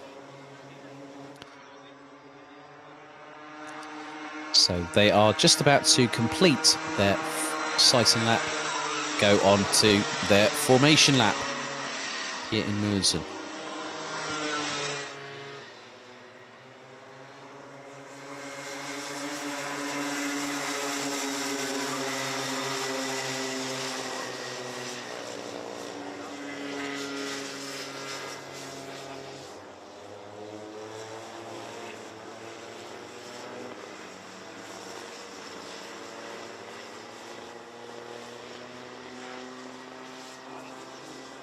So it has been a pretty good performance so far from Noah Janssen. But now it's about who can get onto a level footing. So everyone has an opportunity to give notice to Noah Janssen. But the number 31 from FM Racing may be otherwise inclined to disagree with that particular statement. However, they keep us waiting as they head into the final couple of corners. The double right that brings them onto the lengthy start-finish straight here at Mülsen. It's Janssen on pole, Kreling alongside. Out of the final right-hander they come. The revs rise, we start to build, and now we go. Lights, sound and racing. Janssen again with another good start. Casarino already up into second past Kreling, and it looks like Hoffmann has already gotten up there too. So Gabriel Hoffmann now up into third position, having started fourth. Now Gabriel Hoffmann is a very quick driver. He raced in this category last season, so just keep your eyes on him. Leopold Baldonio-Jour rounding out the top 5. Tim Stiger running on the Sony Kart chassis, bringing the Buda Kart Racing team ahead of Christos Malakos, who has dropped from 6th to last. But all 7 drivers within 9/10 of each other. after the completion of the first part of this race. We're about to complete lap number 1, but the top 3 starting to break away somewhat. Noah Janssen with Niklas Casarino and Gabriel Hoffmann. That is your top 3. Arjen Kreling rounds out the top 4 as Janssen brings them across the line to complete the first lap of asking. And his lead over Niklas Casarino is just over 2.7 tenths of a second. Hoffmann a further 0.233 behind as Janssen, the number 95, gets his head down, looks to close the gap to Casarino to possibly get an opportune moment to overtake. And we have seen some good overtakes from these drivers in the last few race weekends, not just last season, but also this season with the season opener 2 weeks ago at Wackersdorf. And you can just see how hard Niklas Casarino is having to work because Gabriel Hoffmann is chasing him down through into the right-left chicane and into the sweeping left-hander that brings them into the final double right on the circuit. Keep your eyes on Arjen Kreling. Kreling is also close and within an opportunity to go for a higher position, maybe make it into the top 2, maybe even get the victory. But Hoffmann's got the run on Casarino into turn 2, gets the move done, then straight away Casarino gets the switch back. Now you can send it up into the inside of that hairpin, but you go a little bit wide on your approach and outbrake the driver in front. The driver who ends up becoming the driver behind will then be able to move past and get the job done and retake that position. But I see from Gabriel Hoffmann's driving at the moment, he is not willing to hang around. Neither is Arjen Kreling. Niklas Casarino is trying his best to close in on Noah Janssen. Arjen Kreling is actually the fastest of the top 4 so far. A 1 minute, 0.514 for the number 62 from Nies Racing. As Hoffmann looking to quickly get past Casarino and could use the momentum he's going to now carry out of the final corner down the start-finish straight, but Casarino still nosing ahead. And this time Casarino has no Hoffmann banzaiing up the inside through that corner, but then Casarino looks over to his right and then instantly he looks to his left and sees that Hoffmann is there, and Hoffmann up the inside through turn 4 gets the job done on Casarino. And then Casarino looks over the right shoulder to see where Arjen Kreling is. Well, newsflash, Niklas, he's right behind you. So Arjen Kreling trying to get past, get up into P3. But Hoffmann now will start the chase. And it's just over halfway gone in this race so far. 3 minutes and 10 seconds, plus an additional lap still to go in this race. This will decide what will happen. Noah Janssen looking at a clean sweep of the board. Pole position in qualifying. Won heat number 1, but is leading heat number 2. It's not by much, but it's enough. As Casarino and Hoffmann go back into battle into turn 2. As Kreling trying to go side by side with his stablemate from Nies Racing through turn 2. But Casarino gets the job done and stays in second place at this particular moment in time with just over 2.5 minutes remaining in this race. And this will curtail their activities. They'll be able to go and have a bit of a respite, get a good early night worth of sleep, and come back tomorrow and have 2 outstanding races like we saw back at Wackersdorf a couple of weeks ago. But Noah Janssen has pulled away. The gap on the previous lap, the completion of lap number 4, was just under a second. Expect that to be a considerable amount more, closer to maybe 1.5 seconds, or we're about to find out. He crosses the line, and it's 1.284, and there is the move once again. Hoffmann back up the inside through turn 2, and this time he makes it stick on Niklas Casarino. An epic move there from Gabriel Hoffmann to retake second position. Arjen Kreling looking to strike whilst he's got the opportunity. 1 minute and 30 seconds plus an additional lap still to go in this race. Casarino not out of the woods yet. Neither is Hoffmann. Neither is Kreling.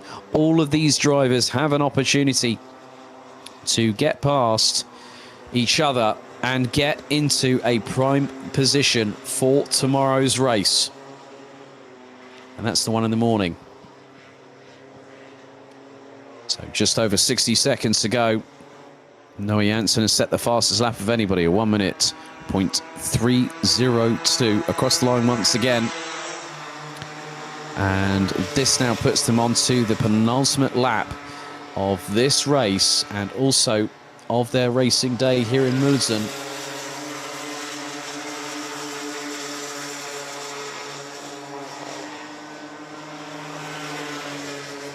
So now Hoffmann staying ahead of Casarino. Kreling looking to factor in and try and get past for P3, which will be a welcome result for Nies Racing. But Noah Janssen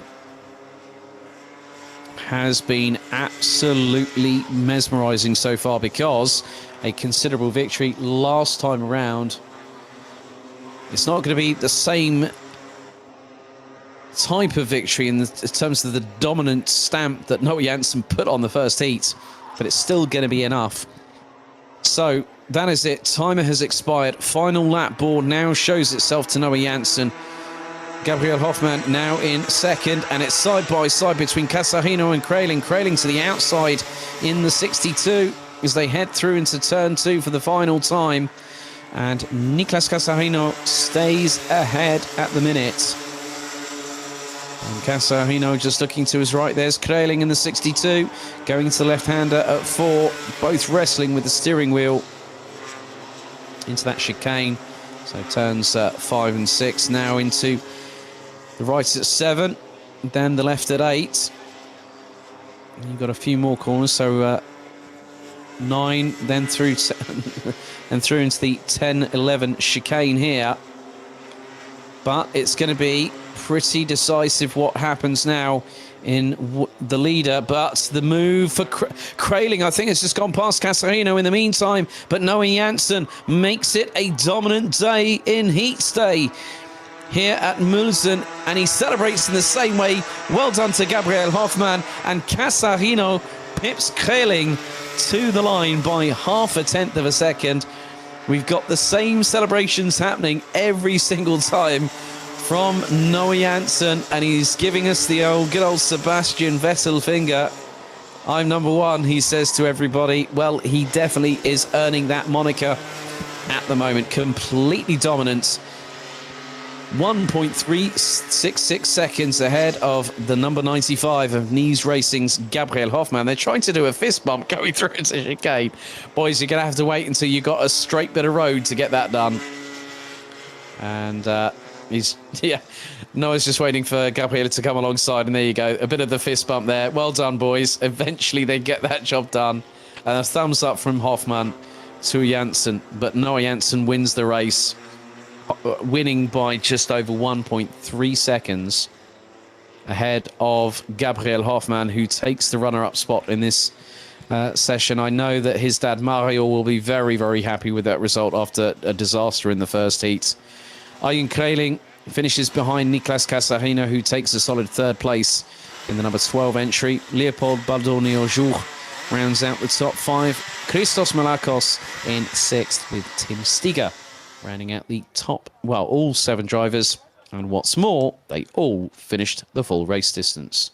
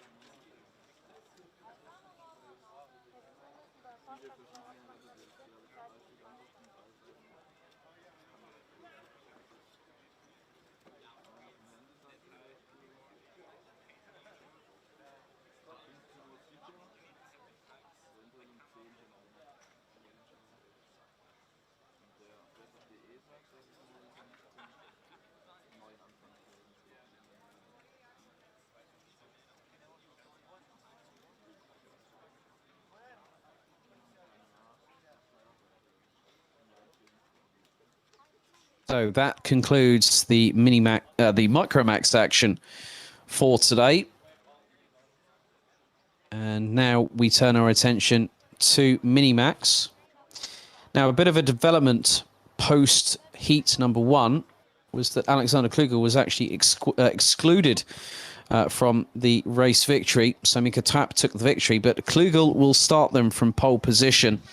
The revised results was excluded under the decision of race control that Klugel would not be excluded from the race. Mika Trapp took the victory ahead of Matthias Schulte with Simon Meyer, Devin Leon Ukar, Kenyon Washington rounding out the top 5 ahead of David Chirush, with Ramona Hommel finishing in 7th. Naim Bretag unfortunately retired on lap number 2. So effectively, that just goes to show that a win might be in your favour. But it doesn't always...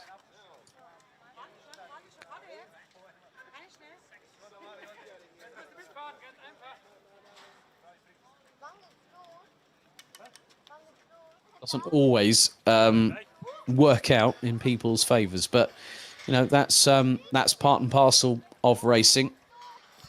And especially in karting, it's about fractions of seconds that decide what can happen, but also what can happen out on the circuit itself. So after this, right, let's get things underway, shall we?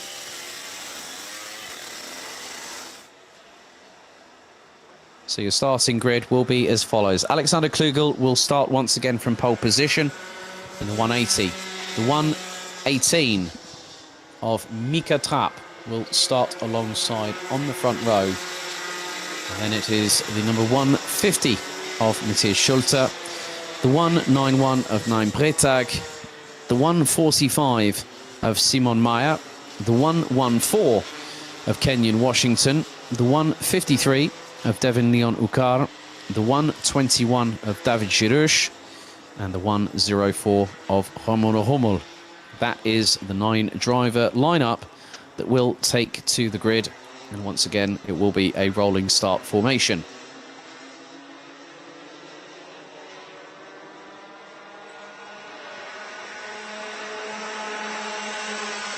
So this time around, they will be on their formation lap.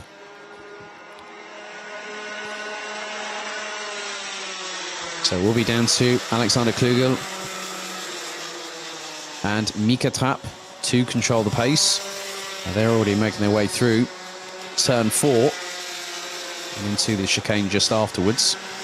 So they're going to have to start slowing things down, which they've started to do so.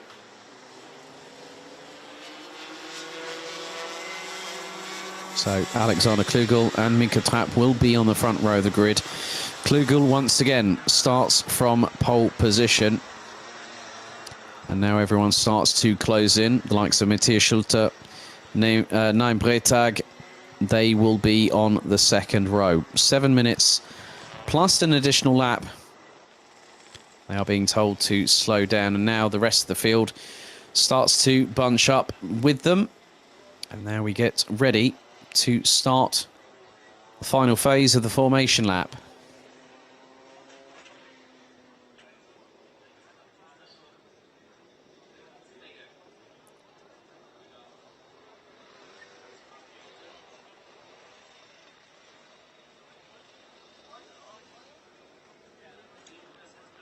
So a couple more corners to go, and then they will be ready to race. So Klugel on pole, Trapp alongside. They head towards the final corner of this circuit, 1,315 meters in length. Into the tram lines we go, revs rise, and the lights go out, and we are off and racing, and it's another start from... A good start from Alexander Klugel. Once again, Matthias Schulte jumps up into second position. Mika Trapp down in third place, as it's all for themselves a little bit further back behind them. As Mika Trapp was looking up the inside of Matthias Schulte, you got the 145 of Simon Meyer. Naim Bretag has got himself into fifth position. Devin Leon Okara has got himself past Kenyon Washington. Washington trying to look and be assertive and rather aggressive in how he tries to get past, but doesn't want to cause any problems a little bit later on in the race. David Shirush rounds out the top 8. Ramona Hummel down in 9th position, but it's a lot closer than what it was in the first race. As now Mika Trapp gets a real good run going through into the penultimate right-hander on Matthias Schulze, but has to back out of the manoeuvre. And will wait. He'll come out of the final corner, right on the back bumper of the 150, and actually moves across the right-hand side as they hit the apex of the corner. Schulze to the outside, Trapp to the inside. Trapp gets through, and oh, there we go. Simon Meyer, I think, has also gotten past in the process, and that has been a decisive manoeuvre there from the 145 of Simon Meyer. So that means that Matthias Schulze will have to battle away with Naim Breitag, who's closing in rather quickly indeed. 5.5 minutes to go, plus an additional lap. Klugel leads from Trapp. Then it is Meyer, Schulze, Breitag, Ukar, Washington, Girush and Hummel.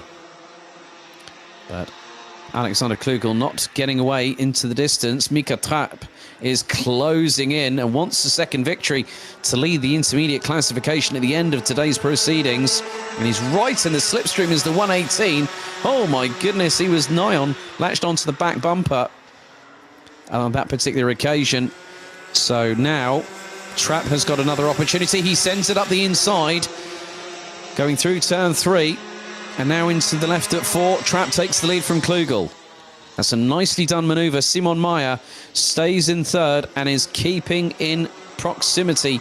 He's not within lunge range yet, but Alexander Klugel got a dose of medicine from Mika Trapp on that particular occasion, and he managed to get the job done. So Simon Meyer still ahead of Matthias Schulze in the battle for what is 3rd on the road. David Shirush has now got past Kenyon Washington, and that is in for 7th place. 4 minutes and 13 seconds plus an additional lap. Mika Trapp now brings them across the lines to complete lap number 3. Alexander Klugel closing in, using the momentum of the slipstream to try and get as close as possible to the back bumper of the 118 and affect an opportunity of an overtake possibility. And there is Klugel. Oh, a little bit of a tap from behind. The slightest of love taps. They do say that rubbing's racing, but karting is a non-contact sport. That was the slightest of taps. But obviously one of the biggest things that he's got to be wary about is the fact that he doesn't stove in that front bumper, because coming with that is an automatic 5-second post-race penalty. So Klugel is trying to do his level best to get past Mika Trapp, but Trapp is making that 118 entry as wide as humanly possible. And he's getting things done, but whether Alexander Klugel is going to have anything to say in the matter is something completely different entirely. Through into the right-hander they go, and oh, Klugel was looking for a possible move, but he's got into the slipstream once again. He's right with Mika Trapp, and now into turn 2. He asserts himself, sends it up the inside, retakes the lead on what was the beginning of lap number 5, and this time the favours returned. A little bit of a slight tap from behind, courtesy of Mika Trapp on Alexander Klugel. Like I say, there's no harm in that as long as you don't stove in that front bumper, because then that causes you major dramas a little bit later on. Simon Meyer trying to keep these two up front rather honest, but it looks like Klugel and Trapp are trying to pull away with just around about 2.5 minutes still to go. Into the last right-hander they come. Now this time, Klugel will bring them across the line to complete lap number 5 and start lap number 6. Top 3 covered by just over 7.5 tenths of a second.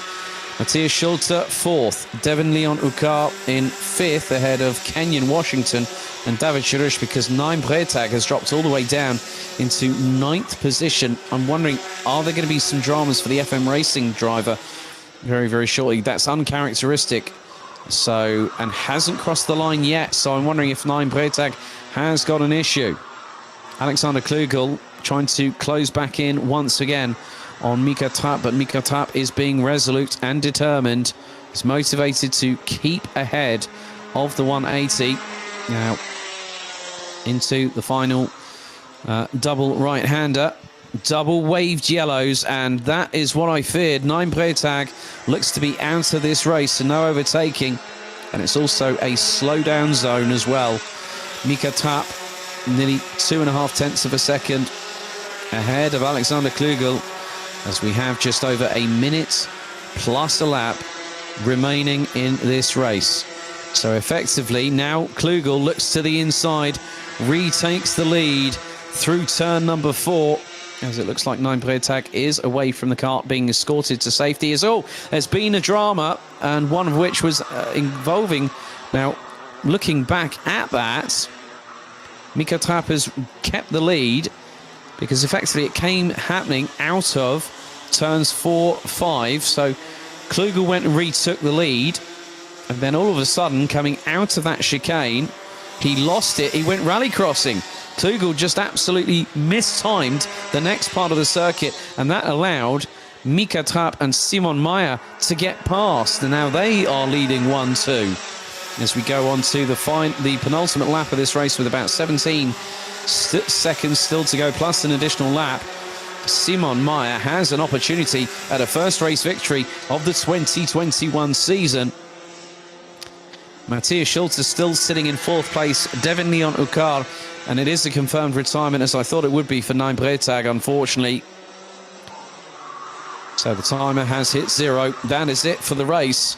But we still have one more lap after this. Lap 8 out of 9. Mika Trapp looking to make it 2 for 2 and go into tomorrow with a bag full of confidence. They'll have Ramon Hummel, who is just up ahead. So they'll have to get past the CRG chassis of the 104 entry. So Hummel will now let them pass and does exactly the right thing there. Good spatial awareness from the 104, but on to the final lap we go. Mika Trapp continues to lead. Simon Meyer now being closed in on by Alexander Klugel. So final lap it is, through into the left-hand sweeper here at 3 for the 90 left here at 4. You can see how close Alexander Klugel has got onto the pair. He lost out big time initially when he did that rallycross moment. And now Simon Meyer goes on the defensive. Meyer's got the real big quandary here of, do I attack or do I defend? When you're piggy in the middle, unfortunately, you've got to make one choice and sort of stick with it. But he's managed to keep Alexander Klugel at bay, but it looks like Mika Trapp is pulling into the distance, and he's going to get a good boost of confidence ahead of tomorrow's first race, because out of the final corner from Nice Racing, it's 2 for 2 for Mika Trapp in the 118, and he slows down, both hands off the wheel after he crosses the line and takes the checkered flag after 9 laps of racing. Simon Meyer in 2nd place, Alexander Klugel rounding out the top 3 positions, and the frustration for the 180 was clear to see right there. Matthias Schulze in 4th position, Devin Leon Ukar in 5th, Kenyon Washington rounds out the top 6, with David Jurush and Ramon Hummel rounding out the 8 that finished the race. Hummel a lap down, with 9 Bretag unfortunately retiring with 4 laps under his belt.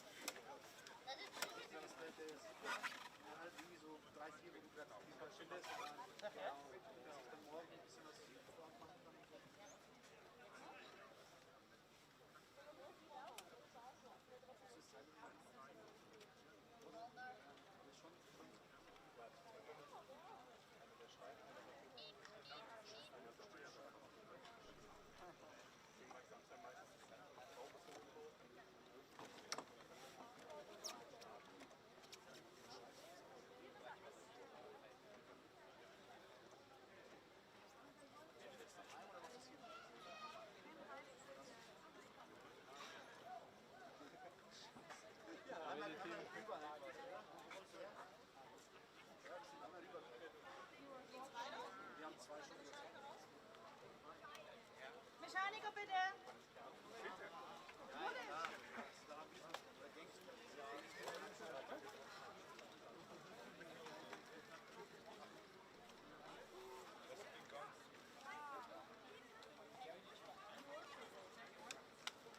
So the pre-grid is being cleared for the final time. It's race 10 of the meeting, and it is the final for day 1 of round 2 of the 2021 Deutsche Elektrokart Meisterschaft season here at Motorsport Arena E in Mülsen. So, post-race, 2 drivers received time penalties, Jens van der Heijden and also Oscar Pellemele, dropping them 5 seconds back from where they were. So the revised order would be that Neuenhuizen from the Netherlands would end up being second behind Theo Kikati. But there is your grid, which is as a result of the first race in the pre-final. Now they get themselves back onto the circuit.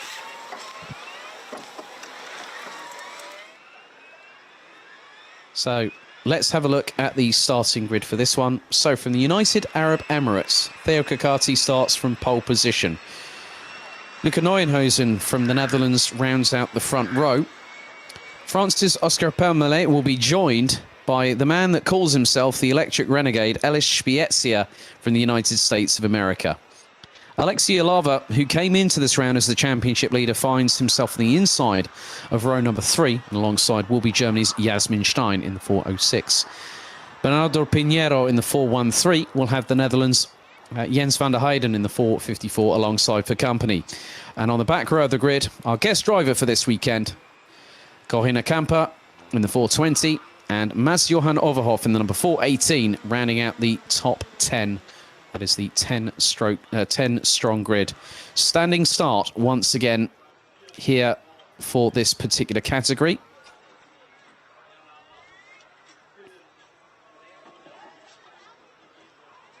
So Kikati will bring his kart, the 409 entry, onto the front row of the grid and into pole position.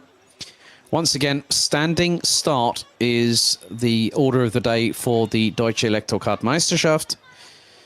So they get themselves ready. Red lights will go on the gantry now. And once they go out, we'll be back under fully charged racing. And off they go. Great start by Kikati. As I think Yalava tried to get past Spiezia, going through the start phase and got the job done. So Spiezia finds himself down into 5th position as the scrap at the front of the field. Neuenhuizen trying to go around the outside of Pellemele, going through into turn 4 and nearly got the job done. He nearly got Kikati in the process. And so there's a bit of bumping and barging. Looks like the likes of Yalava and Spiezia were, well, nigh on intertwined with regards to wheels and side pods. However, things have changed ever so slightly, but Kikati leads, as these karts do literally fly around this circuit without requiring any aerodynamic wing assistance of any kind.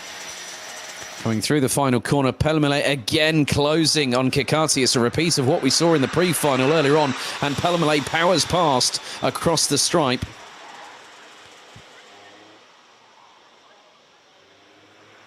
So these drivers now pushing their way through.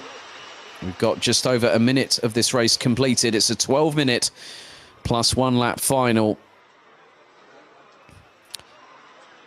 And now Nieuwenhuizen closing in on the 2 in front. So it's the 3-way scrap. They were covered by just over half a second last time around. Spiezia still in 4th. As all, we've had a massive moment. The championship leaders involved, our guest driver, and also Jens van der Heijden. 3 karts involved. Oh my goodness me. And the championship leader, Alexei Yalava, involved in that one. That has opened up everything for the remainder of the 2021 season. But Kikati still leads. Pellemele chasing the Emirati down through turn 2, so they're going to have to watch themselves. Hopefully all 3 of the other 3 drivers. That has changed everything, and now has put Bernardo Pinheiro from Portugal up into P5. Mats Johan Overhoff and Yasmin Stein, they now round out the top 7 positions. But the battle for the top 3 places, just keep your eyes on 4th place, Ellis Spiezia. If he closes in to within striking distance of the 3 in front, ensure that he will be a threat. He's won a final once already this year at the opening round at Wackersdorf back in early June. As now Kikati puts the power down coming out of the final corner. The Frenchman in the form of Pellemele closing in, going into turn 2. They're going to be back at this circuit in the second weekend of September to close out their season alongside the DKM. But Kikati and Pellemele will really now fancy their opportunity at a sniff of the title because of what's happened with Yalava and van der Heijden and Camper on that particular occasion.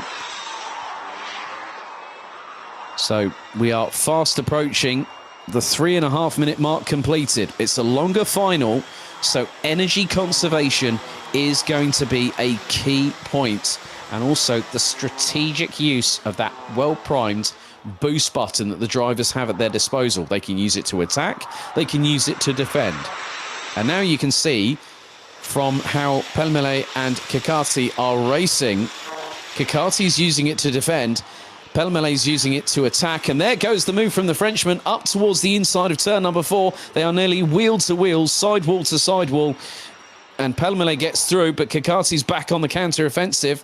Here comes Nieuwenhuizen, and up the inside goes the Dutchman on the Emirati to now take 2nd position. That's how quickly things in electric kart racing can change.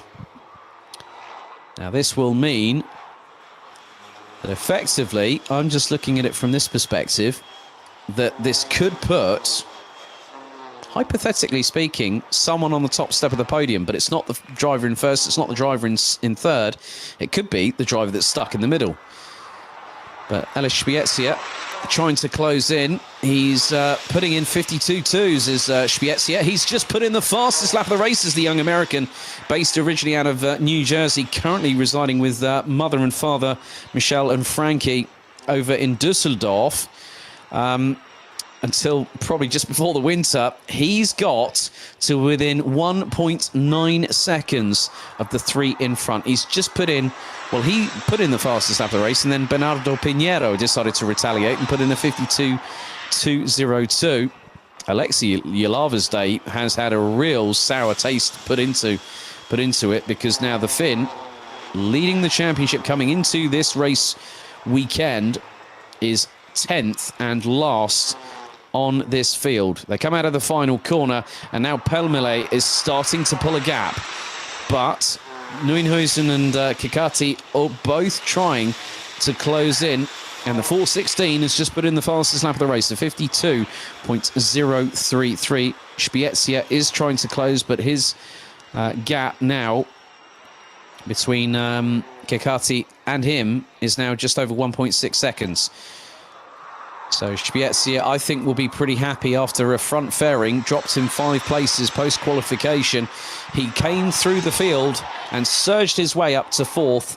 So a good, solid result for the American this very day, after an initially truncated qualifying, let's say, with that front fairing causing him some dramas. But Kikati now needs to quickly get past Nieuwenhuizen just to try and put the frighteners on Pellemele. Now, Pellemele needs to just keep his head calm and not make any mistakes, any rash manoeuvres ahead of what might happen in this particular race. Because he makes one mistake, that's going to open the door for the two behind to close in. And they are starting to close in because Kikati's just put in the fastest lap.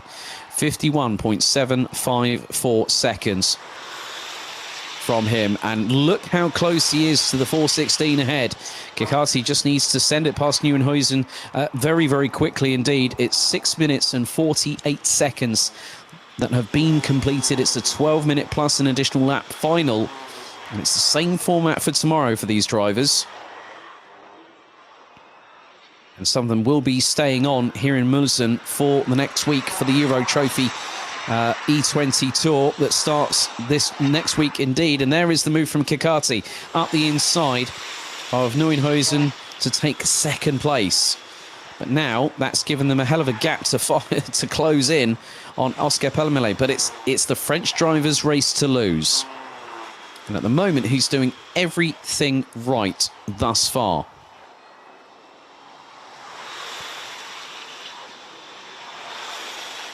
So with the rest of the order at the moment, behind this top three, Spiezia rounds out P4, Pinero rounds out fifth ahead of Mats-Johan Overhoff. Jasmin Stein in seventh, Corina Kamper, our guest driver this weekend. She's currently 8th ahead of Jens van der Heijden and Alexei Ilava. And the gap between first to third now extends to 0.822 of a second. But at the moment, Theo Kikati has now put in the fastest lap of the race, a 51.463. That is a 10th and a half quicker than Pellemele up ahead. And effectively, they will have to keep... Well, it's all about what Kikati does now because he's got... less than 4 minutes to try and close in on Pellemele. And effectively, the way that things are going, that might not... That's easier said than done. But Kikati's got a real good run. And he's closing in. That gap was 0.373 at the end of the last lap. We're going to go on to lap number 11. And here we find out the gap between the pair. 0.183. Nearly halved by the 4:09 from the United Arab Emirates. So now we've got 3 minutes to go. And Kikati is waiting. Like a tiger in the reeds. Waiting to strike. Waiting for that moment. It's not a case of if, it's a case of when does Theo Kikati strike and get past Oscar Pellemele. Well, your guess is as good as mine. But very soon, I think we're going to find out.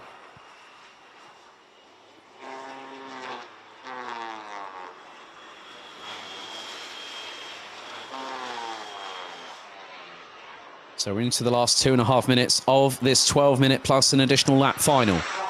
Pellemele coming under fire right now from Kikati, who looked to the right, thought about it, and the Emirati decided, you know what, it's not worth chancing it just yet. And he made the right call.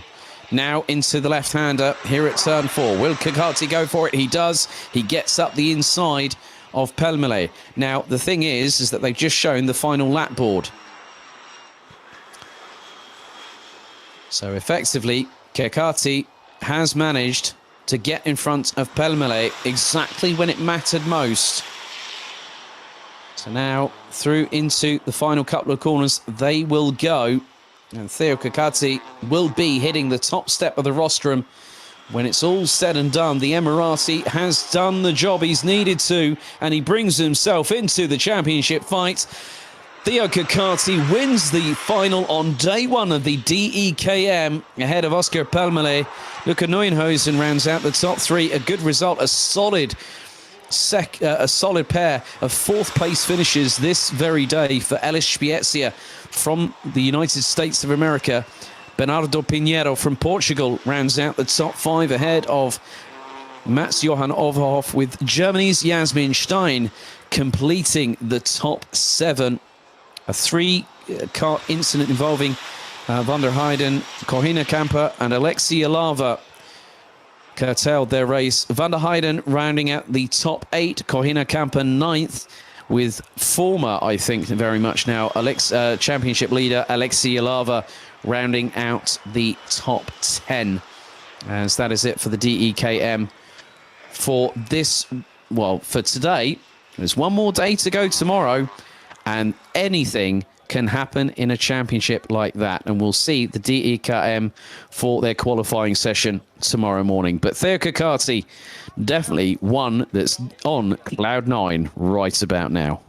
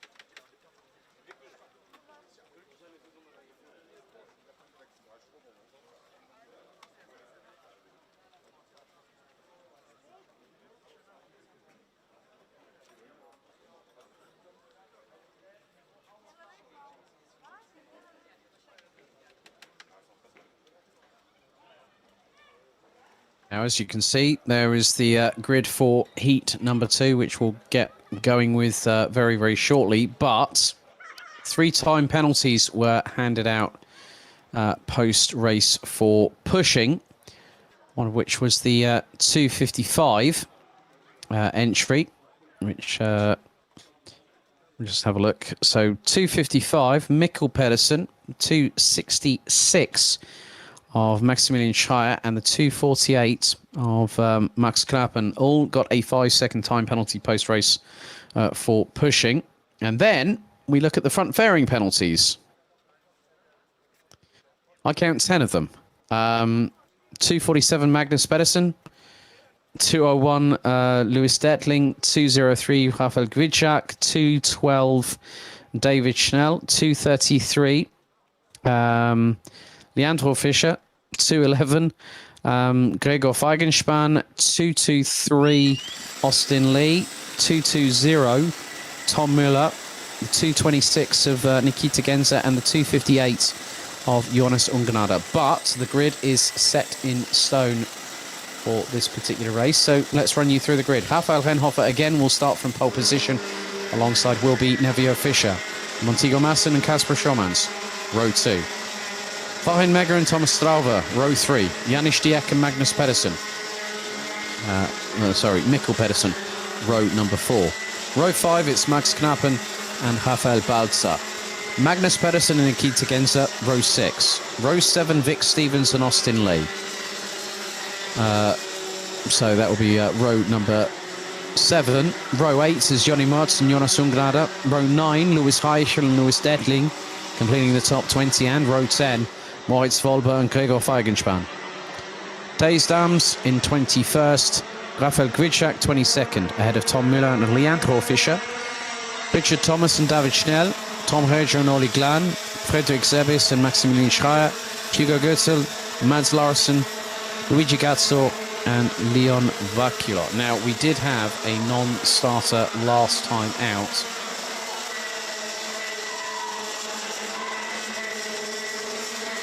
So, effectively, the drivers now have to watch their P's and Q's, so to speak.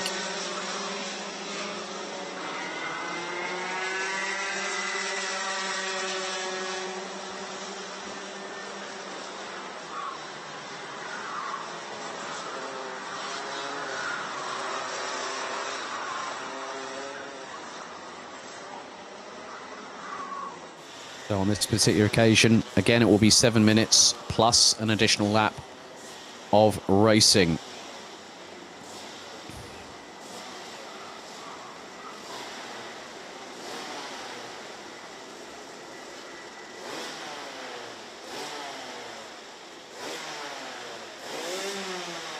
So 34 drivers,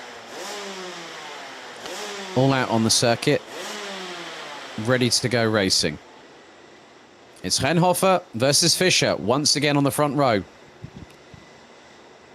Who is going to get the jump on the rest of the opposition as they come out of the final corner into the tram lines? The revs start to rise. And we are lights out and they are off and racing. And again, we see a repeat of what we saw in the first race. Montego Masson getting a real good opportunity as now we've had more dramas. Oh, it's just outside of the top 10 and there's carts tripping all over each other. Oh my goodness me. There's been absolute carnage coming out of turn 2. One driver's already out of the kart. And that is it. I mean, it all started kicking off from where was it? Probably maybe say round about 13th or so position. I think Janis Diak was one of the carts that went off of the exit of turn 2. Someone else was very, very much in. You could just see, I mean, there were multiple carts having dramas coming out of turn 2. And it was just all like literally one of the JJ Racing carts. I think that was Janis Diak being mounted by Max Knappen, and Knappen is one of the drivers that has dropped. So is Janis Diak. So has the likes of Jonas Ungnada, amongst others. But you can see here that Rafael Rennhofer. Oh, now there's been a drama for Montego Masson in the meantime. So Masson now drops down the order, and that was as a result of the pair of Farin Megger and Kasper Schomans, who are 3rd and 2nd respectively now, having got past the 282. It started becoming a three-way scrap a little bit further behind. But now Rennhofer has to just keep himself ahead of the rest of the opposition, whereas Farin Megger will look to close in on Kasper Schomans. A little bit further behind, that's Thomas Strauver behind Montego Masson, and the Belgian trying to go for what is 4th position, and he's got it. Nevio Fischer and Mikkel Pedersen not too far behind. Add into that mix Magnus Pedersen. Looks like Janis Diak and Fredrik Zebis will be out of the race. Strauven being assaulted by 3 drivers figuratively, not literally, but he manages to try and get back onto terms with Mikkel Pedersen, because Magnus Pedersen, well, it was Nevio Fischer and Mikkel Pedersen that managed to get past the 299. Keep your eyes for the likes of Rafael Balzer that have been closing in on them as well. Some other drivers, Richard Thomas, Lewis Detling, getting it stuck in, as is Tom Müller. Tom Müller's had a really capitalization style race. He's managed to capitalize where others have unfortunately met their demise, so to speak. But the top three covered by just under 6.5 tenths. Farin Mega, current points leader coming into this round. Closing on Casper Schormans. He looks to the inside of the 244 from the Netherlands, and he gets through. Schormans knows it is about learning this circuit ahead of next weekend for the penultimate round of the Euro Trophy for 2021.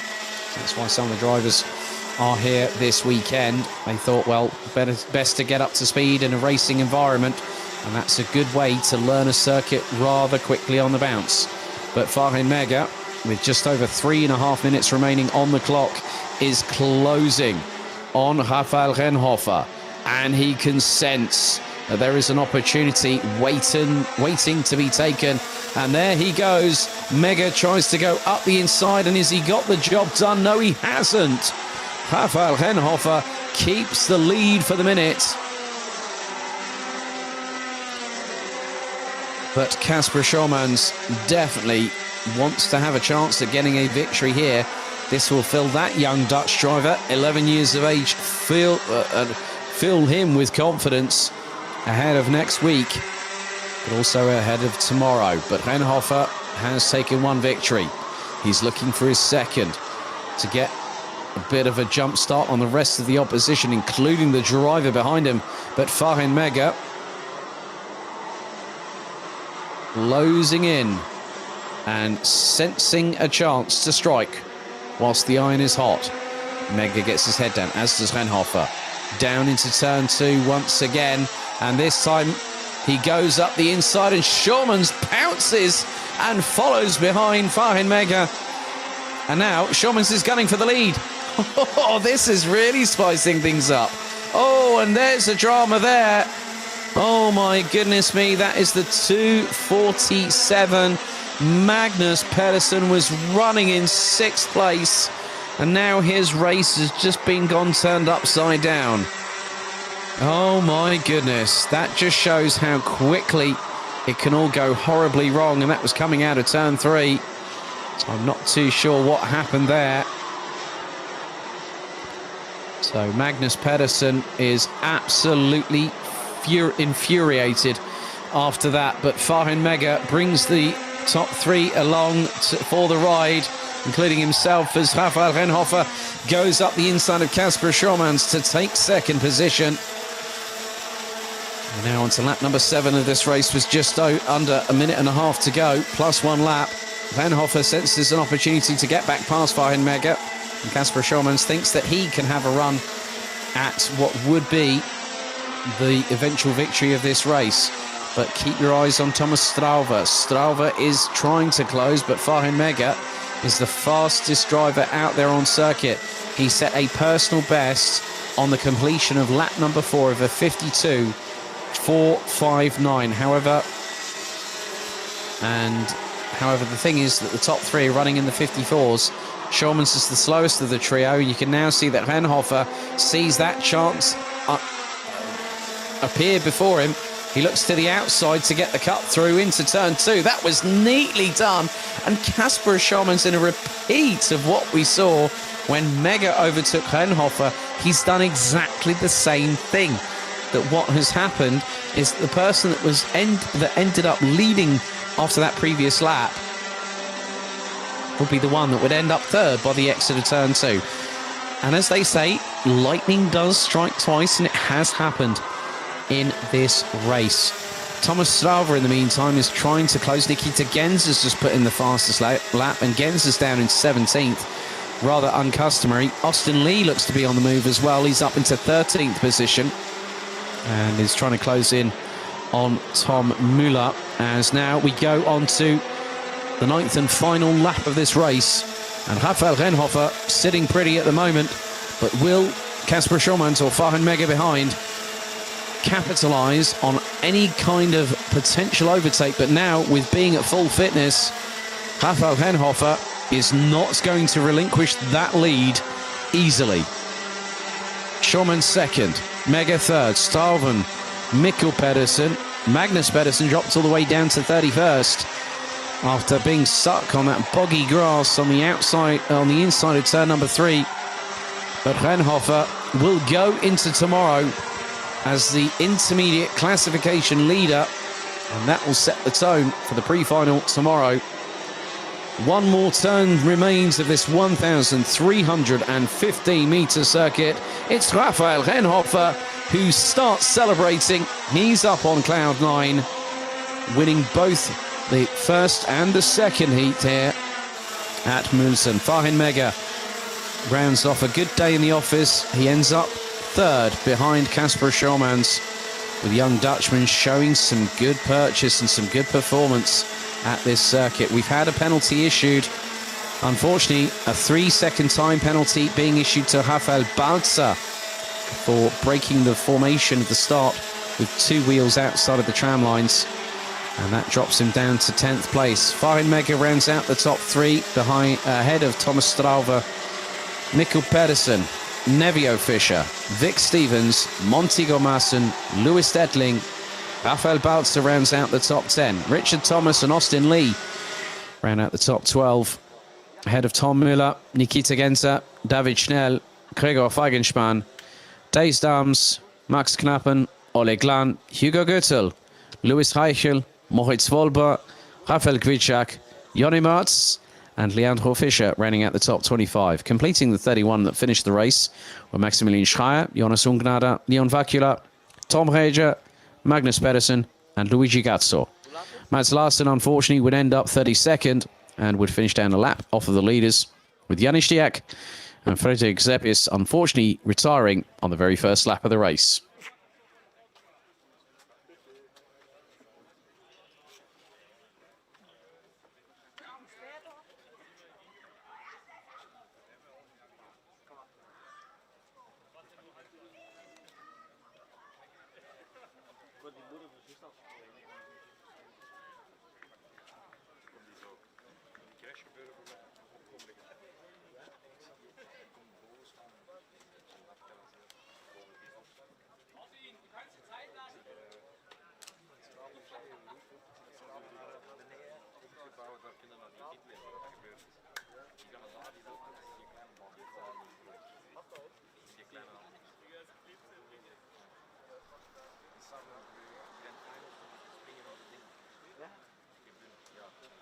Das D, ja?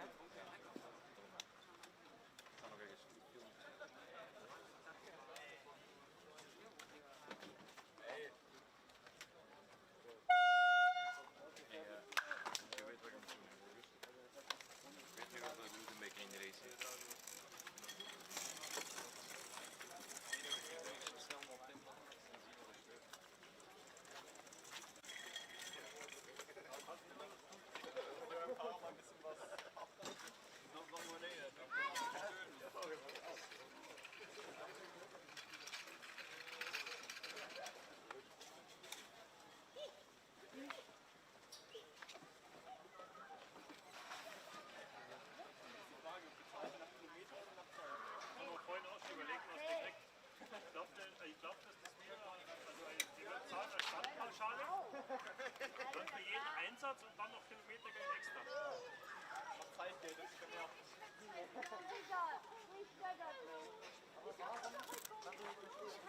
Hey, hou je vriendin bij, hoor. Ja. Ich glaube, der wird noch Kilometer zahlen. Ja, oder? Nee, jetzt mag ich ein Feld rüber. Schau. Ja, okay. Du weißt, bevor? Ja. But this track with the slipstream is awesome. But now you're lucky, it's not windy. yeah. You get the wind from front, it's awesome. It's lucky if you start in the back, but in the front it's not that nice. Yeah, that's right. You can't like drive away. It's not No. Ihr seid ja lange da. Anyways, let's have fun, man. Yeah, sure.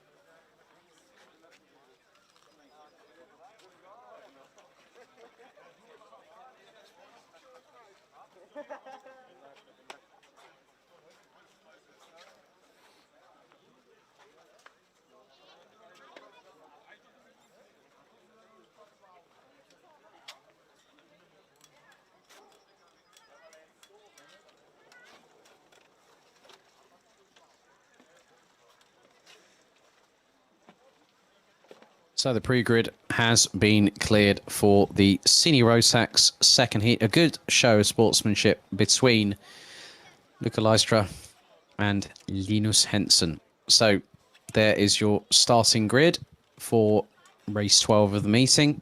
Heat number 2 for Senior Rotax. So far it's been a clean sweep for Belgium's Luca Lystra in the 356. He starts on pole position. Alongside will be Luca Thiel. Linus Henson will be on row number 2 on the inside of that row, and we'll have the number 310 of Maurice Schmeis alongside Finstiak and Darius Nitu in 5th and 6th. Luca Costa and Giuseppe Fico in the 366 and the 394 ran out the top 4 rows with Zino and Zombor Kovac in the number 379 and the 371. They complete the top 10. Milan Ritter in the 322 and Bastian Balaj in the 329. They round out the top 12. Bennett Ahrens in the number 327 and Jan Heinen in the 316. That's row 7. Lucas Hartmann in the 309 and Lucas Thompson in the 312. That's row number 8. Max Bush in the number 313 and Adrian Dobrich in the 335 round out the top 9 rows. With Denny Bount in the 383 and Andrei Petropoulos in the 301 rounding out the top 20. Completing the 27-strong field is as follows. The 341 of Maddox Wiertz, the 369 of Lukas Vavajanak, the 302 of Lasse Reinhardt, the 363 of Filip Keskik, the 362 of Kian Agasade, the 331 of Louisa Kela, and the 389 of Belgium's Nick Cuppens. Once again, it will be 10 minutes plus an additional lap. We will have 2 more races to go before we call it a day here in Mülsen for the first day of competition for not only round 2 of the Rotax Max Challenge Germany season, but also for the second round of the Deutsche Elektrokart Meisterschaft season for 2021.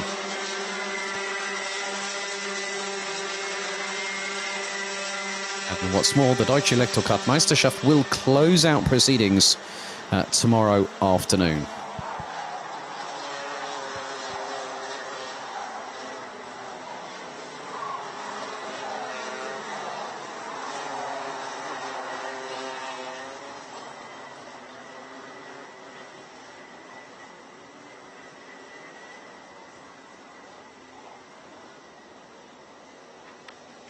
So we'll be down to Luca Lystra and Luca Thiel, the 2 Lucas on the front row of the grid. They'll be the ones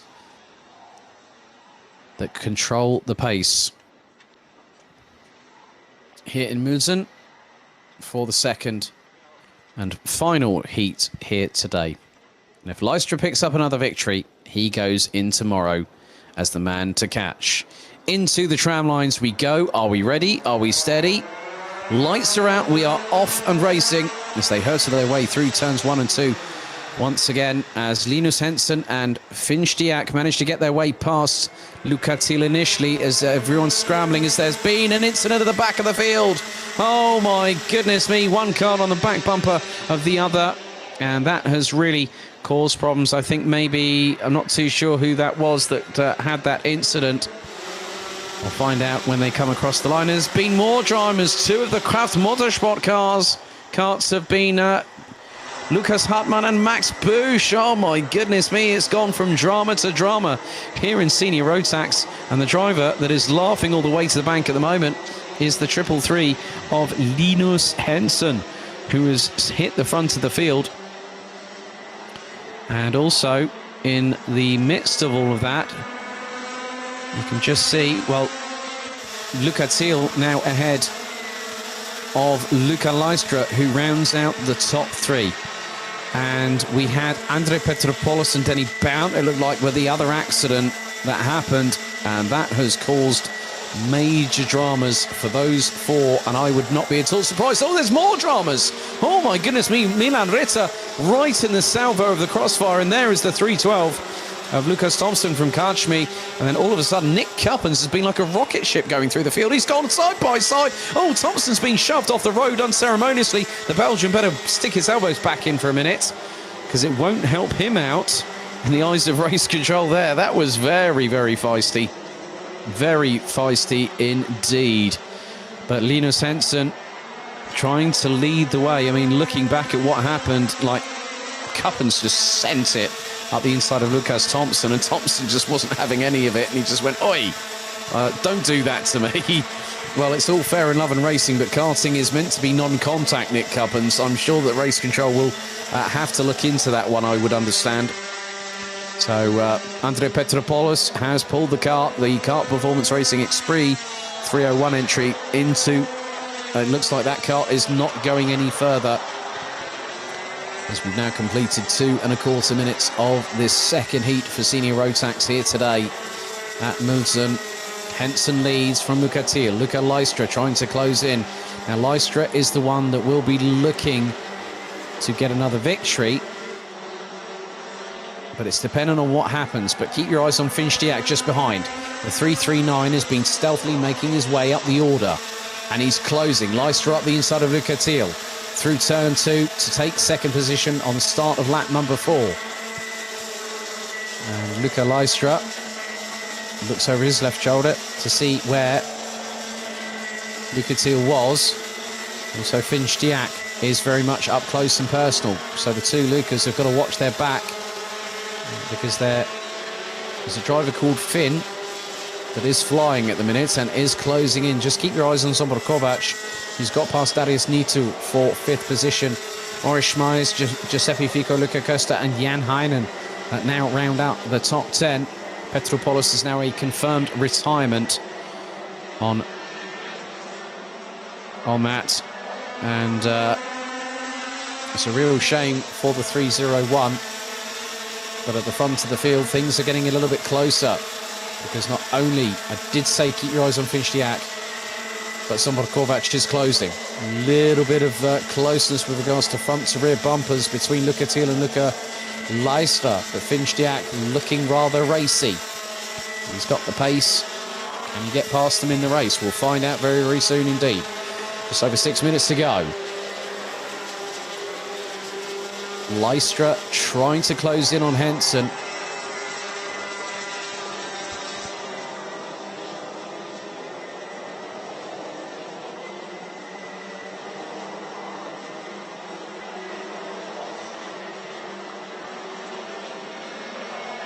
Now it's really getting up close and personal. Second, third and fourth, very close between the trio. They were covered by just over 0.32 of a second last time round after the completion of number 5.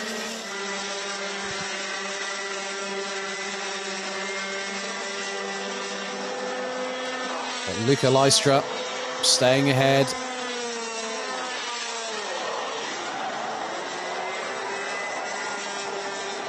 He's trying to close that gap. Finchdiak is the quickest out of the top 4. He put in the fastest lap of the race last time around, a 51.699 for the 339 from Kraft Motorsport. Zsombor Kovac, in the meantime, is trying to close. The gap between Stiak and Kovac is now about a second as they cross the line once again.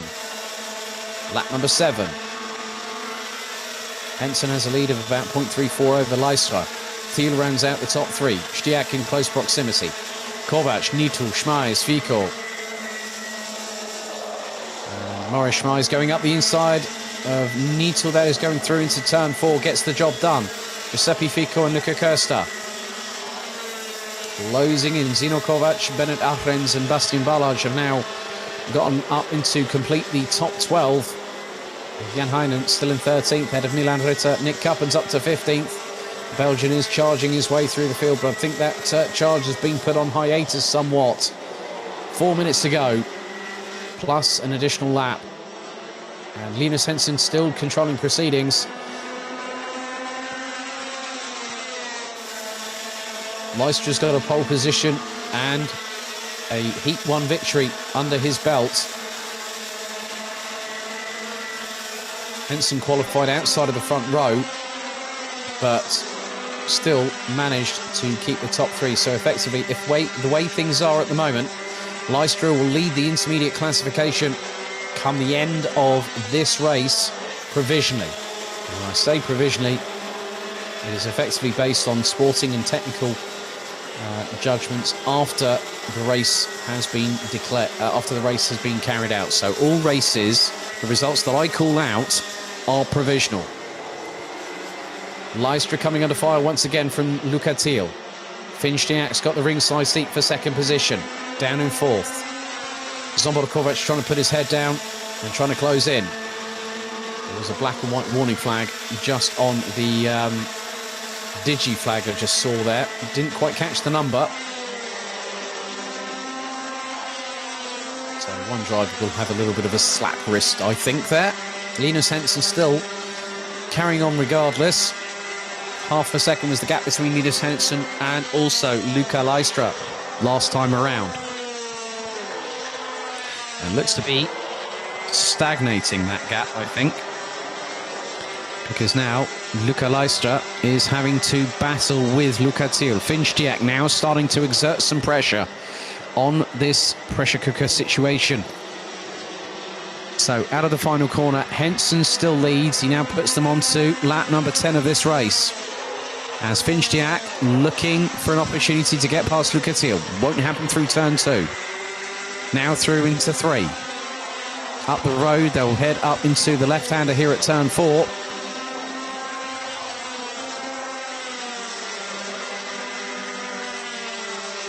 Zomborkovac has not been able to close that gap to those in front as Finchdiak went for a bit of a late brake manoeuvre there going through the penultimate chicane complex here on the circuit here at Mülsen and got to within striking distance of Luca Thiel. We've got just a minute and a half to go, plus 1 lap. Henson had a lead of just over half a second last time around. Has that been expanded? We're about to find out as the reigning and defending champion gets his head down. Gap now 0.7. He has extended it, and he's also put in the fastest lap of the race. He extended that gap by about 1/10.5 that time around did Linus Henson. Luca Thiel also sets a personal best and went over 1/10 of a second quicker than Luca Leistra. But Leistra is hanging on. He's just going defensive. He doesn't want to push the envelope, but he needs to make that Buvin Power Tony car as wide as humanly possible. And what he's doing at the minute is doing exactly what he needs to do. Doesn't need to panic. Doesn't need to get all that adrenaline coursing through his veins unnecessarily. The adrenaline will be flowing, guarantee you that much. However, having a cool and calm head, making good decisions at the right time is going to help you no end. As we go on to the 12th and penultimate lap of this race, Linus Henson now leads by 0.8 of a second. Ahead of Luca Leistra, Luca Thiel, Finchdiak. There's Zomborkovac in the background, 1.5 seconds behind the number 339 from Germany. There's Maurice Schmeiss, Darius Nitu, Giuseppe Fico, Luca Costa, Zino Kovac, Milan Ritter, Bennett Ahrens, Jan Heinen, Nick Coppens now up into 14th, ahead of Germany's Bastian Balaj, Lukas Thompson, Adrian Dobrich, Lasse Heinhardt. The timer has now expired on the counter, so next time around we get the final lap. Lasse Heinhardt, Kian Agassadi and Marek Svitz ran out the top 20. Luisa Keller ahead of Lukas Vavajanak with Philip Keskik, Lukas Hartmann, Max Busch, Denny Bant running out the 26th that still run. But onto the 13th and final lap. Lucky for some, unlucky for others is that number. But Henson has kept a clear ruling hand over proceedings in this senior Rotax heat. But Luca Leistra has kept himself at the sharp end of the grid, the fighting end of the grid. And he effectively, provisionally speaking, will go into tomorrow with the lead in the intermediate classification. This may be a one-off appearance for the Belgian, but he's made an impact here against some of the regulars. But Linus Hansen corners away from taking another well-received victory for him. The reigning and defending champion out of the final corner comes the 333. Henson takes heat 2. Lystra second. Luca Thiel by 57 thousandths of a second manages to stay ahead of Kraft Motorsport's Finn Stiak, who completes the top 4. Zobor Kovac in 5th position. Morris Schmeis in 6th ahead of Darius Nitu. Luca Costa ahead of Giuseppe Fico and Milan Ritter, who round out the top 10 positions. Full course yellow being employed as the drivers are now on their slow-down lap before they get weighed, and all technical checks will be done in scrutineering through Parc Fermé. Bennett Arends in 11th, Zino Kovac in 12th ahead of Nick Coppens, Adrian Dobrich and Jan Heinen rounding out the top 15. Bastian Balaj in 16th ahead of Lukas Thompson, Lasse Reinhardt, Kian Agassade, Maddox Wirtz, Luisa Keller, Lukas Vavajanak, Philip Keskik, Lukas Hartmann, Max Busch, and Denny Bount being the 26th and final driver to round out the 13 laps completed, with Andre Petropoulos retiring on the very first lap. Warte mal ganz kurz.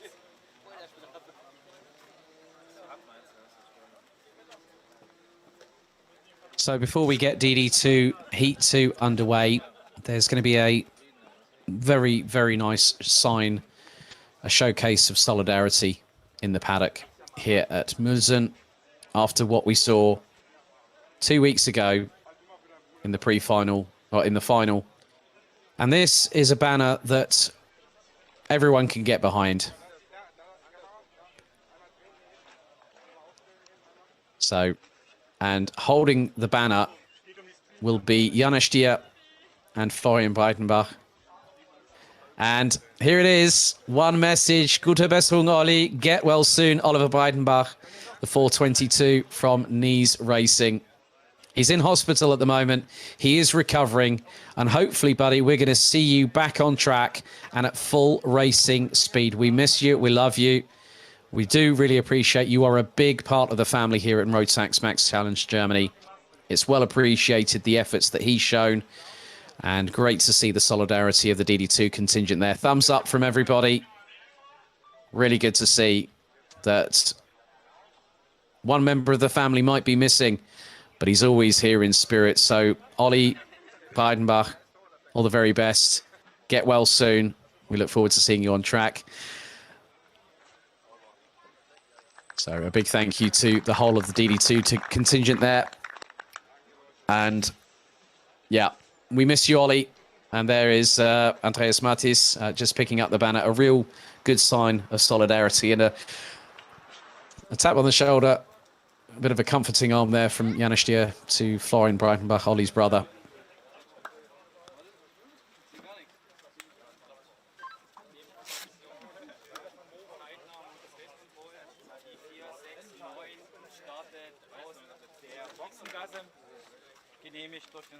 So very shortly we will get on with their penultimate, well, the penultimate race of the first day of action.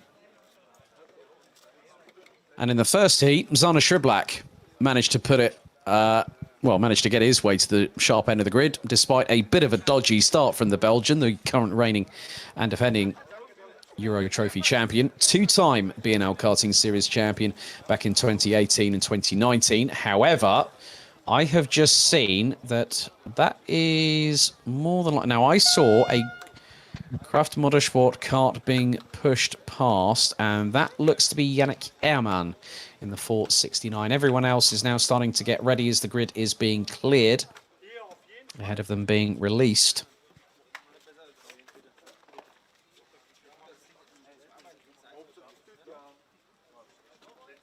Final instructions and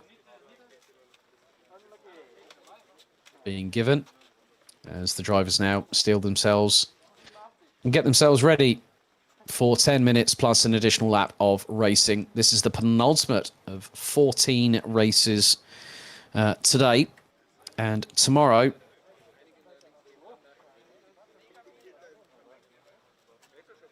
We'll have another 14 races, obviously with the pre-final and the final for DD2 as some handshakes between the likes of Mika Metz, Janis Stier, Florian Breitenbach, Yannick Jacobs, amongst others.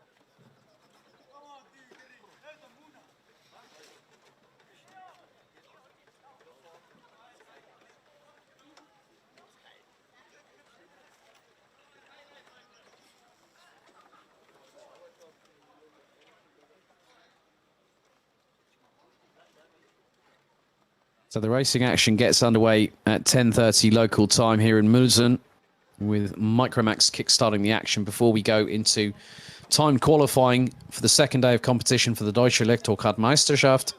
They'll have 2 races which will take place after the lunch break. And we'll have warm-up starting at 9 o'clock tomorrow morning with the DEKM going out first.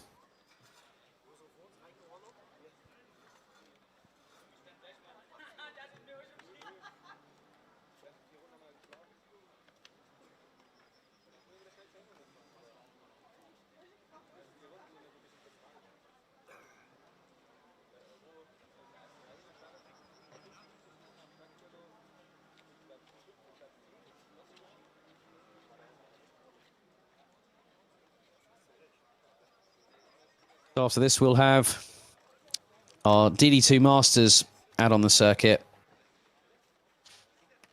And then afterwards, it's time for respite, a good night's sleep, and rest and recuperation ahead of tomorrow, because tomorrow is another day.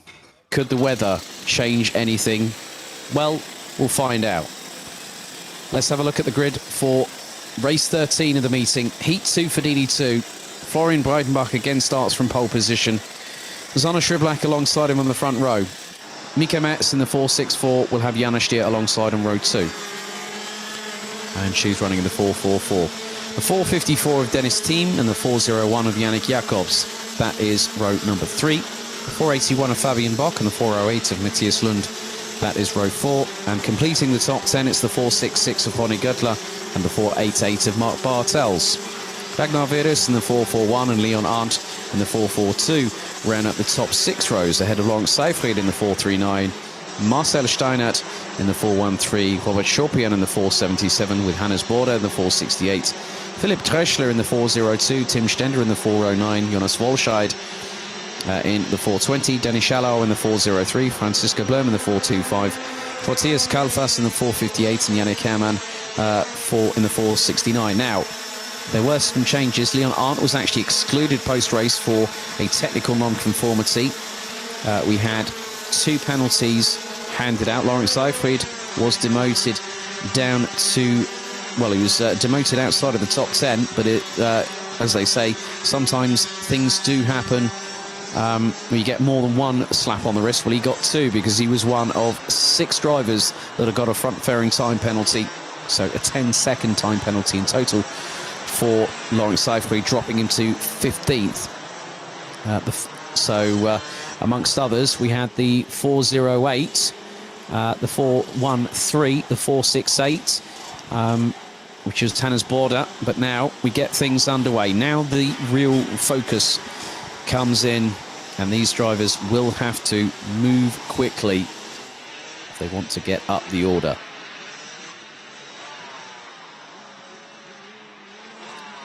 So it's Florian Breitenbach on pole position.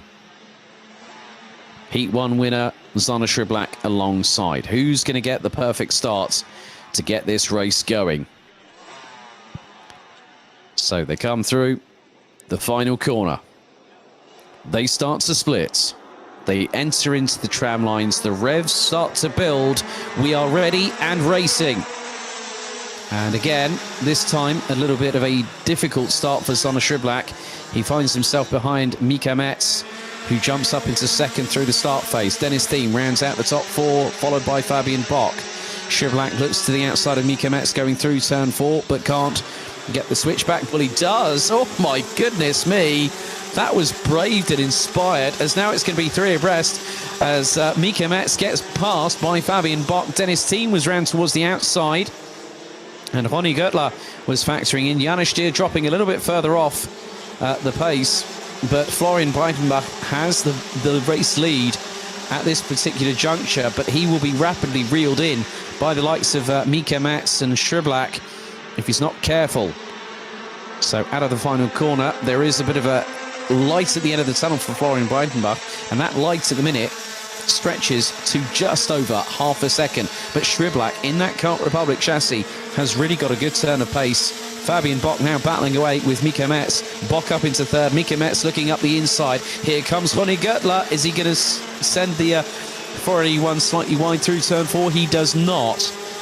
Dennis Thiem completing the top 6 ahead of Janis Stier, Ragnar Verdus, Yannick Jacobs and Matthias Lund round out the top 10 positions. Robert Schorpian in 11th. He's made some headway in this race ahead of Marcel Steinert. Long Seifried completing the top 13, but now the battle for the lead is rather quickly on, with just over a minute and a half completed in this race. Florian Breitenbach was probably wondering, what on God's green earth do I need to do to keep Sonne Schriblak at bay? Well, Schriblak is going to go up the inside. He's going to launch it. He has done, as Breitenbach couldn't really counter-attack if he'd had a really good run. But now Breitenbach is really starting to give Schriblak something to think about. Now, what this is going to do, this is going to bring the likes of Mika Metz, Fabian Bock, Ronny Göttler all into the mix. And then you look at who is following them. And when I say that Robert Schorpian, who rounds out the top 11, is 3.2 seconds behind the leader, expect that gap to be truncated, to be shrunken, to be concertinaed, if you will. But now Schriblak has hit the front, and Breitenbach now has to battle away for second. Now, it hasn't been easy. Now, Breitenbach ended up 4th in the first heat. Now he's got to do it all over again, as now Mika Metz looking up the inside, and here goes Fabian Bock. Does the 481 get through? He has a little bit of a touch, the slightest of touches, but that unsettles him more than it does with Florian Breitenbach, who starts going back on the counter-offensive again with Mika Metz. But on this particular occasion, Mika Metz was able to keep the car ahead at this moment. Fabian Bock is closing. Now, Fabian Bock, a senior when I first came across him in 2018, rather rapid when he made the switch up from senior Rotax to DD2. Straight out of the box, he was quick. Now he's got to set a bit of not just the consistency of pace, but it's also the consistency of results. And he finished 6th in the first heat earlier on today. He's currently P4 ahead of Dennis Thiem, who's got past Ronny Göttler. Janis Stier, Matthias Lund, Yannick Jacobs and Robert Schorpian have all ended up past Ragnar Verdus, who's got Lawrence Seifried closing in on his back bumper. And there is Robert Schorpian, there is Ragnar Verdus, there's Lawrence Seifried. Leon Arndt in one of the other Door Motorsport karts is just behind. Hannes Border battling away with FM Racing's Marcel Steinert over what is 15th on the road. Yannick Herrmann has got past Franziska Blum in the 425, as we have just over 4 minutes of this race done and dusted. Just under 6 minutes to go.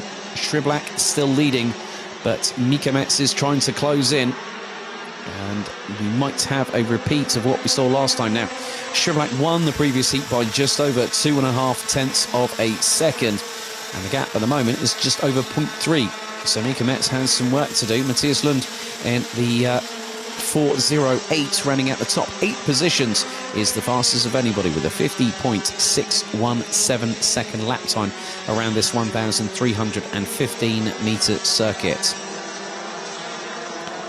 Schriblak continuing to push on and try and stretch that gap, but Mika Metz is not letting the Belgian, who's based out of Genk, just a stone's throw from the home of champions, karting Genk.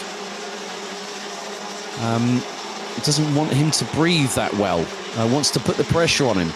But I know for a fact, with having commentated on Zana Sriblak for a number of years now, since 2019, he's one that soaks up pressure like a sponge. Florian Breitenbach has kept the two in front rather honest, as has Fabian Bock. Dennis Thiem rounds out the top 5, and they are covered by just over 9/10 of a second after what has been a rather close six and a half laps thus far. But Sriblak staying in front. It is a car in terms of chassis. It's a Kart Republic 1-2, Maranello in third. Tony Kart rounds out the top 4 with a third Kart Republic chassis rounding out the top 5. Just over 4 minutes to go. And we still have a bit of a stalemate at the minute. But Mika Metz looks to be ever so slightly closing. The gap now just over a 10th. That's the closest he's been to Zana Sriblak in the last few laps. Keep your eyes on Florian Breitenbach. There's 3.5 tenths that separate the top 3.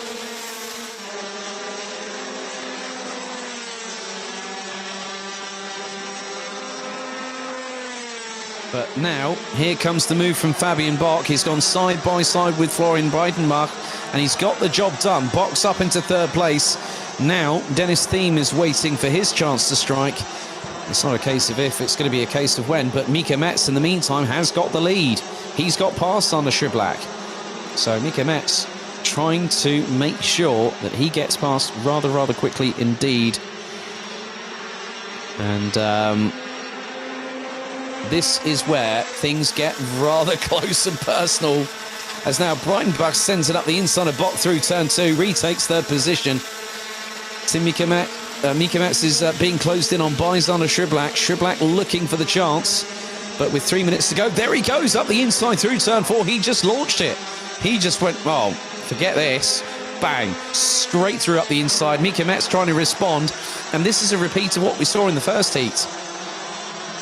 Mika Metz trying to go through up the inside into that right-hander, into the chicane, and then Sriblak just decides, oh no you don't, like literally leaves him standing quite vehemently. But now Florian Breitenbach finds his way back up into the top 3. Dennis Thiem could be a factor in here as well. He rounds out the top 5. Ronny Göttler, Matthias Lund and Janis Stier now start closing in top 8, covered by 1.4 seconds after 9 laps of racing. This is going to get close to the wire, folks. So hold on for the ride, because this is going to be a bumpy one. So just under 2 minutes to go.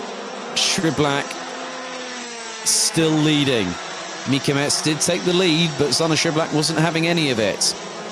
Florian Breitenbach definitely wants to get a win under his belt this weekend, and especially when his brother's watching.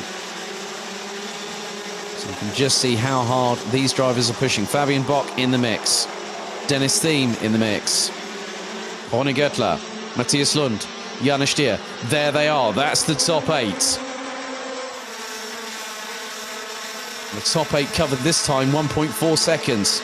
Breitenbach had to go defensive going into turn 2 on Fabian Bock, and managed to keep it there. Mika Metz waiting. Just over 1 minute and 10 seconds still to go. This is how close DD2 racing really gets when everyone is trying to get the upper hand on everybody else. And Zana Sriblak seems to have that penchant, that ability to really showcase that you put him in a pool full of piranhas, he will swim to the top and he will get out there quickly. So the good thing is Sriblak has got this plus 1 additional lap still to go. About to complete lap number 11. So on to the penultimate lap. It is nip and tuck between Sriblak and Metz for the lead of the race. But Florian Breitenbach is there, waiting in the wings as they come through turn 2 for the penultimate time. Oh, there's been a drama for Dennis Thiem. It looks like Ronny Göttler could go for 5th position as Mika Metz goes up the inside of Sriblak to retake the lead on the penultimate lap, lap 12 out of 13. And Sriblak's not giving up at all. These two are out for blood, let alone having their elbows stuck out. My goodness me. But we've got one more lap. We've got one more lap after this one. But Mika Metz hits the front. Sriblak took second in qualifying, one heat won, and now Mika Metz looks to spoil the party. So final lap board now comes out. Mika Metz in the 464, leading the way ahead of Schriblak. Schriblak looking menacing. Up the inside he goes, does the Belgian through turn 2. And now this time he gets a chance to stay ahead of Mika Metz, and that does very much happen. So effectively, when this is all said and done, I'm sure that Zana Schriblak and Mika Metz will have a quick exchange afterwards. Say, God, you really put me under pressure there. But look, you got to look behind. Florian Breitenbach is not out of this. Neither is Fabian Bock. Neither is Ronnie Göttler. The top 5 were covered by just under a second last time around. And this is going to go to the wire. Now, Schriblak's got a good lead. Who's going to end up second? Because Breitenbach could get the run on Mika Metz. It's going to be close, but it was not close enough. Schriblak does the double. Mika Metz was 0.3 of a second behind at the flag. Florian Breitenbach edged out by 61 thousandths of a second by Mika Metz to take third. Fabian Bock fourth, Ronnie Göttler fifth, Matthias Lund sixth, ahead of Yannick Jacobs, who rounded out the top 7. Top 7 at the flag, covered by 1.661 seconds. Dennis Thiem in 8th, Ragnar Virus in 9th, Jana Stier in 10th, ahead of Laurent Seyfried, Robert Schopian, Hannes Border, Mark Bartels, Marcel Steinert, Leon Arndt, Tim Stender, Jonas Wolscheid, Philipp Dreschler, Dennis Chalau, Franziska Blum, with Fortius Kalfas being the last of the 22 drivers that finished the race, with Yannick Herrmann unfortunately retiring on lap number 4.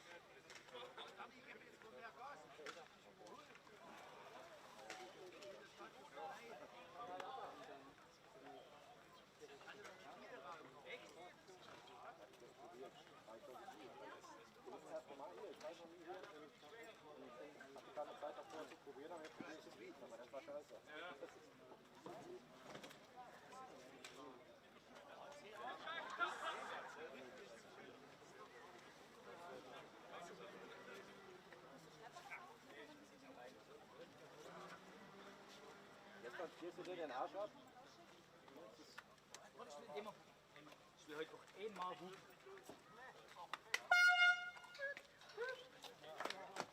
Das war mir jetzt nicht, das ist einmal am Tag.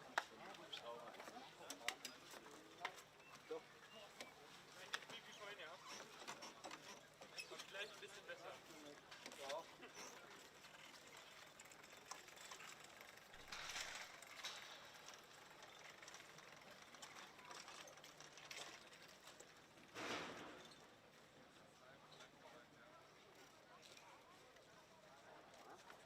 Grid is now cleared for the final time. 3 minutes before we go ahead with our 14th and final race of today. Another 14 races tomorrow here for second round of the Rotax Max Germany season here at Motorsport Arena in Mülsen. And just having a look at the results post race 1. The decision was made that there were quite a few changes, actually, in terms of the... Well, we found that the 506 of Tommy Helfinger was given a 5-second penalty for blocking. The 550 of Thomas Piet got a 5-second time penalty for pushing. Then we had 3 drivers that got hit with a front fairing 5-second time penalty. Marco Winkler was one of them. Also, the 560 of René Born also got a front fairing penalty, as did the 570 of Tanja Yildiz, with the 503 of Andres Frenzel getting a second penalty for pushing as well. But here's the grid for the 14th and final race of day one of action here in East Germany. Tommy Helfinger starts on the front row of the grid, and alongside will be Daniel Schollenberger, who was declared the race victor for Heat 1 earlier on today. Michael Becker in the 526 and Stefan Grabau in the 555. That is row number 2. Thomas Piet in the 550 will have Marco Winkler in the 566 alongside. Patrick Weinstock in the 585 and Lennart Schreiber in the 524 complete the top 4 rows, and completing the top 10 and, more importantly, row 5. Andreas Frenzel in the 503 and Klaus Barnett in the 502. Konrad Bayer in the number 580 starts 11th, ahead of the number 560 of René Born, with Nico Heiner in the 523, Tobias Greve in the 586 and Tanja Yildiz in the 570, along with Falco Birkholz in the number 520, completing the 16-strong grid. So after this, we will bid you good evening for tonight and welcome you back with the warm-up at 9 o'clock tomorrow morning, local time here. And then we get things underway with racing at 10:30 tomorrow morning, courtesy of Micromax, with their first of 2 races here after the intermediate classification has been fully decided. So now they cross the red line, which means that they have to slow down and get into formation ahead of racing. It will be 10 minutes plus an additional lap, as they now start to close up in formation, with Tanja Yildiz and Falco Birkholz rounding out the 16-strong grid. Helfinger on pole. Now, there is a notable absentee because I spot no Michael Becker. Now, he's meant to start on the inside. Now, he might... it looks to be... let's just see what happens here. Right, have we gone lights out? We have. And it's a battle royale between the likes of Stefan Grabau and Daniel Schollenberger going into turn 2 for the first time. Thomas Piet nearly at loggerheads with Marco Winkler. And there is, and I thought as much, Michael Beck has been released from the pre-grid. So he's got a bit of work to do. So at the moment, Helfinger leads, Schollenberger in second. It's Grabau, Piet, who rounds out the top 4. And then I think it is Marco Winkler in the 566 who completes the top 5, ahead of FM Racing's Patrick Weinstock. They come through to complete lap 1 very soon, but that's if before that Daniel Schollenberger manages to get past Tommy Helfinger. Well, at the moment, number 522 trying to get past. He looks towards the inside, coming out of the final corner. On this particular occasion, Helfinger leads them across the lines to complete lap number 1. Gap between first and second was 62 thousandths of a second. And a bit of a run wide there from Schollenberger, and that allows Stefan Grabau to get up the inside and take second position. And then there's dramas for Helfinger. Helfinger might have run wide, and that has allowed Stefan Grabau to take the lead of this race rather easily. So that was a moment and a half. I'm just going to have a look back on what actually transpired, because going into turn 4, Helfinger uncharacteristically ran wide, went on the grass, and that allowed both Grabau got past Helfinger, and then so did Schollenberger, and it looks like Helfinger's just been passed. He has, for third place, courtesy of Marco Winkler. And here comes Thomas Piet to look to get his way past, but Helfinger absolutely resolute. Just behind Patrick Weinstock is with them as well, along with possibly looks to be Lennart Schreiber, as Helfinger up the inside of the 550 of Thomas Piet. And there's a bit of a touch, and that has caused major damage. That has ended the race abruptly for Patrick Weinstock. The left front absolutely decimated as a result of what happened there. I'm just going to have a quick look, because effectively Helfinger went for the move up the inside of Thomas Piet, and then all of a sudden, yeah, there was a touch, and then that just unsettled. And I'm not too sure if there was a slight failure through no fault of that incident, but it could be the ramifications of reverberation, vibrations going through from one part of the kart to the other, and that can happen. So that means that Patrick Weinstock's day has abruptly been ended, and now the battle for the lead of the race is between Stefan Grabau and Daniel Schollenberger. And there is Klaus Parnet. No, it's not Klaus Parnet. I think it's Andreas Frenzel, who is also on a safety kart chassis. He's just been passed by Helfinger. So Grabau leads the way. Schollenberger close on the back bumper of the 555. Marco Winkler rounds out the top 3. Winkler's really enjoyed running in that Parolin chassis. You can just see how much quicker he is in that kart, and he is closing on the 2 in front. Michael Becker, in the meantime, has got himself up into 14th position, but Winkler's just put in the fastest lap, 51.689 from the FD Motorsport driver running on the Parolin chassis. And this is for position right here. This is the 503 of that was a move and a half from Andreas Frenzel on the 524 of Lennart Schreiber. Here comes the 502 of Nies Racing's Klaus Parnet, who goes up the inside. Oh, they nearly tangle, and Parnet loses 2 places, maybe nearly make that 3. Oh, there's been more dramas just behind. Oh, Nico Heine gets compromised through no fault of his own. It was just because of the fact that Parnet just went and sent it, and all of a sudden it all went horribly wrong, because Parnet went up the inside of Lennart Schreiber into that chicane, and he just got it completely crossed up. And all of a sudden went in the way of, unfortunately, impeded Nico Heine. So Heine now has dropped all the way down to the back part of the field. Literally pretty much the last of the 15 drivers that are still circulating. 5 minutes and 20 seconds still to go. Stefan Grabau leading by the smallest of margins, ahead of Daniel Schollenberger. And the lead between the two was just over 0.1 of a second last time round at the completion of lap number 5.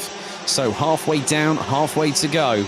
Schollenberger absolutely determined as hell to get past Stefan Grabau to take the race victory, but Grabau will not make it easy. The Crafton Motorsport driver on the Tony Kart chassis leads the way. Marco Winkler is closing. Hand over fist, he wasn't the quickest out of the top 3. However, the gap between the top 3 is now just over 0.7 of a second.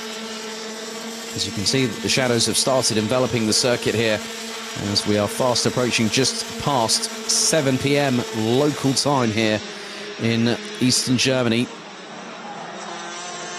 And Schollenberger had to resolve himself to second in the first heat, which would eventually become the race victory. Now he wants that intermediate classification lead come tonight and be in with an opportunity for getting a good result for tomorrow in the first of 2 races. But rest assured, with the 2 fighting at the front, Marco Winkler will factor into this race in the dying moments of it. Now, Schollenberger's gone quickest of anybody, 51.663. That means he's winding up the volume to level number 11, in the words of Spinal Tap, is the 522, but Marco Winkler is keeping those 2 in front very, very honest. And what's more important is that Schollenberger has slipstream assistance, as does Marco Winkler. Stefan Grabau has nothing. No assistance whatsoever. He's there punching the hole in the dirty air for the 2 behind. The gap was just over 0.66 between first and third last time around on the completion of lap number 7. However, that looks to be closer still, because Winkler has been pushing. Out of the final corner once more, again they go. Lap 8 now completed. And the gap is 0.45.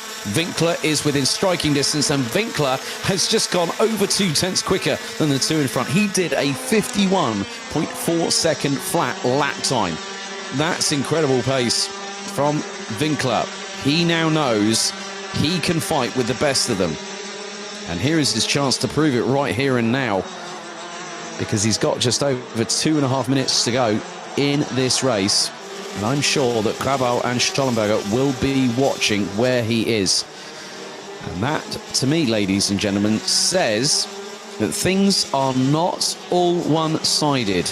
It's not so cut and dry as a particular film, a comedy movie in Hollywood would, had as one of its lines, where it wasn't easy to say, well, yeah, it's 50-50, it's down the middle. Well, with the facts of the matter that the top three are covered by just over 4/10. And on that particular occasion, Daniel Schellenberger set a personal best, but still was not enough to break this stranglehold that Grabau has on the race lead. But Winkler is there. So the biggest quandary remains is that Schellenberger has to say to himself, do I attack? Do I defend? Or do I stay where I am? Because the biggest thing here is that Schellenberger will be at the front of the intermediate classification going into tomorrow's proceedings. Less than 90 seconds on the clock to go, plus an additional lap. We're about to complete lap number 10. So it'll be this plus 2 more laps. So on to lap number 11 we go, with 1:18 on the clock. And Schellenberger just doing exactly what he needs to do. He knows that he doesn't necessarily need to pass Stefan Grabau to take the race victory, but it is a solid result. If he stays in second, he might be disappointed, but then he'll have to look at the flip side of the coin, the other side of the story, where he can say to himself, well, hang on a second, I've just done exactly what I needed to do to keep myself in contention for the weekend victory this time around. And you can see he's gesticulating there to Marco Winkler, of all people, saying, come on, man, let's go for it. And now he had a little bit of a look there, did Schellenberger, onto the 12th and penultimate lap of the race, and also the penultimate lap of racing here today at Mülsen. And Marco Winkler has again gone quicker than anybody, 51.394. He wasn't satisfied with the 51.4 was Marco Winkler. Oh no, because he now knows that those two in front, the gap between the top three was 0.28 of a second. We will go on to a last lap, and it could have dynamite proportions coming with it. Because now you can see them, Schellenberger right on the back bumper of Stefan Grabau. He's looking to the right, he's looking to the left. Winkler gets late on the brakes going through the penultimate right-hander. Through the final corner they come. Final race lap of the day. And Grabau still leads. Schellenberger second. Winkler looking up the inside. Oh, that was close. Winkler had a sniff at second. He went for it, but it was not close enough. And Winkler was 62 thousandths behind Schellenberger on the line on the completion of lap number 12. But Grabau has done exactly what he needed to do after dramas for Helfinger. Put the 5:06 down on the grass, and it was through a mistake. It was through a genuine mistake. These things do happen. You can try and rotate the kart in, but if you get that snap-on understeer, that's going to put you in whichever direction the kart's wanting to go. But Stefan Grabau will be absolutely beside himself with glee, because he comes out of the final corner. It's a win for Kraft Motorsport and Stefan Grabau. And Daniel Schellenberger pips Marco Winkler to second by just over a tenth. Tommy Helfinger fourth, Andreas Frenzel in fifth, Thomas Piet in sixth ahead of Lennart Schreiber. Konrad Bayer, another top 8 finish, and there is a very, very happy Stefan Grabau from Kraft Motorsport. The 555, he did the business. And there's Klaus Parnett coming in to wish him congratulations. That's the sporting side of this category. I really do like this category. There's so many great characters in this.